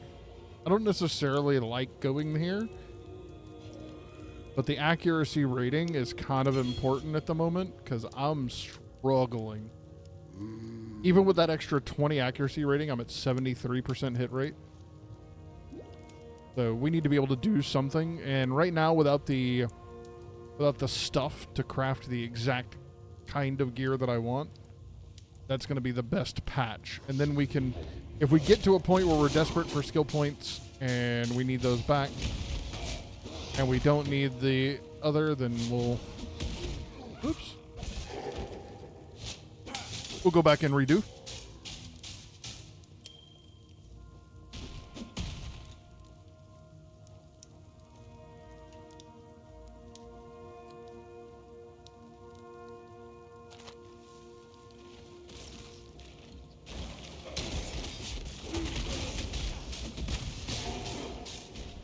You've one of those guys, and you end up with another entire army.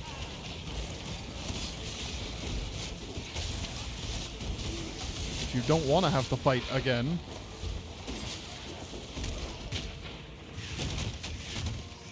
I mean, maybe it's not, because I'm 24 now. I don't know.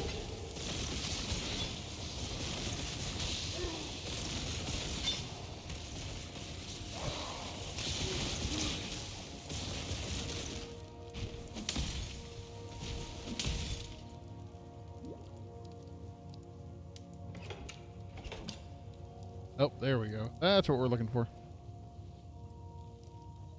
Come on.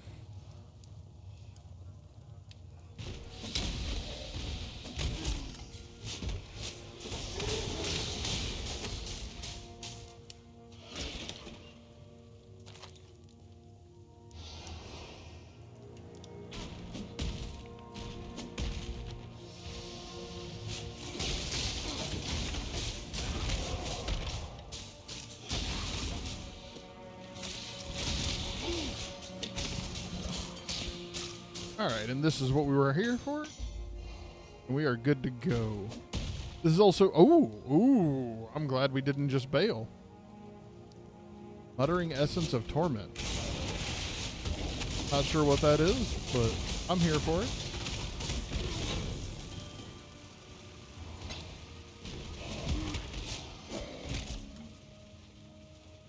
Alright, let's keep going just in case. You never know what else is going to show up.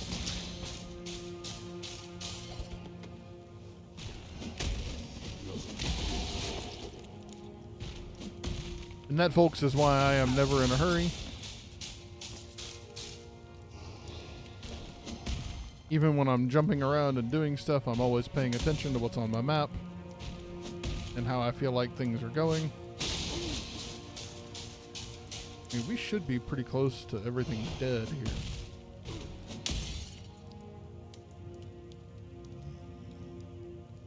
Three monsters are left. I think we can give them a pass for the day.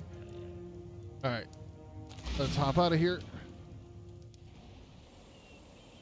What do you want? What you want? What I want? Sell you things.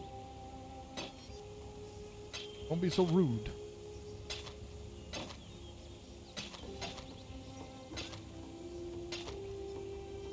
This one, lightning. Lightning bolt. Lightning bolt. Lightning bolt. Far.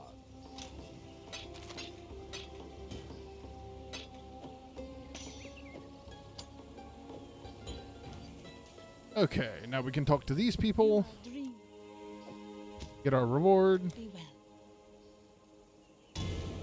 Skill point and a spec point. Now, our accuracy was 77. It's now 87. That hopefully will make enough of a difference. Now, we have cleared everything on this side of the map. So now we can go to this side.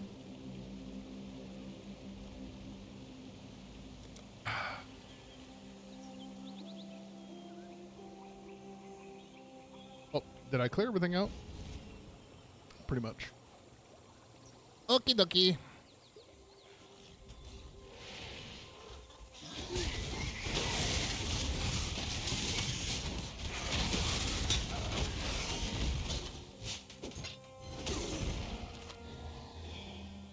All right.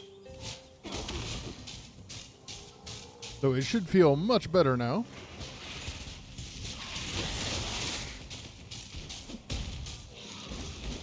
I should feel like I'm missing a lot less, even if it's not that much of a difference.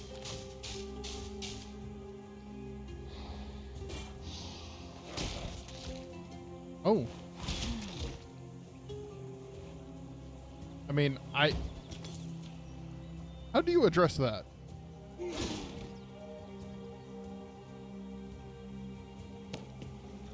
Sorry. My wife, Brina, just did a drive-by coffeeing.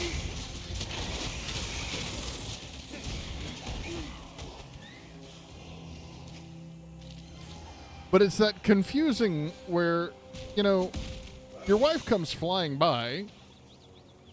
she's barely appropriately dressed because she's at home, you know, not a big deal. And she just drops off coffee at my desk and runs away. What do we want out of that? Don't even know what it is, don't care. It's like playing World of Warcraft. Is it on the ground? Did your allies put it there? No? Don't be there.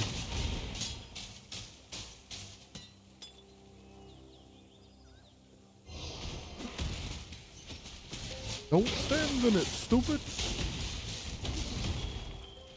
Can you tell I was ever a raid leader?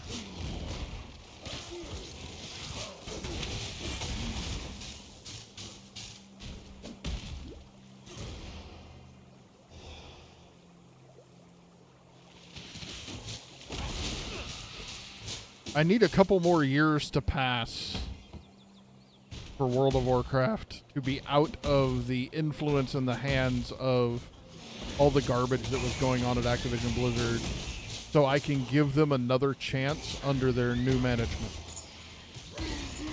But I need a little more time to pass first. I'm still kind of salty and kind of bitter.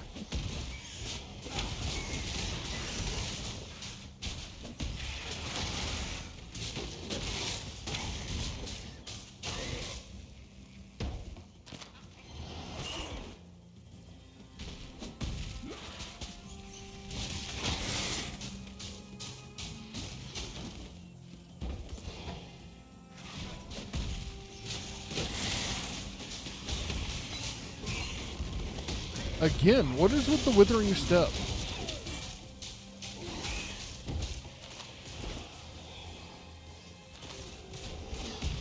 And it may be the greatest skill in the world, and I should really be focused on it.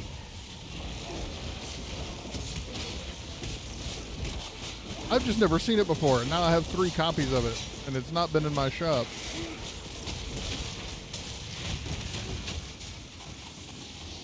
What are we dealing with here? Summon skeletons guarded by a pack of magic monsters. Contained item have 17 quality. +1 chest level. Explodes. Cool. Now it can explode.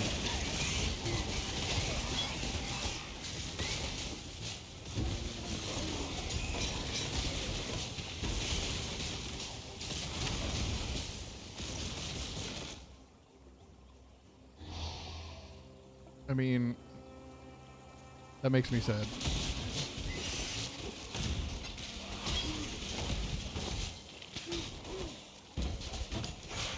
Finish him off already?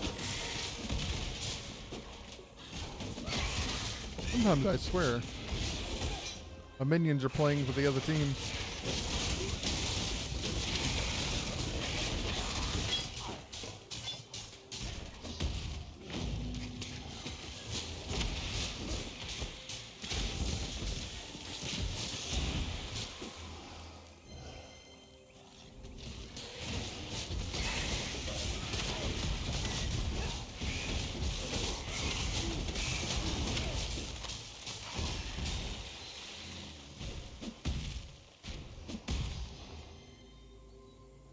Make sure we go back. We are going to sell stuff.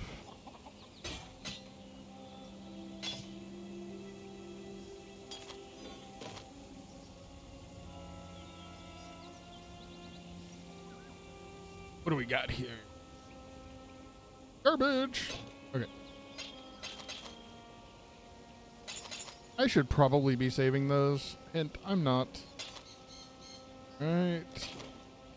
Going? I may come to regret that decision later.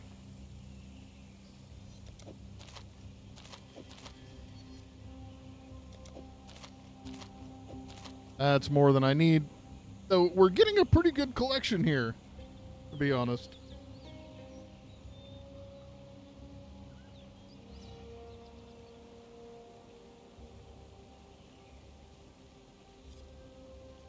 Just checking on a couple of things before I jump back in. All right. Nothing of concern.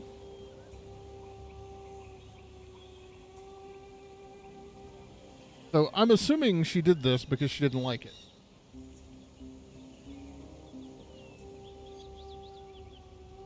I mean,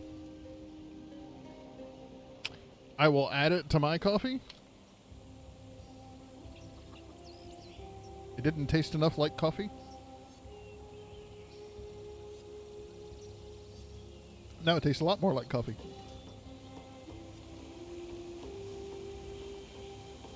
I have a homeless child.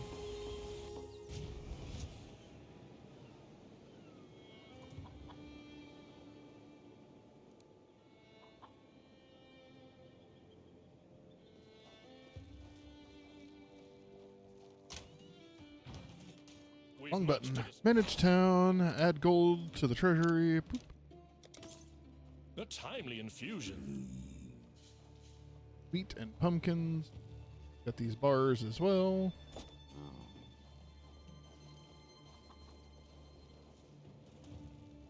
What are we looking at for smelting? Do I have both those guys going?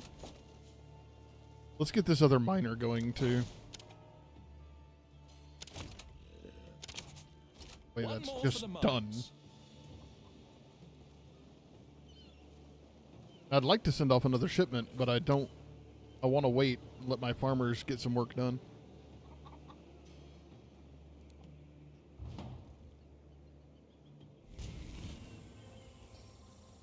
All right.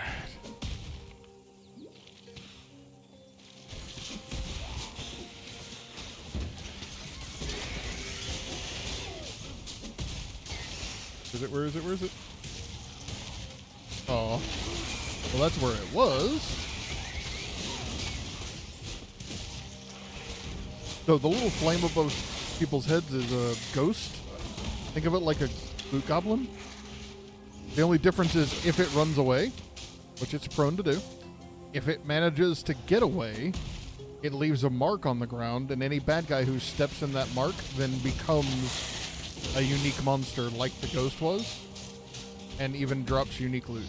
Well, unique. Rare loot, usually. A higher quality. How about that? How about we say it how it is? Alright, what we're looking for is actually just a pathway out.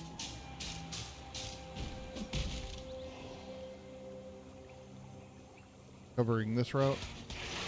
We went along the bottom, so we're just kind of going along the top as well. Making sure we didn't miss the door.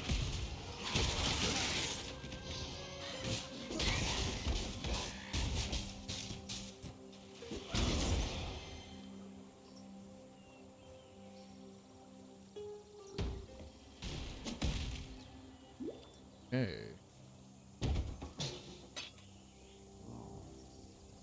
Doo-doo. Doo-doo-doo.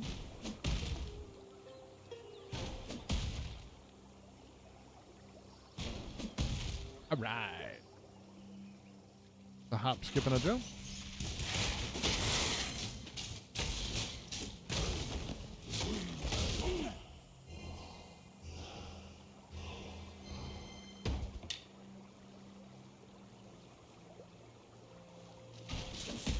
What? I mean, thankfully, it's not like a super long cooldown. It's not like Flash in League of Legends. You're like, oh god. I'm now ruined for the next 5 minutes. And it didn't work. Aha! The wetlands. Now, the reason you come here is because while you're in the area, and while it's easier to find, you want to go ahead and get the waypoint here because you will need it, and you might as well kill Oak while you're here as well. Oak is a bandit that inhabits the area.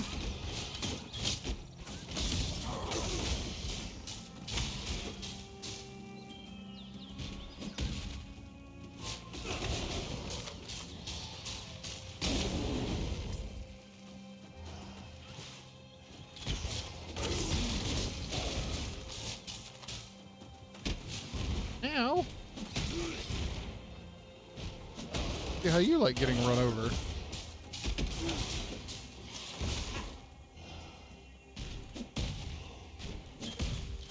There we go. There's a wall.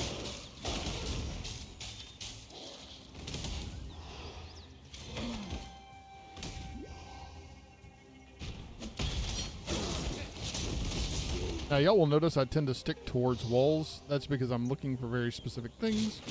They tend not to just be chilling in the middle of the map, though it just depends on the map.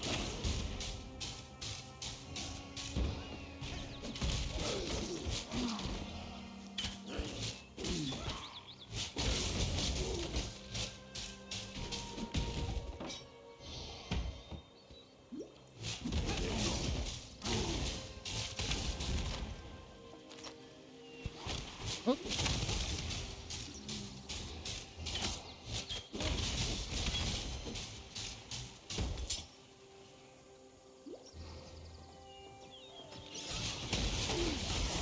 But at the very least, at least now we have an outline. Aha!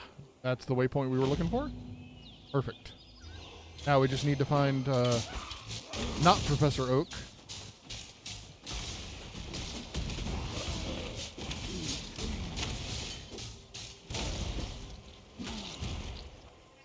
Okay. Take these.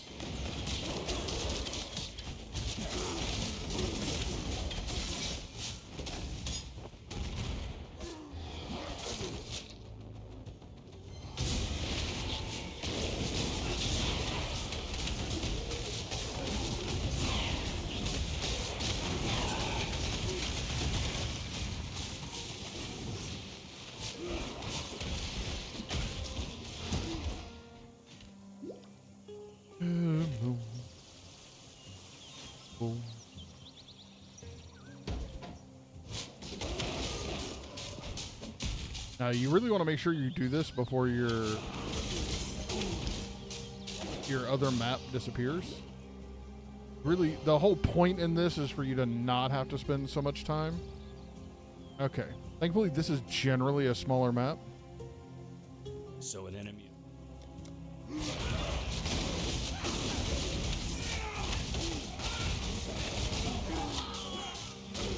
dare to speak for peace, outlaw? There's the peace you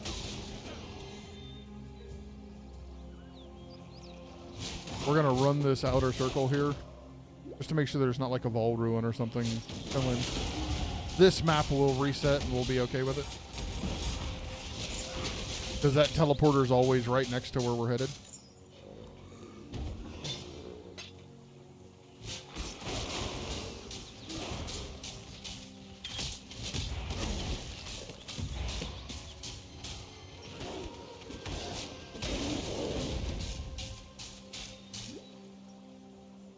We're just trying to make sure there's not some kind of hidden something chilling out around here. I don't think there is. But while we're here, we might as well check and see. Ooh. That's promising.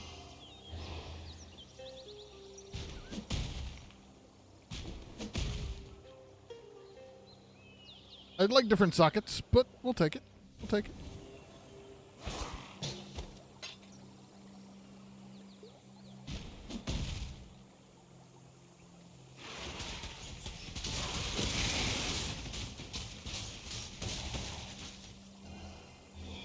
Probably should use my level up, huh?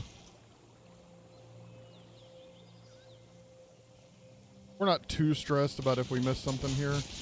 We've already done a pretty decent clear. I'm definitely gonna reset for that. It's not. Oh, no. Never mind.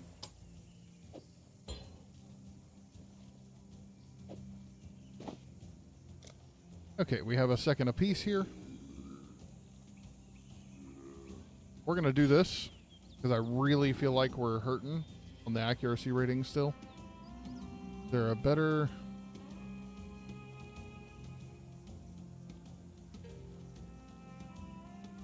I don't know. All right, we're going to try it. We're going to see. Barely made a difference. I need something closer to like 100, I think. Plus 100 for it to be worth. But I don't know.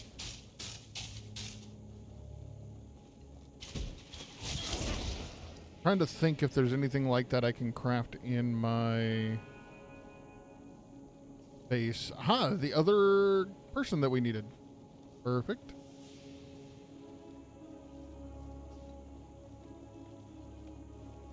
The King of Rat.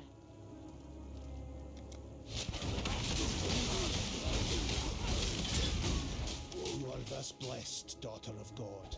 He will show you what true friendship is. Oof. Yeah, we got a couple things here. Okay. Portal home. Hello. Hello.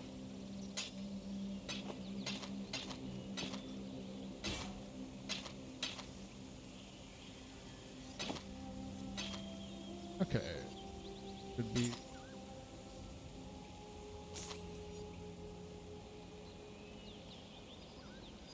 Fresh.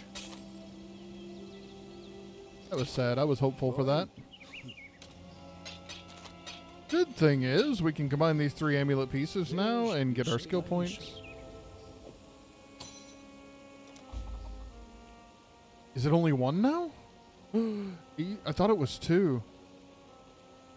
I mean, it's okay. My brain just said it's 2. So we're going to refund this point because it literally did nothing. Now, my objective...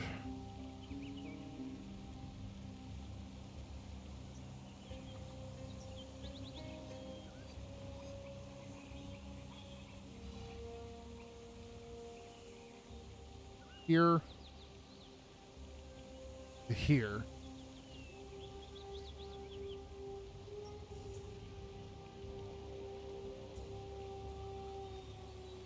Yep. That's what I want. Okay, so here and here. That dexterity might do better. We also have these to pick up if we need them. It's exactly identical. No problem. Okay, did we? Yes. Okay, we did all the needful things.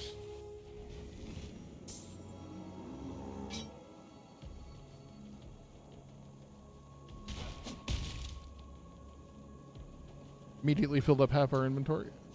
Okay, so we have 2 more things that we need out of this area. We need the spider's lair, and we also need, at the very back of this level, there is an entrance back to Act 1. That was closed up on us when we first came through.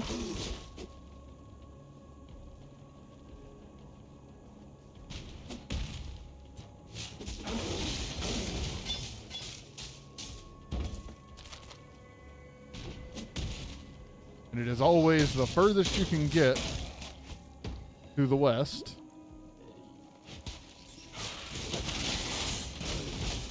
I won't say always the furthest, but it's always along this wall.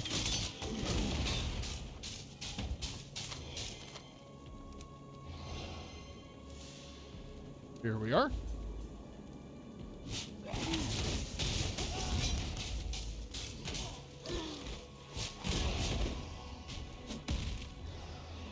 That'll give us another skill point once we go back to Act 1. Now we're hunting for spiders. BI.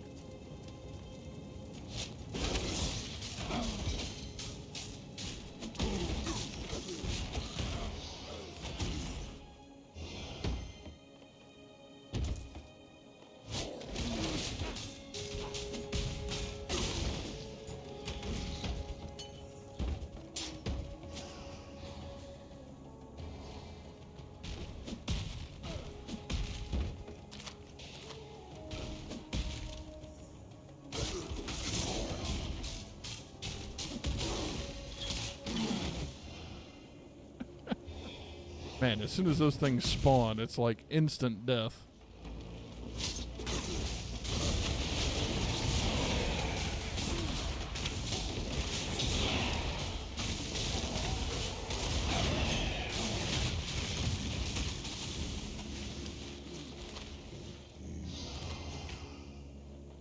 Okay.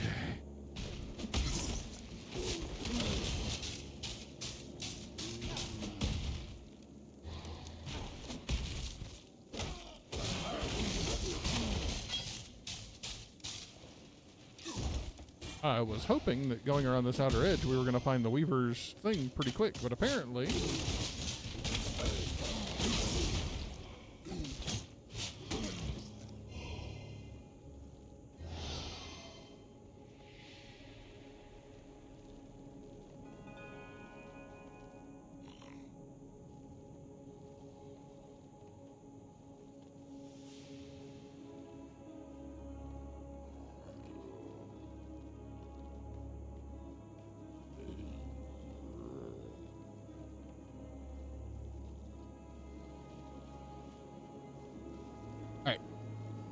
So what we're gonna do is we're gonna go find the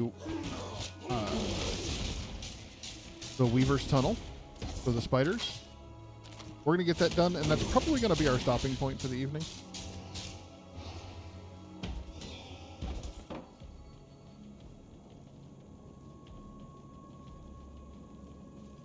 Maybe. I swear, it's always here on the edge. Ah, we're starting to see spider webs. Okay, there we go.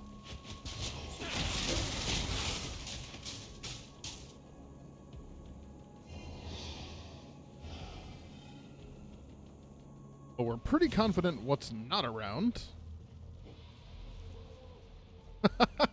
Welcome back, True Radiant. How are you?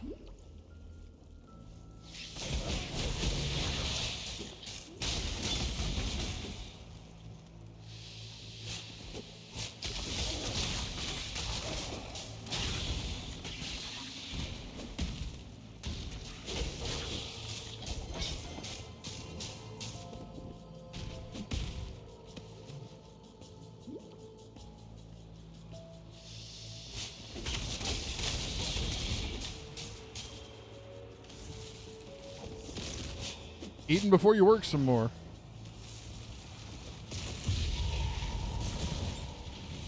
You sound like somebody I know who's a workaholic.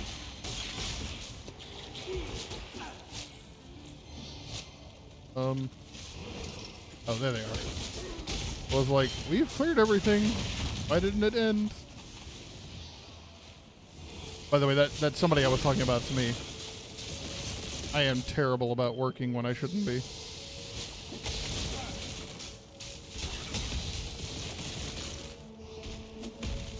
It wouldn't be so bad, but it tends to rub off on my team as well.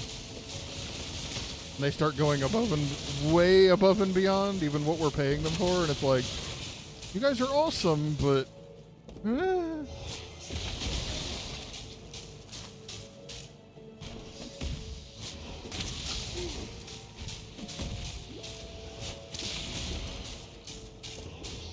I don't mind pushing salary people above and beyond. I try to keep hourly people, you know, appropriately sequestered. Sequestered makes it sound like I'm trying to hide them. That's not fair. I'd rather play games, but I'm behind. I understand.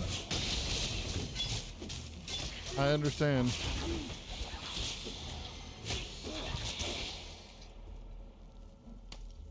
Now, I ran into a problem because I work exclusively from home. I ran into a problem where I was working and playing in the same area, and that was bad. Don't do that. If you're ever trying to do like a work from home gig and nobody's ever taught you how to work from home, as much separation as is humanly possible every second is freaking amazing, because otherwise what ends up happening, so like I would work from this desktop. Then I would sit down after work was over, and I'd go to do something, and bada bing, I would start working again. So I try to only be on this when I have to do broadcasting for work. Otherwise, I work from a laptop on the couch. Specifically to avoid that problem. Ooh, we almost accidentally killed the Weaver in one roll.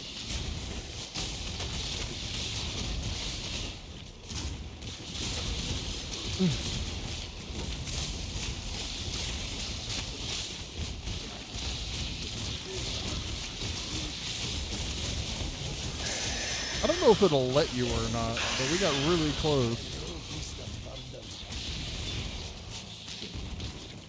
We got really close to alpha striking that. Yeah, we'll teleport out and come back. What travels? Sell items, not purchase. All right, we'll check that in a second. We'll go ahead and sell that. Sell these. We'll hold on to that just to see. 1, 2. Yep. We'll toss that. Comparatively, no real comparison. I lose a little bit of lightning resist, but otherwise this is better in every possible way. That'll be the direction we go for that. We'll go ahead and sell this. Bing!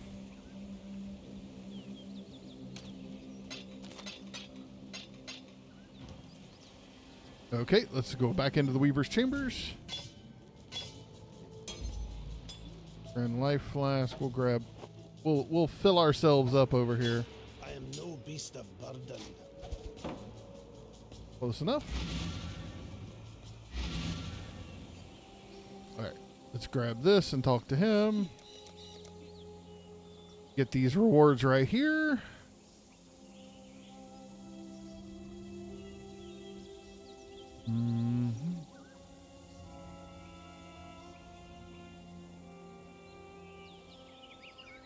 This could be interesting to add to the static strike.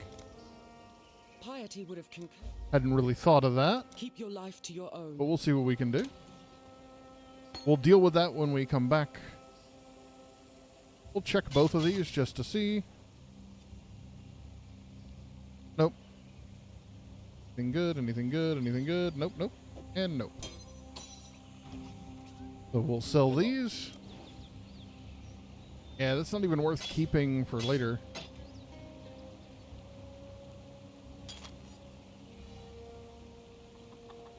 That's worth hanging on to. Because of the anti-chill. Return if you must.